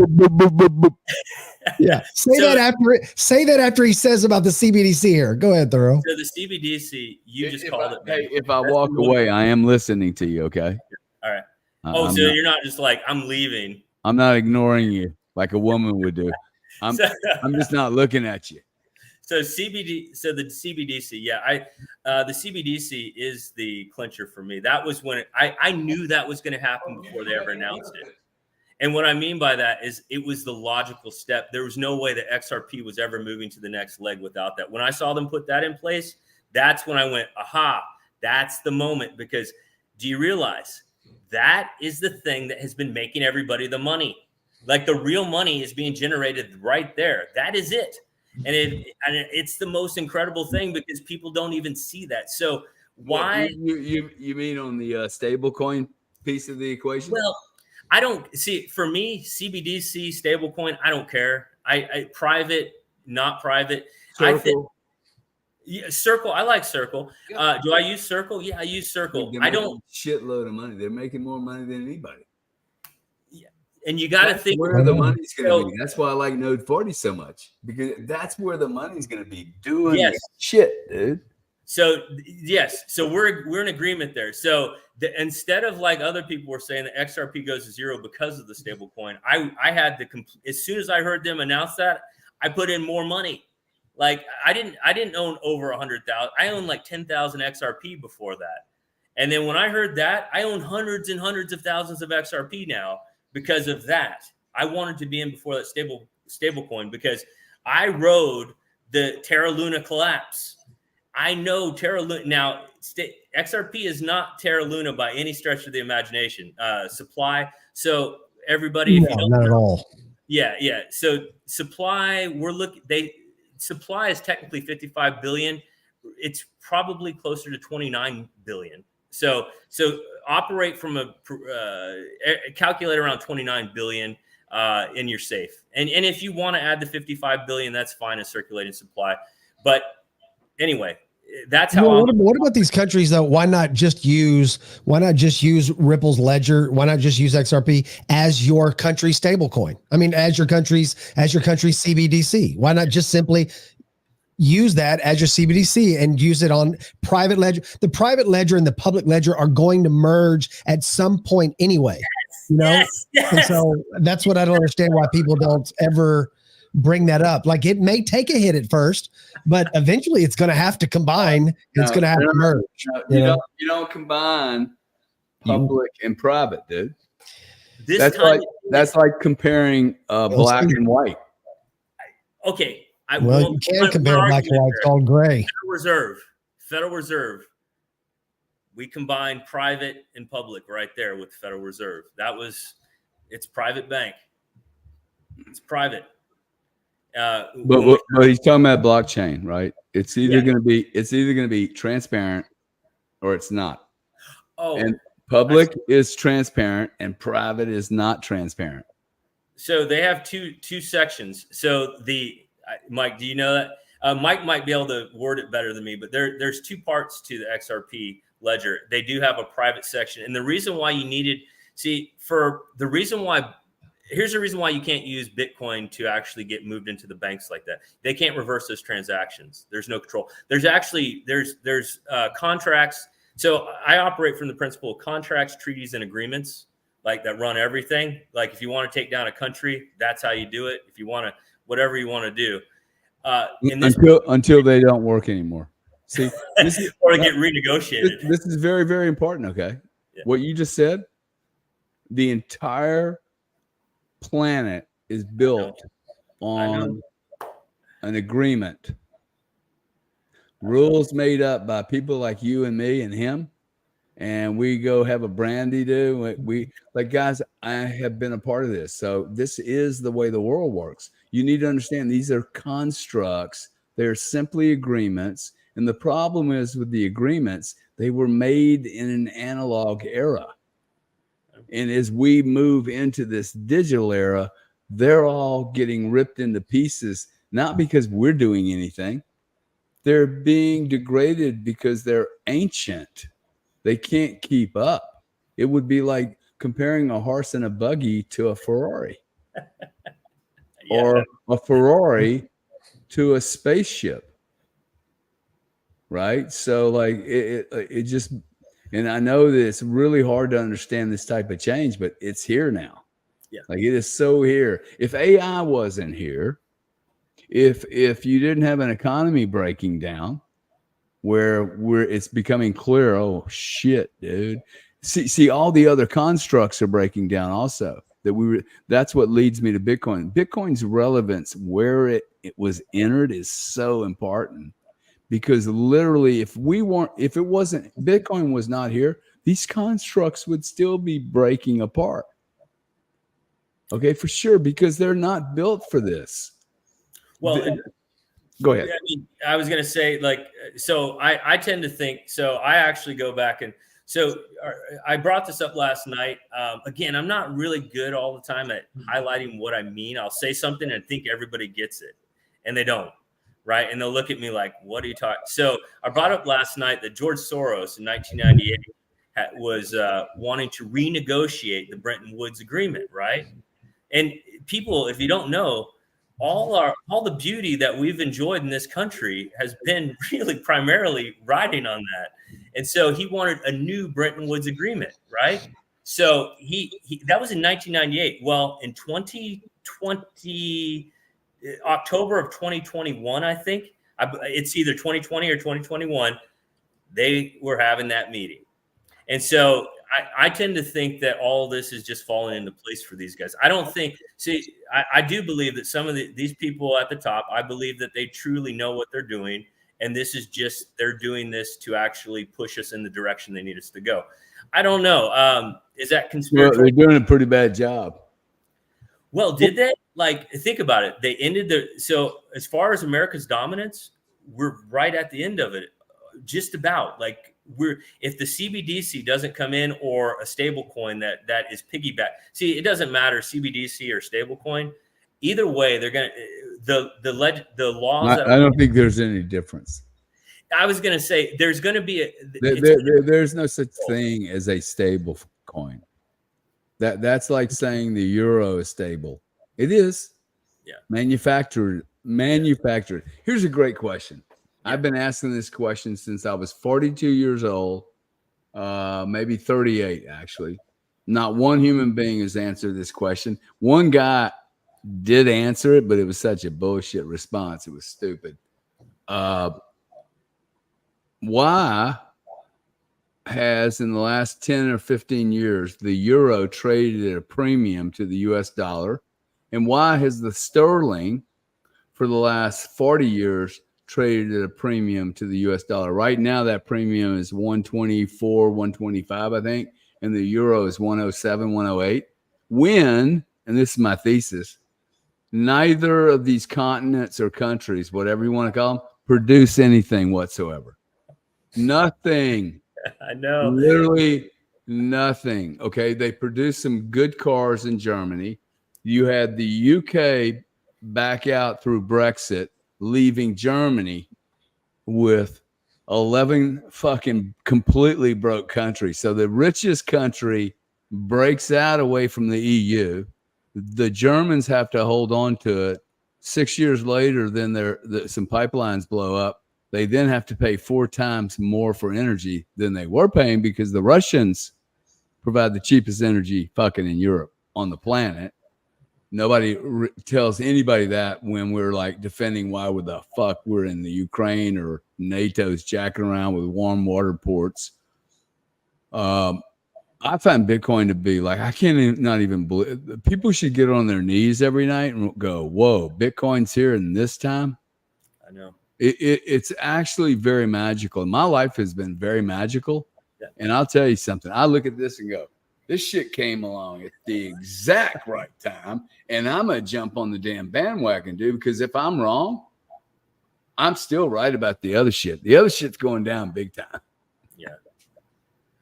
I don't look, that's a big question. I don't really have the answer to why, but it's not that I don't recognize the same question that you have there. I tend to think here's what I really think. I think we're being positioned to move. So I believe that it was necessary to help facilitate the move off the US dollar as the world reserve currency. I think it was necessary to put us at odds with. You think that's happening politically, or because of just competitive pressures and a changing landscape? Well, let me get. Mike, I might be good at this shit, dude. Mike, Mike, what do you think, Mike? Yeah, what do you think, Mike? Sorry, Thoreau. I change gears real fast sometimes. It wasn't bad. It was a nice transition. Should I do the Anderson Cooper too, and become like this? I think I might be good at this whole media shit, dude. I mean, why not? I think you're doing. I think you're doing I'm it pretty looking for you good. to stroke me in public, bro. I mean, come on. Yeah, you are. Yeah, that's all you can give me, huh? I can't be, I can't be doing this in front of, I mean, I can't have Thurl see this for the first time. It's the first time on here, and all of a sudden I'm just. So while Mikey goes limp here, when do you go? Cardone Okay, does that to me. I'm wrong on my thesis. Me. No way. There's nothing. I'm writing XRP to nothing. So you're expecting it to exceed its all-time high? Well, you $3? Yeah. Do I think we're going to 380? Yes. I'm pretty darn sure we're going to see that this year into next year. If I'm wrong there, well, will I have to? That's a $200 billion market cap. Yeah. If I'm wrong there, but have you watched how XRP works here? Like, that's why I don't even talk about the market. I don't. It's not that I don't look at market cap occasionally, but when XRP goes, man, we'll move like 100% in a couple of hours with XRP. It'll make Bitcoin look like. So when did it do this besides that one time in 18? So let me change my chart. I'm gonna have to show you the most recent. Sure, man. So here we go. Thorough, real quick before you answer that question, let me ask you a question. That if let's say I knew nothing, I've never heard of XRP, I know nothing about it. I want to and I'm asking you not a conspiratorial question, but just a general question from an outside observer. Why in the hell does the SEC care so much about XRP if they're absolutely garbage shitcoin? They've got look, like I said earlier, he went after his girl with Algorand, right? It's because they need the high. This was already said so many times. They need the highest level of regulatory clarity. Sorry, I'm stumbling over my words, but that is required. And do you remember who said that? It's necessary to have that if XRP is really going to be positioned as the leader and everything's going to flow in through XRP, and that'll be the bridge and rails, then they need the highest level of regulatory clarity. And that's why. And if they do this, then XRP will be the only crypto that has regulatory clarity that is set in stone. And your Bitcoin's attached to your bank through XRP, not on the ledger anymore. It sits on the AMM. Do you see how that works? But it now can see, and when you're on the AMM, and this is very important. If you don't know it, and this is why I say this, but I don't know if I'm going to be able to communicate it well. The AMM, you're in an ecosystem, and it's separate from everything else. And when sometimes some AMMs, because there's other types of AMMs, but for this case, I'm just the automated market maker. Okay, automated market maker. Okay, and actually, let me back because people are like, "What the hell is an AMM?" So an automated market maker is basically it's the pair. So I mentioned about Forex market. So you got Euro versus USD, right?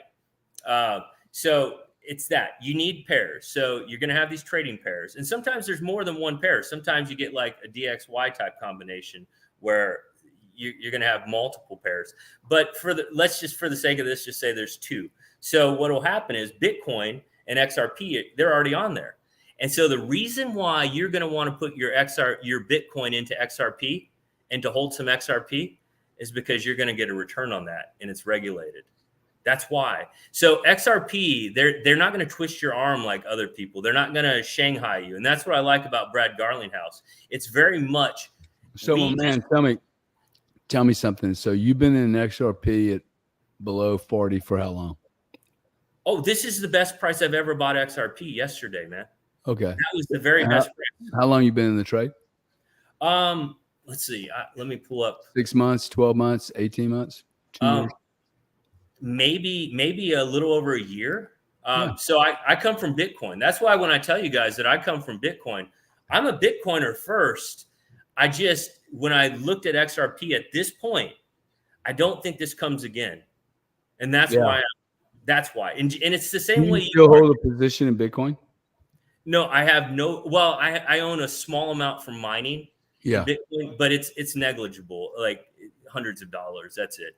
but I Right. own no bit. And so I traded $9.7 million in Bitcoin in 2002. Yeah, roughly. but for the audience, it's fair to say that you don't have a Bitcoin position. No, You just bought 42 cents for XRP. That's cheap as you bought. Therefore, your price 39. I bought 34,000 yesterday. your Between price is higher. Your price though before you bought yesterday was higher. Yep, 64. And you've been in it over a year, so you've seen Bitcoin move from 16 grand to 60. Oh. While now yesterday you bought XRP cheaper than you bought it, so you've had 4x decay already, right? So now you're effectively buying XRP for $1.60 in lost opportunity. Is that fair? Oh yeah, if that's the way, but that's No. But like let's just play It's because fair. I love math because it's kind of like, hey, It's a good nobody's got to get sensitive about it. Well, no. I'm not saying you make a great argument there, but it's going to be the same thing that Michael Saylor. But see, I like working through the whole discussion. It's not even an argument. It's just like, okay, let's walk. Should I get on my screen? Ooh, this be a good opportunity for me. I get a pencil in my hand, bro, and a calculator. So No, you're right. Right. And the audience may not be following me, but see, Bitcoin's gone from 16 grand to now 60. That's a 4x. Okay, you argue with me if you want, but it's 4x. Thoreau just bought his cheapest XRP at 42 cents. So we know that Bitcoin went up 4x. He could have bought XRP at 60 cents a year ago, but instead he bought it today at 42. I'm equating that to effectively $1.60 XRP price because he's like given up that much opportunity, just like Mike did. Oh, well, I traded the Bitcoin move. I did. So I had about 20,000. I had a 10,000 XRP that I was just holding before when they announced. And I don't know that. When you talk about volume, are you talking in units or dollars? I'm talking in units, I guess, because I'm talking about something moving through that actual crypto. So at that point, we must be talking about actual units at that point. But so I didn't hold XRP the amount I have now. It was when I knew they were releasing stablecoin, that's where I went all into XRP. And so I don't remember the date that happened, but I remember I chatted with my wife. We talked about it, and I said, honey, this is, I'm going, and she knows how I trade. And so I won't risk the house or anything like that. But when I go all into a trade, and that's where I say, like, this is not, no, I'm at this to the end, guys. Like, this is really, the money I have in XRP will go to zero before I sell it. And will you stay married? Yeah. Is it significant enough, though, that it would create real problems for you, this position? No. It's significant enough that the audience needs to hear that, right? Because there's maybe a couple. No, never do that. No, never risk the house. Never risk the farm. Right? Never, ever risk the farm. But it does mean that. So we just don't have as much cash as we normally have, right? So normally on a given month we would have like an extra $3,000 or $4,000 extra, like after all our bills are paid with income. And that money then would be just, so we don't, everything gets moved into XRP right now, everything. So cool. I asked. Hey, listen, man, I wish you well. For the audience, I'm not convinced. It's not a trade I would get on. Okay. It's just not a trade I would get on. I would buy 55,000, 57,000, 60,000, 62, 65, and 66 before I bought 42 cent XRP. Not because it doesn't have the opportunity, but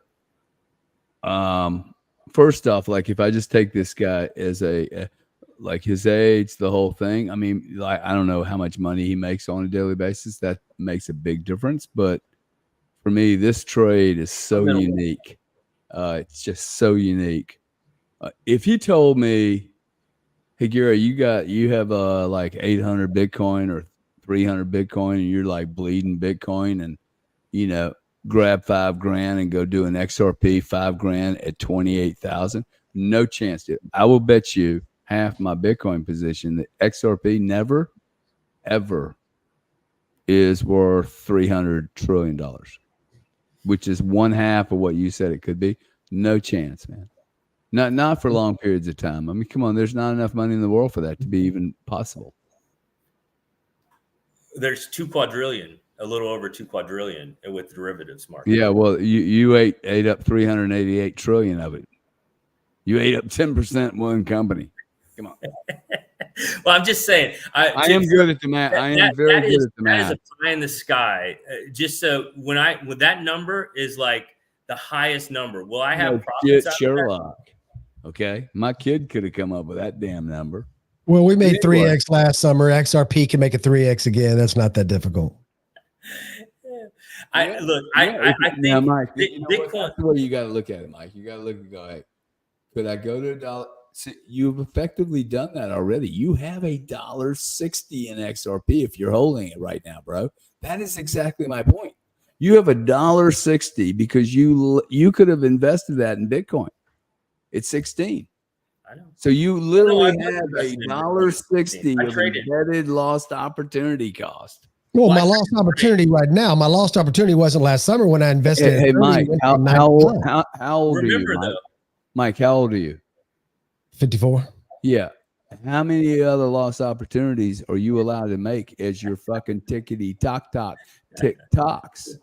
Well, again, I'm still in profit in XRP. Opportunities to make 4x. Can you do 54?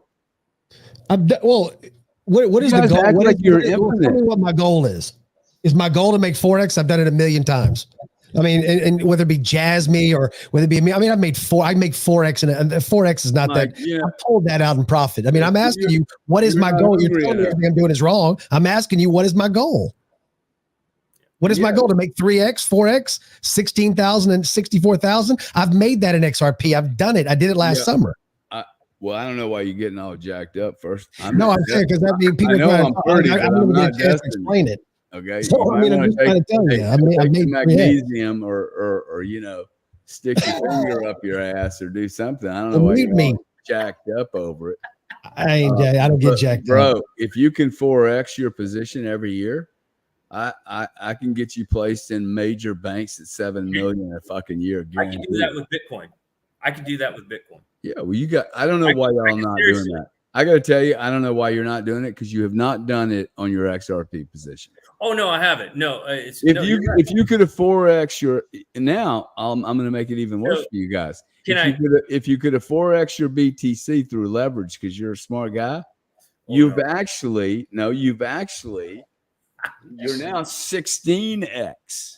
Of what you should have fucking been on Bitcoin. No leverage with me ever, guys. I was no. I meant from being able to trade it very smartly, so in and out. The important thing to note, Gary, is that for me, Crypto Fox knows. Crypto Bod Fox. She says, "Don't be married to a bag." Crypto Bad Fox. Mention your position on XRP. Don't be married to a bag. I hear you, Crypto. Married to XRP. I hear you. Yeah. Gary, Mike, just breathe that in from Crypto Bad Fox. Just wait till she posts again. Crypto Bad Fox, give me another post. Watch this. Breathe in. Don't be married to the bag. Watch what she says next.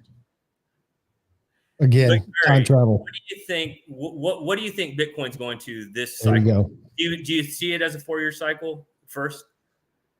Not sure really. I'm not that guy. So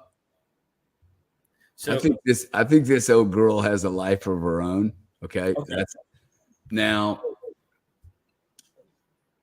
I don't even think it's a cycle. I think we will know in November if Bitcoin is behaving properly. And if it's not in the 90s in November, there's something wrong. So myself, what I thought is a little off. I don't know why. Now, if it was at 500,000, I'd be like, okay, that's a little aggressive. But also you got to throw in this fucking wild card of I don't even think we get to an election, dude. Like my worst thesis on Bitcoin, this is why it's so impossibly difficult for people to get me into other coins, is I'm like, dude, I'm not even sure my Bitcoin position's safe. And I think this is the greatest trade of all times for 8-year cycle. Okay. For monster amounts of money. And like, fuck, let's go, bro. I mean, I don't know if your position's as large as mine in relative terms. It's just about relativity, right? Yeah. So if you put 800 grand in, you only got $1 million. That's a monster position. Okay. It's like, whoa. I could not have a position like this on Bitcoin based on the almost biblical thesis that if I don't fight it, I will get there. If I don't fight, the only thing that, like, I have to get over my ego with Bitcoin. And funny enough, and this will make sense to very few people, I think it'll make sense to you. Funny enough, it just required me to have a little time with it. Yeah, exactly. That's what I was saying. If someone just, so I come from, I taught at a kind of a dropout prevention school, high school, and I didn't, not for money. I was looking for me. So I went back to go find me. I had my dog die and went through a rough time. So I went back. So anyway, when I was teaching them, I always come from the standpoint that everybody I'm talking to is my student, kind of, and I'm afraid to give them bad advice. Like I always want it to be known that. So I think you're right there. I think you are right in the end. And that's why I said, like, I'm not trying to alter someone's position to Bitcoin, but my problem with Bitcoin is me. So with Bitcoin, this time I've only calculated Bitcoin going to $94,000 this time, and people don't. And so we already hit 74. So my run's done, guys. And that's why I was telling you, Gary, I can 4x your Bitcoin every year, or not every year, in a 4-year cycle, I can 4x your Bitcoin, but you'd have to save and let me do it at the bottom. And because I believe in the Bitcoin. Yeah. Hey, look, I mean, the truth is, okay, 16 to 65 is a big move. Okay, get over it, man. The fucking thing went up 4x. What do you want? Okay, like, Jesus Christ, man. I know. And we'll get another 50%, but 97 grand. See, I think of this in market cap. I think about this in market cap. 1.3 trillion. Nothing, dude. Yeah. NVIDIA moved a quarter of a trillion in one day. Okay, it's nothing. Like, if you look at it in market cap and we get away from the unit bias thing, look, it was mispriced at 300. I know. Okay, I know that because 3 million of them were lost. It's still being mispriced. I would never have met you, ever. I would never have just invited Destiny to, hey, yeah, we need a new face. I would have never met Mike. Okay, all sorry. of this is all pulled together by Bitcoin. And now I'm definitely not buying Bitcoin. Shut the fuck up, man. And there's not $1 of value placed on Bitcoin inside of that connection value, right? Like Wall Street's going to break Bitcoin down. It's going to have like all these sections of pies that have relative value. Like, Bitcoin's taught me something that not XRP or US dollars or anything has taught me, which is humanity doesn't really understand anything about value without placing a number on it. Really weird. Value and numbers have nothing to do with each other. Yet humans don't really seem to have the capacity. Now, on the other hand, animals don't have any numbers. Interesting. I think it's really weird. So anyway, it's made me think about shit that I've never thought about. Hey, Mike, should we close off, or should we go ahead and cap into another drink, smoke some crack and talk about Biden and the Trumps and invite Nelson and let's go to war, bring Kennedy on stage? Bring up Destiny, see what she's up to. Dude, I'm trying to bring her up. I mean, any woman that looks that hot, dude, I'm bringing her on stage. She ain't coming up. She's just freaking She's DD, teasing. baby, come on up. They won't come up. Come on up, kitty cat. So they'll tease you, but they're not going to come on. Got 3,000 people in this room, kitty cat. Come on in here. I mean, you might not be in control, kitty cat, but you'll like it. What you doing, Mike? What you doing over there, Mike? Shit. Stop looking in my room. Look in Thurl's room. Mike, can you grade me? Tell me how I've done tonight on this live chat. This is my first solo run, bro. Oh, good. I like the chart. You're getting I like the way that you've divided the cameras up well. Like having them up at the right time. I'm learning the same thing with that. You like this one? I like it when this one's not my favorite one. I mean, I can tolerate it for a minute, but it's not my go-to one. That's for sure. Yeah. You like this one? Again, or you prefer this or this? You probably prefer this, right? I think so. A little bit. I get y'all doing, appreciate it. No, I think, I think you're getting the hang of it. I mean, you got through, I have to say most people would probably panic. I probably would a little bit too, when that freaking echo was coming through, and not knowing what that is. It's almost like your first instinct is to just end the space, It's like, I mean, cause that echo was it was bad, I accidentally kicked him. I meant to kick his chart. Make sure he comes back in, would you? He's a nice guy.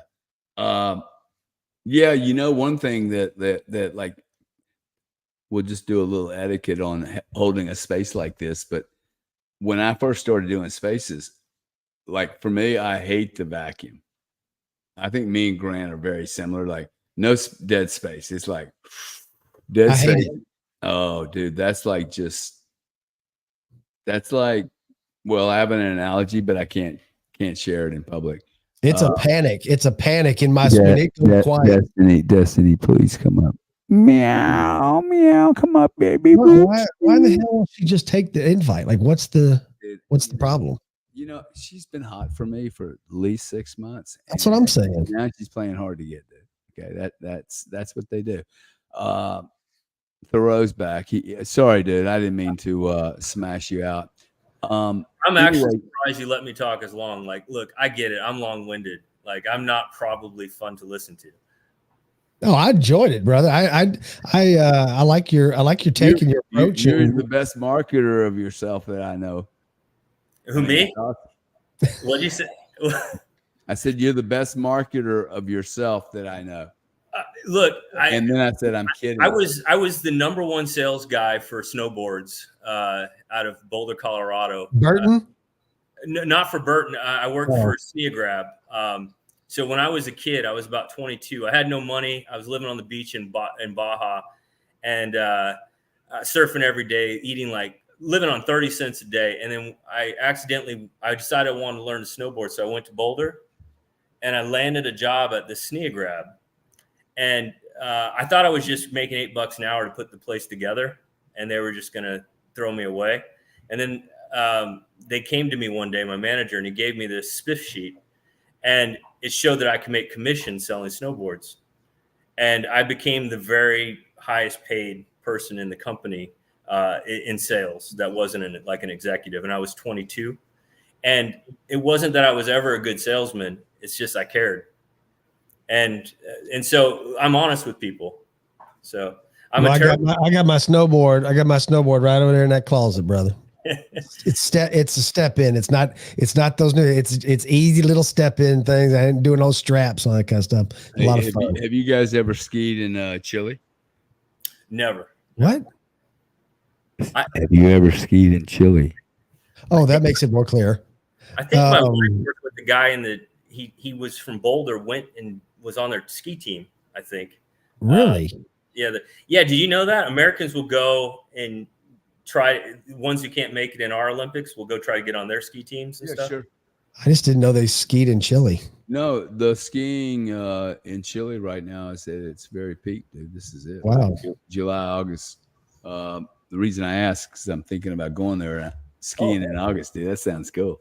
Dude, that does sound freaking good, man. Are you inviting Gary? Like, are I you mean, yeah, I guess he is inviting us. You want to pay? Hey, if you want to pay for a portion of the jet, no problem. man, I can't afford. I find that most people bail out very. So like I said, he's not. That's not an invite. So don't commit. Don't commit. Get out of it. And then people look at me and they go, "Don't you get lonely traveling alone?" I'm like, "Oh no, it's a premium. I pay for the fucking alone time."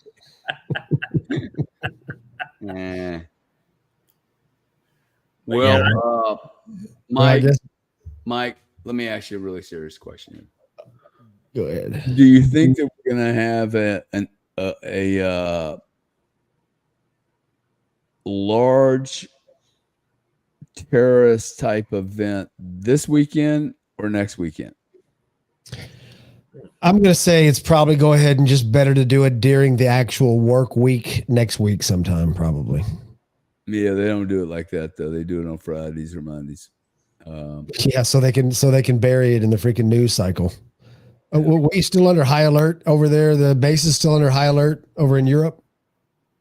They're the highest alert they've been, I believe, in years for terrorist activity. Well, you know, I mean, I was just speaking with my friend from, I think he lives in Dubai most of the time. And he was in London. He's like, dude, I won't even wear a watch. Okay, you'll get knifed. Wow. I mean, it's happening all over the place. Well, see, what we're not seeing, it like for you guys that don't watch international news, go try to find some news on what's going on in Paris right now, or the Netherlands, or wherever. Okay, the news is shut down on what's actually going on. There's civil unrest everywhere. Yeah, people are fucking fed up, dude. Well, and now England just elected the Labour Party. Not to say the Conservatives have been effective at all, but by the way, did y'all see that those chicks in France? They all took their tops off and they were in dresses and they were mopping the streets. And dude, they had the best looking breast I've seen. It must have been 12 women. I'm like, oh my God, I want to speak French now. I want to eat some cheese, man. Is that a French accent? I don't know what it is, but I would have fucking used it if it worked, bro. I'm using it because these women were like, I mean, they were just like look like normal housewives, but they were fucking hot. Yeah, they were protesting and they had their tops off, and they were all like very nice and perky, and then they had little dresses on that you would have thought would have been like 1970s, kind of like red and white, little checkers. And they have mops, and they're screaming at the top of their lungs. I should go find the video. In this day and age, there's a legitimate chance that those people that were doing that, they're men. No, these were not men, my friend. I can assure you, these were not men. Okay, and I'm not. You have seen some of the people that read to our elementary school kids, bro. I mean, there ain't no way to tell. I'm gonna tell you right now, they can get those things for $3,000. Wow, you're so aggressive. I would not. I don't know about that. Did you see that? You remember the person who took their top off at the White House? Really? Out in the they were. It was that trans deal or Trans Awareness Day, and it was the guy and he had fake boobs. And he literally was holding his boobs like this. And it's like, if you didn't know any better from waist to nose, you're thinking, wow, this is a naked person. Oh, hey, Gary, I wanted to bring something up. I saw it on your Twitter today. Do you talk about like school for your children publicly, or is that okay? Yeah. And I only bring this up because I was an educator, and I'm really a person who cared about my students. Like really, like I tried to make sure that if they needed, people to get them jobs, I would fight for them. So I know your daughter said something about wanting to become a vet. Is that correct? I was thinking you're not wanting to prevent that, are you? Like, and I don't mean like good or bad, but no. Oh. I was going to say just because I don't believe in the school system. Okay. Her particular genre, what she's really, really wants to do requires a college education. Yes. Go get it, dude. If you're going to be a rocket scientist, a biologist, but if you're going to be a marketing guy, I know. fucking waste 1 hour in school, dude. If you're going to be a guy like me and you want to be rich, you do not need to go to school. If you want to be rich, you do not need to go to school. That's it. If you want to be smart and really change the world, you might have to go to school. But if you want to get fucking really rich and happy, fucking rock and roll, dude. Get out of school, leave home, fucking leave your parents as soon as you possibly can. Leave the girlfriend, the boyfriend, and everything else, and fucking go get a job and figure out who you are. Yeah, I had to ask that because I saw, my wife when she was a 4.0, a little over 4.0 when in high school, and so her parents' big plan for her. So she's Hispanic. Her parents thought they wanted her to go to Walmart and get a job and live in the basement and just make cookies. And so she accidentally, because her guidance counselor pushed her to go to school. You got to understand, she wasn't even looking. She thought she might become a nun. That was the only thing on her radar. And she ended up going to CU Boulder because they gave her a free ride. And no kidding, like that was the difference maker. And so when she got there, they told her that she wanted to study library science, and because that's what she loves. And they said, no, you should study psychology because you won't make money. And do you know, after getting the psychology degree, she got a master's in library science. And she also went to Yale and studied PhD level, like 3 masters.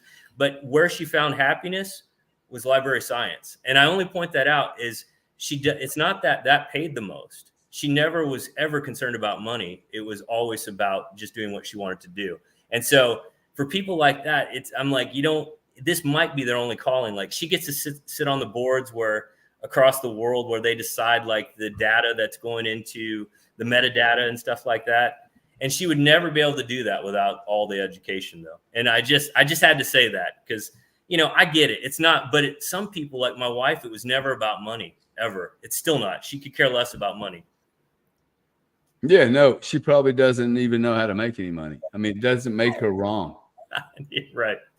I mean, it's not her expertise, man. So it's cool. We need everybody. Dude, we need everybody. I need the plumber, man. I had a HVAC guy in here today, like helping with it. Like we all need help. So,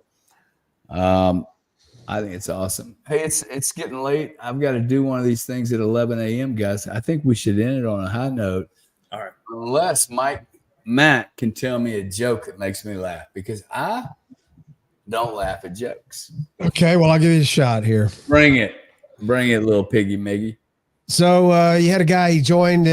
He went up in a plane, and he was going to jump out of an airplane. And there's about 5 of the guys with him. They all jumped out of the airplane, doing some, with the backpacks and all that kind of stuff, and parachute. And he gets to the floor, and he says to the door, and he goes, "I'm not jumping." And the guy in charge of it says, "Oh, you're jumping." He goes, "I ain't jumping.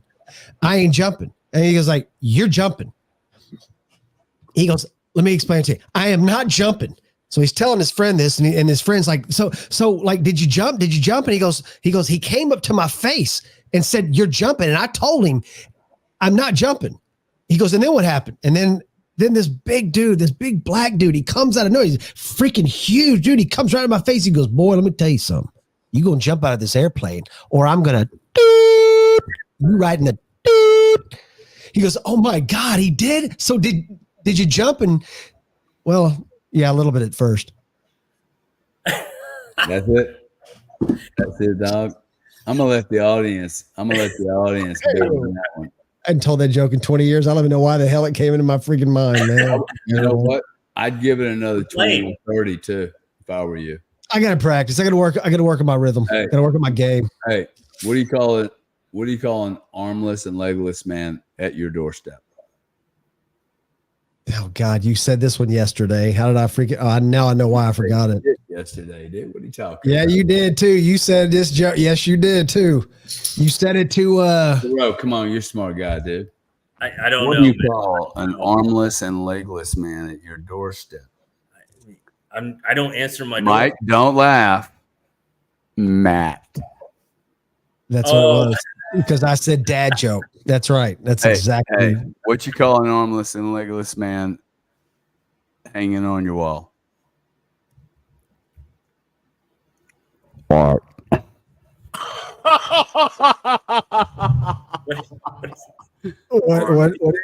What do you call it?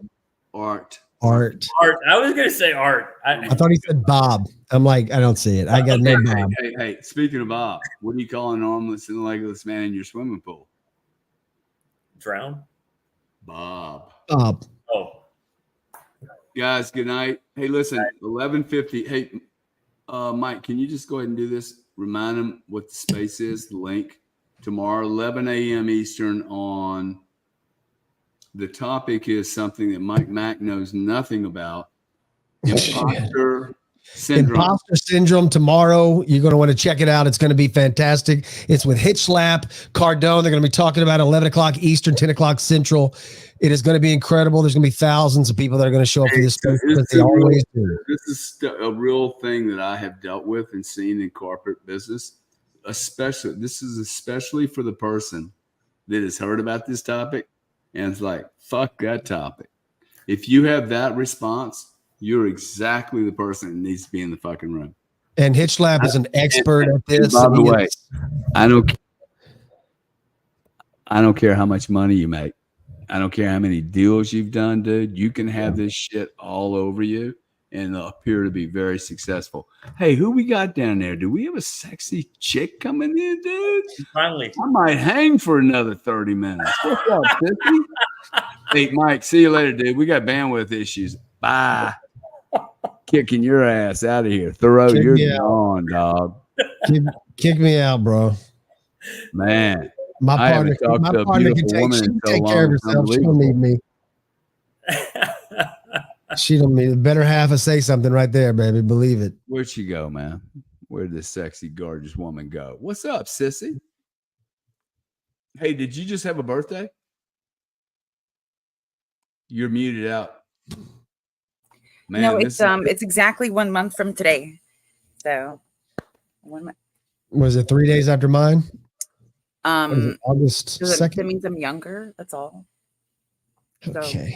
Hey, as soon as you walk in, Diesel Kane has a comment. Damn, Bitcoin chick. I'm not a chick. Ooh. Yeah, we ain't talking about you again, Mike. It's not about you, Mike. I mean, I That's know my imposter syndrome. Des, have you had this challenge with him for long? No. Sure. Yeah. Sure. What's up? Where you come from? You coming from the space? Virginia. Yeah. Nice. Mm-hmm. CIA land. Yes. Yeah. Actually, I live in Chesapeake, so we have the FBI here. We don't have a CIA place, but we have FBI, and CIA is only a train ride away. So it's just up the road. Mm-hmm. I got a bunch of buddies in that field. Ugh. Hey, maybe they can help me out. I have a FOIA request I've been waiting 3 years for. I don't get involved in that kind of stuff. I just kind of peace, love. Y'all do whatever you do. Wow. Girl can try. Tomorrow when we have our little conversation about, you know what? Mm-hmm. Camera's going to come up. Camera's going to come up? What? Yeah. My camera better than her camera? Her camera is too grainy. Well, it's because it's dark lighting. I'm out. Might be the lighting for. Fix it. I can't. But I gotta say though, okay. It's nighttime. Hey, Des, are you enjoying the video piece of this, or do you not like it? No, I think it's great. Yeah, I have been fighting it, but I actually like it. Once you came on, I'm like, oh, I did not know what you look like. Like we've been interacting. I'm like, oh wow, I didn't even. Well, it adds a dimension, right? That's. Mm-hmm. That it's important. Usually I'm like this. I'm side-eyeing somebody.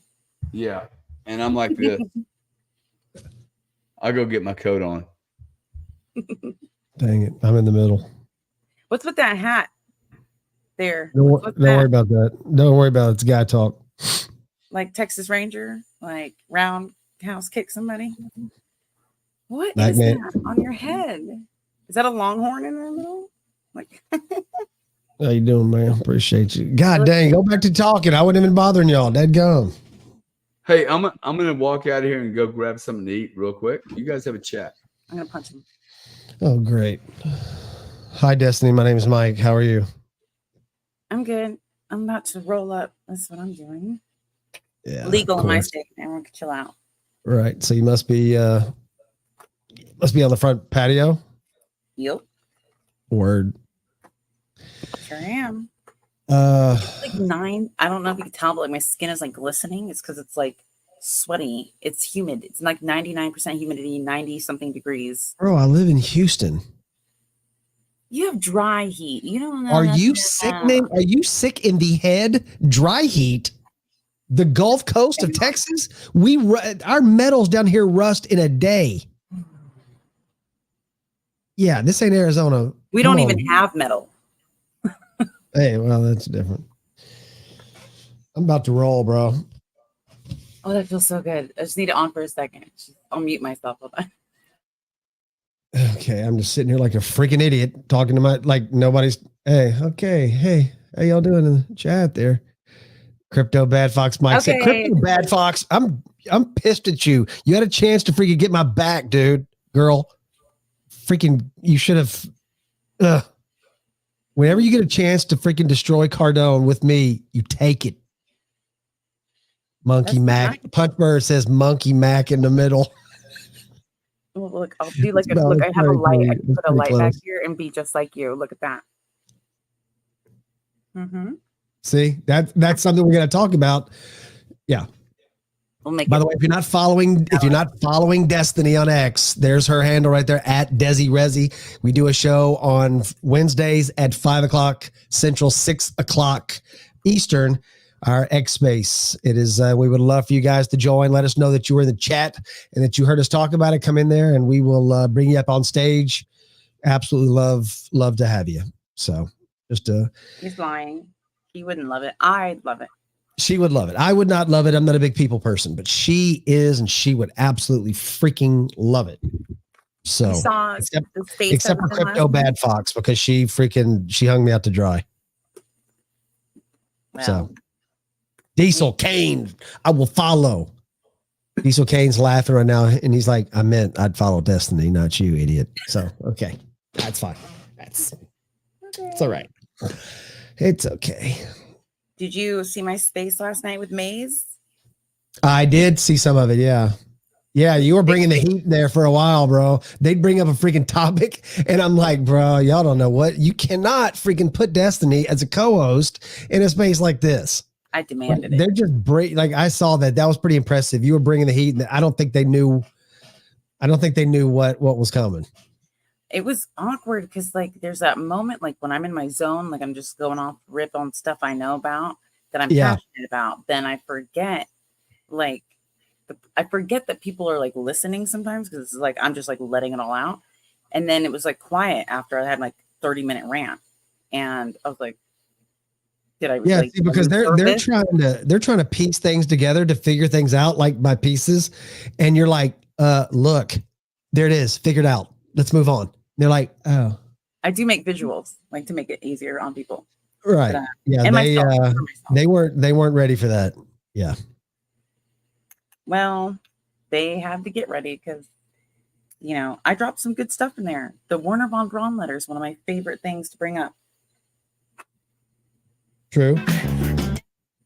There was things in there. I'm like, how the hell does she know that? I know lots of stuff, but I don't know enough stuff. Like, she doesn't have television. She doesn't have cable. Cool. I don't watch television. No, yeah, I think Maze had to have been impressed because there was no way they were ready for what you brought last night. That was like that info, like I said, they wanted to kind of figure that out for themselves. And then you just freaking dump that on them. Like, this is everything y'all are trying to figure out. Well, we're talking about the space race, NASA, which it's been around forever. I mean, like official under NASA since 1958. So we got to hurry up the conversation. I can't wait for everyone to. Yeah. You can't do a freaking history lesson on that. It's like, what are you trying to find out? It's like Spark note it real fast. Yeah. So. Shh, Gary's back.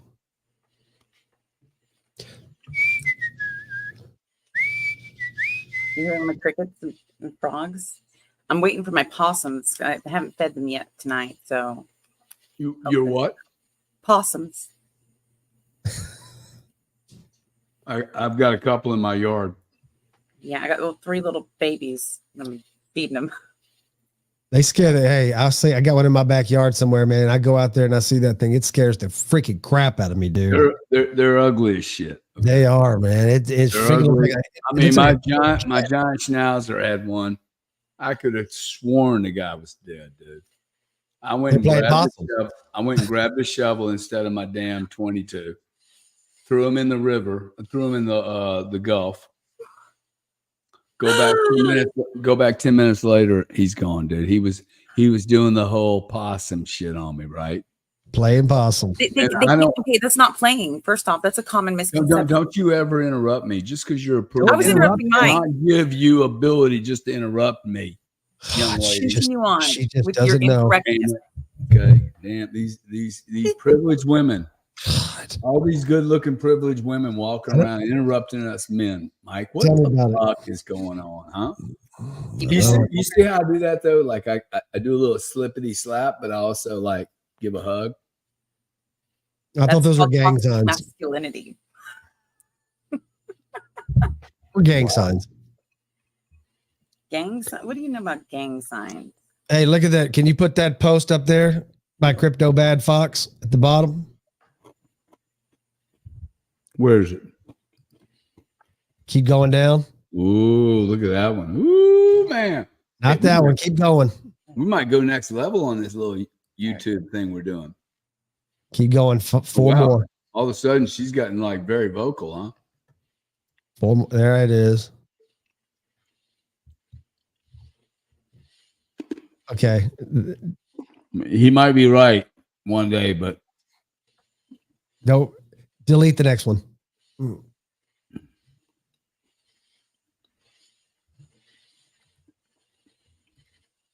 Did I do real good, Mike?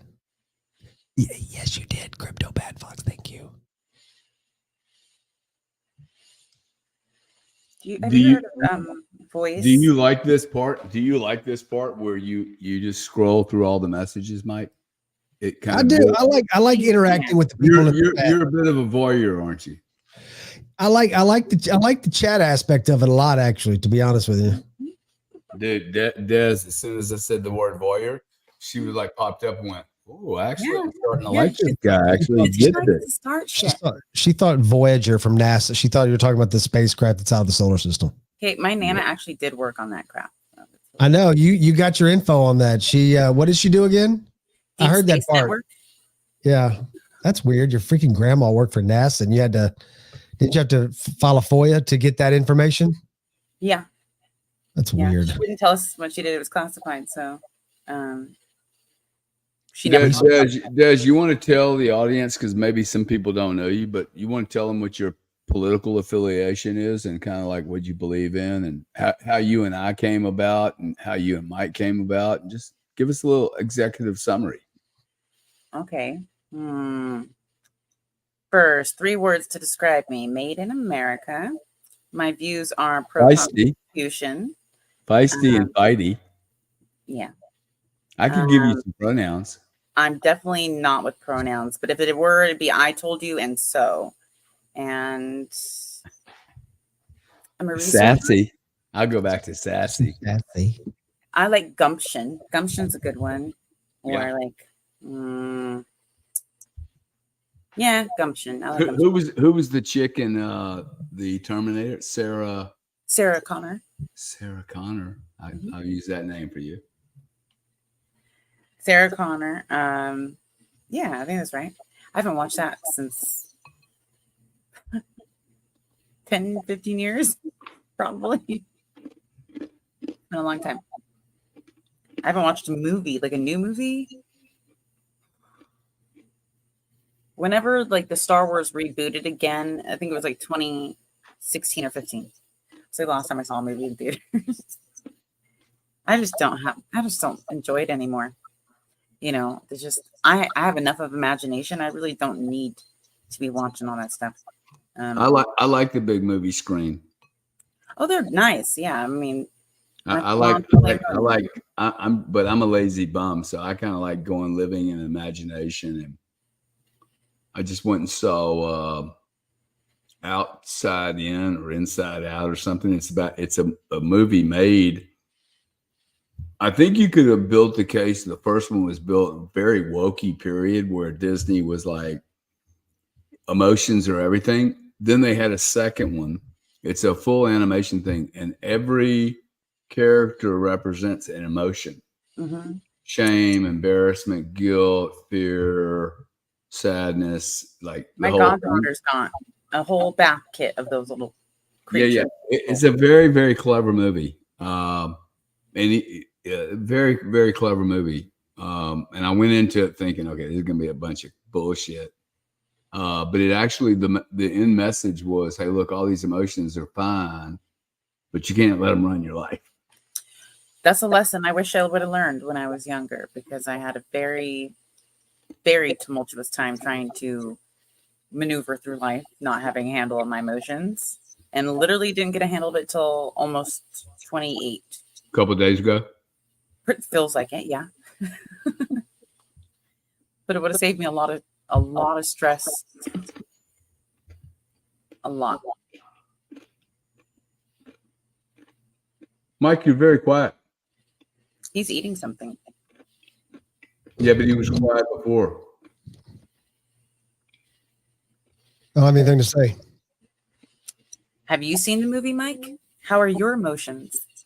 Yeah, Mike, how's your emotions?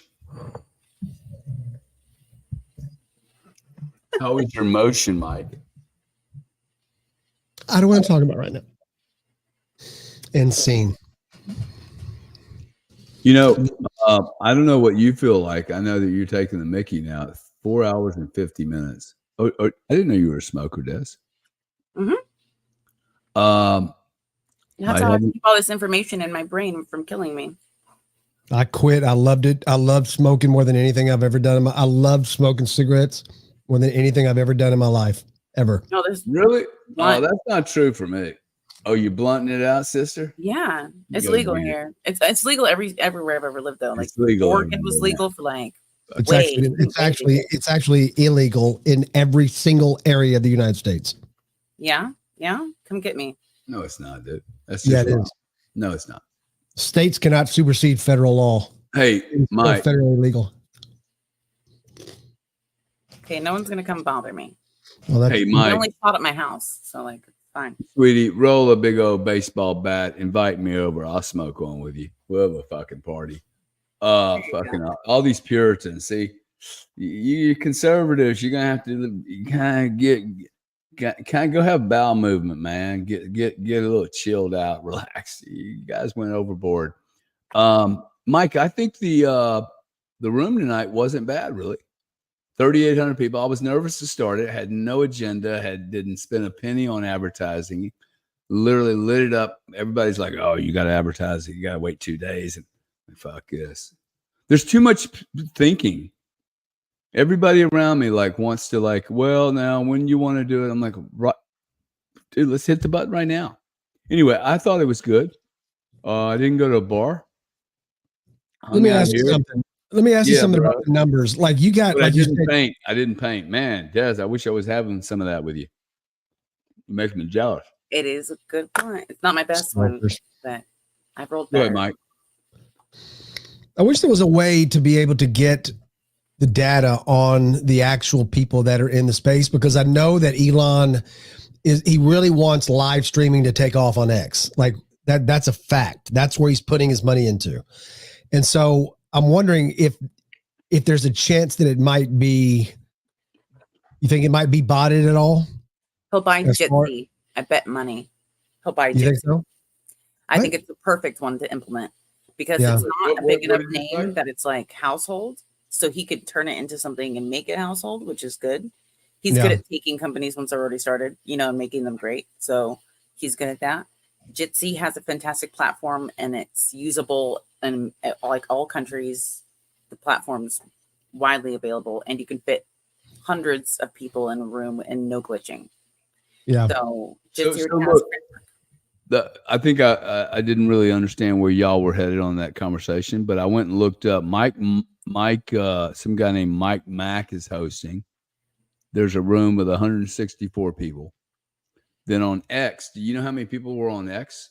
And this 3879, this is building numbers. This is not 3,800 people right this second. Mhm. Correct? I think so. I think it's total. Mike, add your tongue to your lips and it'll work. Go ahead. There it was. There you go. Got it. Look at Andrew talking Yes, about I it. cannot believe I'm jealous. I'm so jealous. You're sitting there smoking that thing. Andrew says we look like idiots eating, and while Who? she looks. Andrew. Andrew who? Our boy Andrew. You know, Andrew. when Des does There's that like next a time, million different names.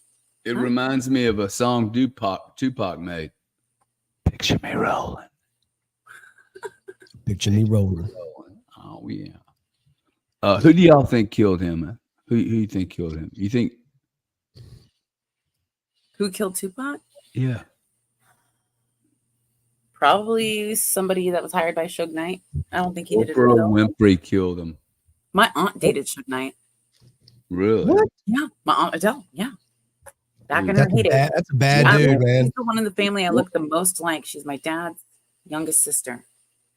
Mm-hmm. One of my ex-wives was dating the Fayed kid that was found dead with Princess Diana. Now, outdo that one, bitch. I can't. That's a good one. Dodi Fayed. Oh my God. That woman. Tell me that wasn't a freaking side. I mean, that wasn't a plot. I mean, Oh damn. my God, bro. You know, that's the first time that I recognized the power of energy. Because at 5:30 in the morning, I was living in London. I was living in Richmond. And when it became apparent that Princess Di had died, dude, the wave that went through that country, it was palatable. You could literally cut it with a knife. It impacted absolutely everyone. I mean, talk about a true icon being just ripped out of the fabric of a society. I mean, you could feel it. I remember dying, like first celebrity, anything. Yeah. Yeah. She's awesome too. Of course. Yeah, I'm fixing to roll. What do you think happened to Biden tonight? Do you think anything or not buying the story? Whoa, Did you see the guy walking when he got off the plane, and then the dude who was his gait when he was walking out on that tarmac? Mm-hmm. Like that dude, that was not Joe Biden walking on that freaking tarmac. That dude was walking fast. They might have body doubled it or something. I don't know. They might have body doubled the walk. Yeah, because I don't put anything past the government. This is the same government that told us in 2021 that the best way to protect your family from a hurricane this season was to get vaccinated. I remember that. Like I'm going to trust anything you ever say again. Like, Des, can I just say, what? In keeping with that comment, that color is really, really attractive on you. Thank you. Yeah, very nice.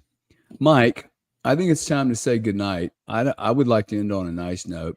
I can't think of you looking any prettier than her. Not a chance, bro. So I'm going to say, let's say goodnight to all the people that have come in here, especially to Des, who joined us late.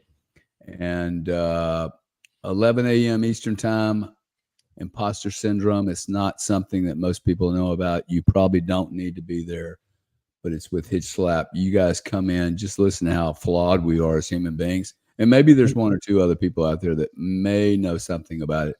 That's tomorrow, 11 a.m. You guys do great. Mike, thank you, bro. Really appreciate you coming in here to support me. Des, great getting to know you. I cannot wait to fly over your state and drop in one day and enjoy a Balantaruni. Yeah. Plenty of great places out here. Peace, guys. Good night. Sleep well. Later, brother. Yes. Do something nice for somebody tomorrow. Mike, thank you, buddy. You got it, bro. See you tomorrow.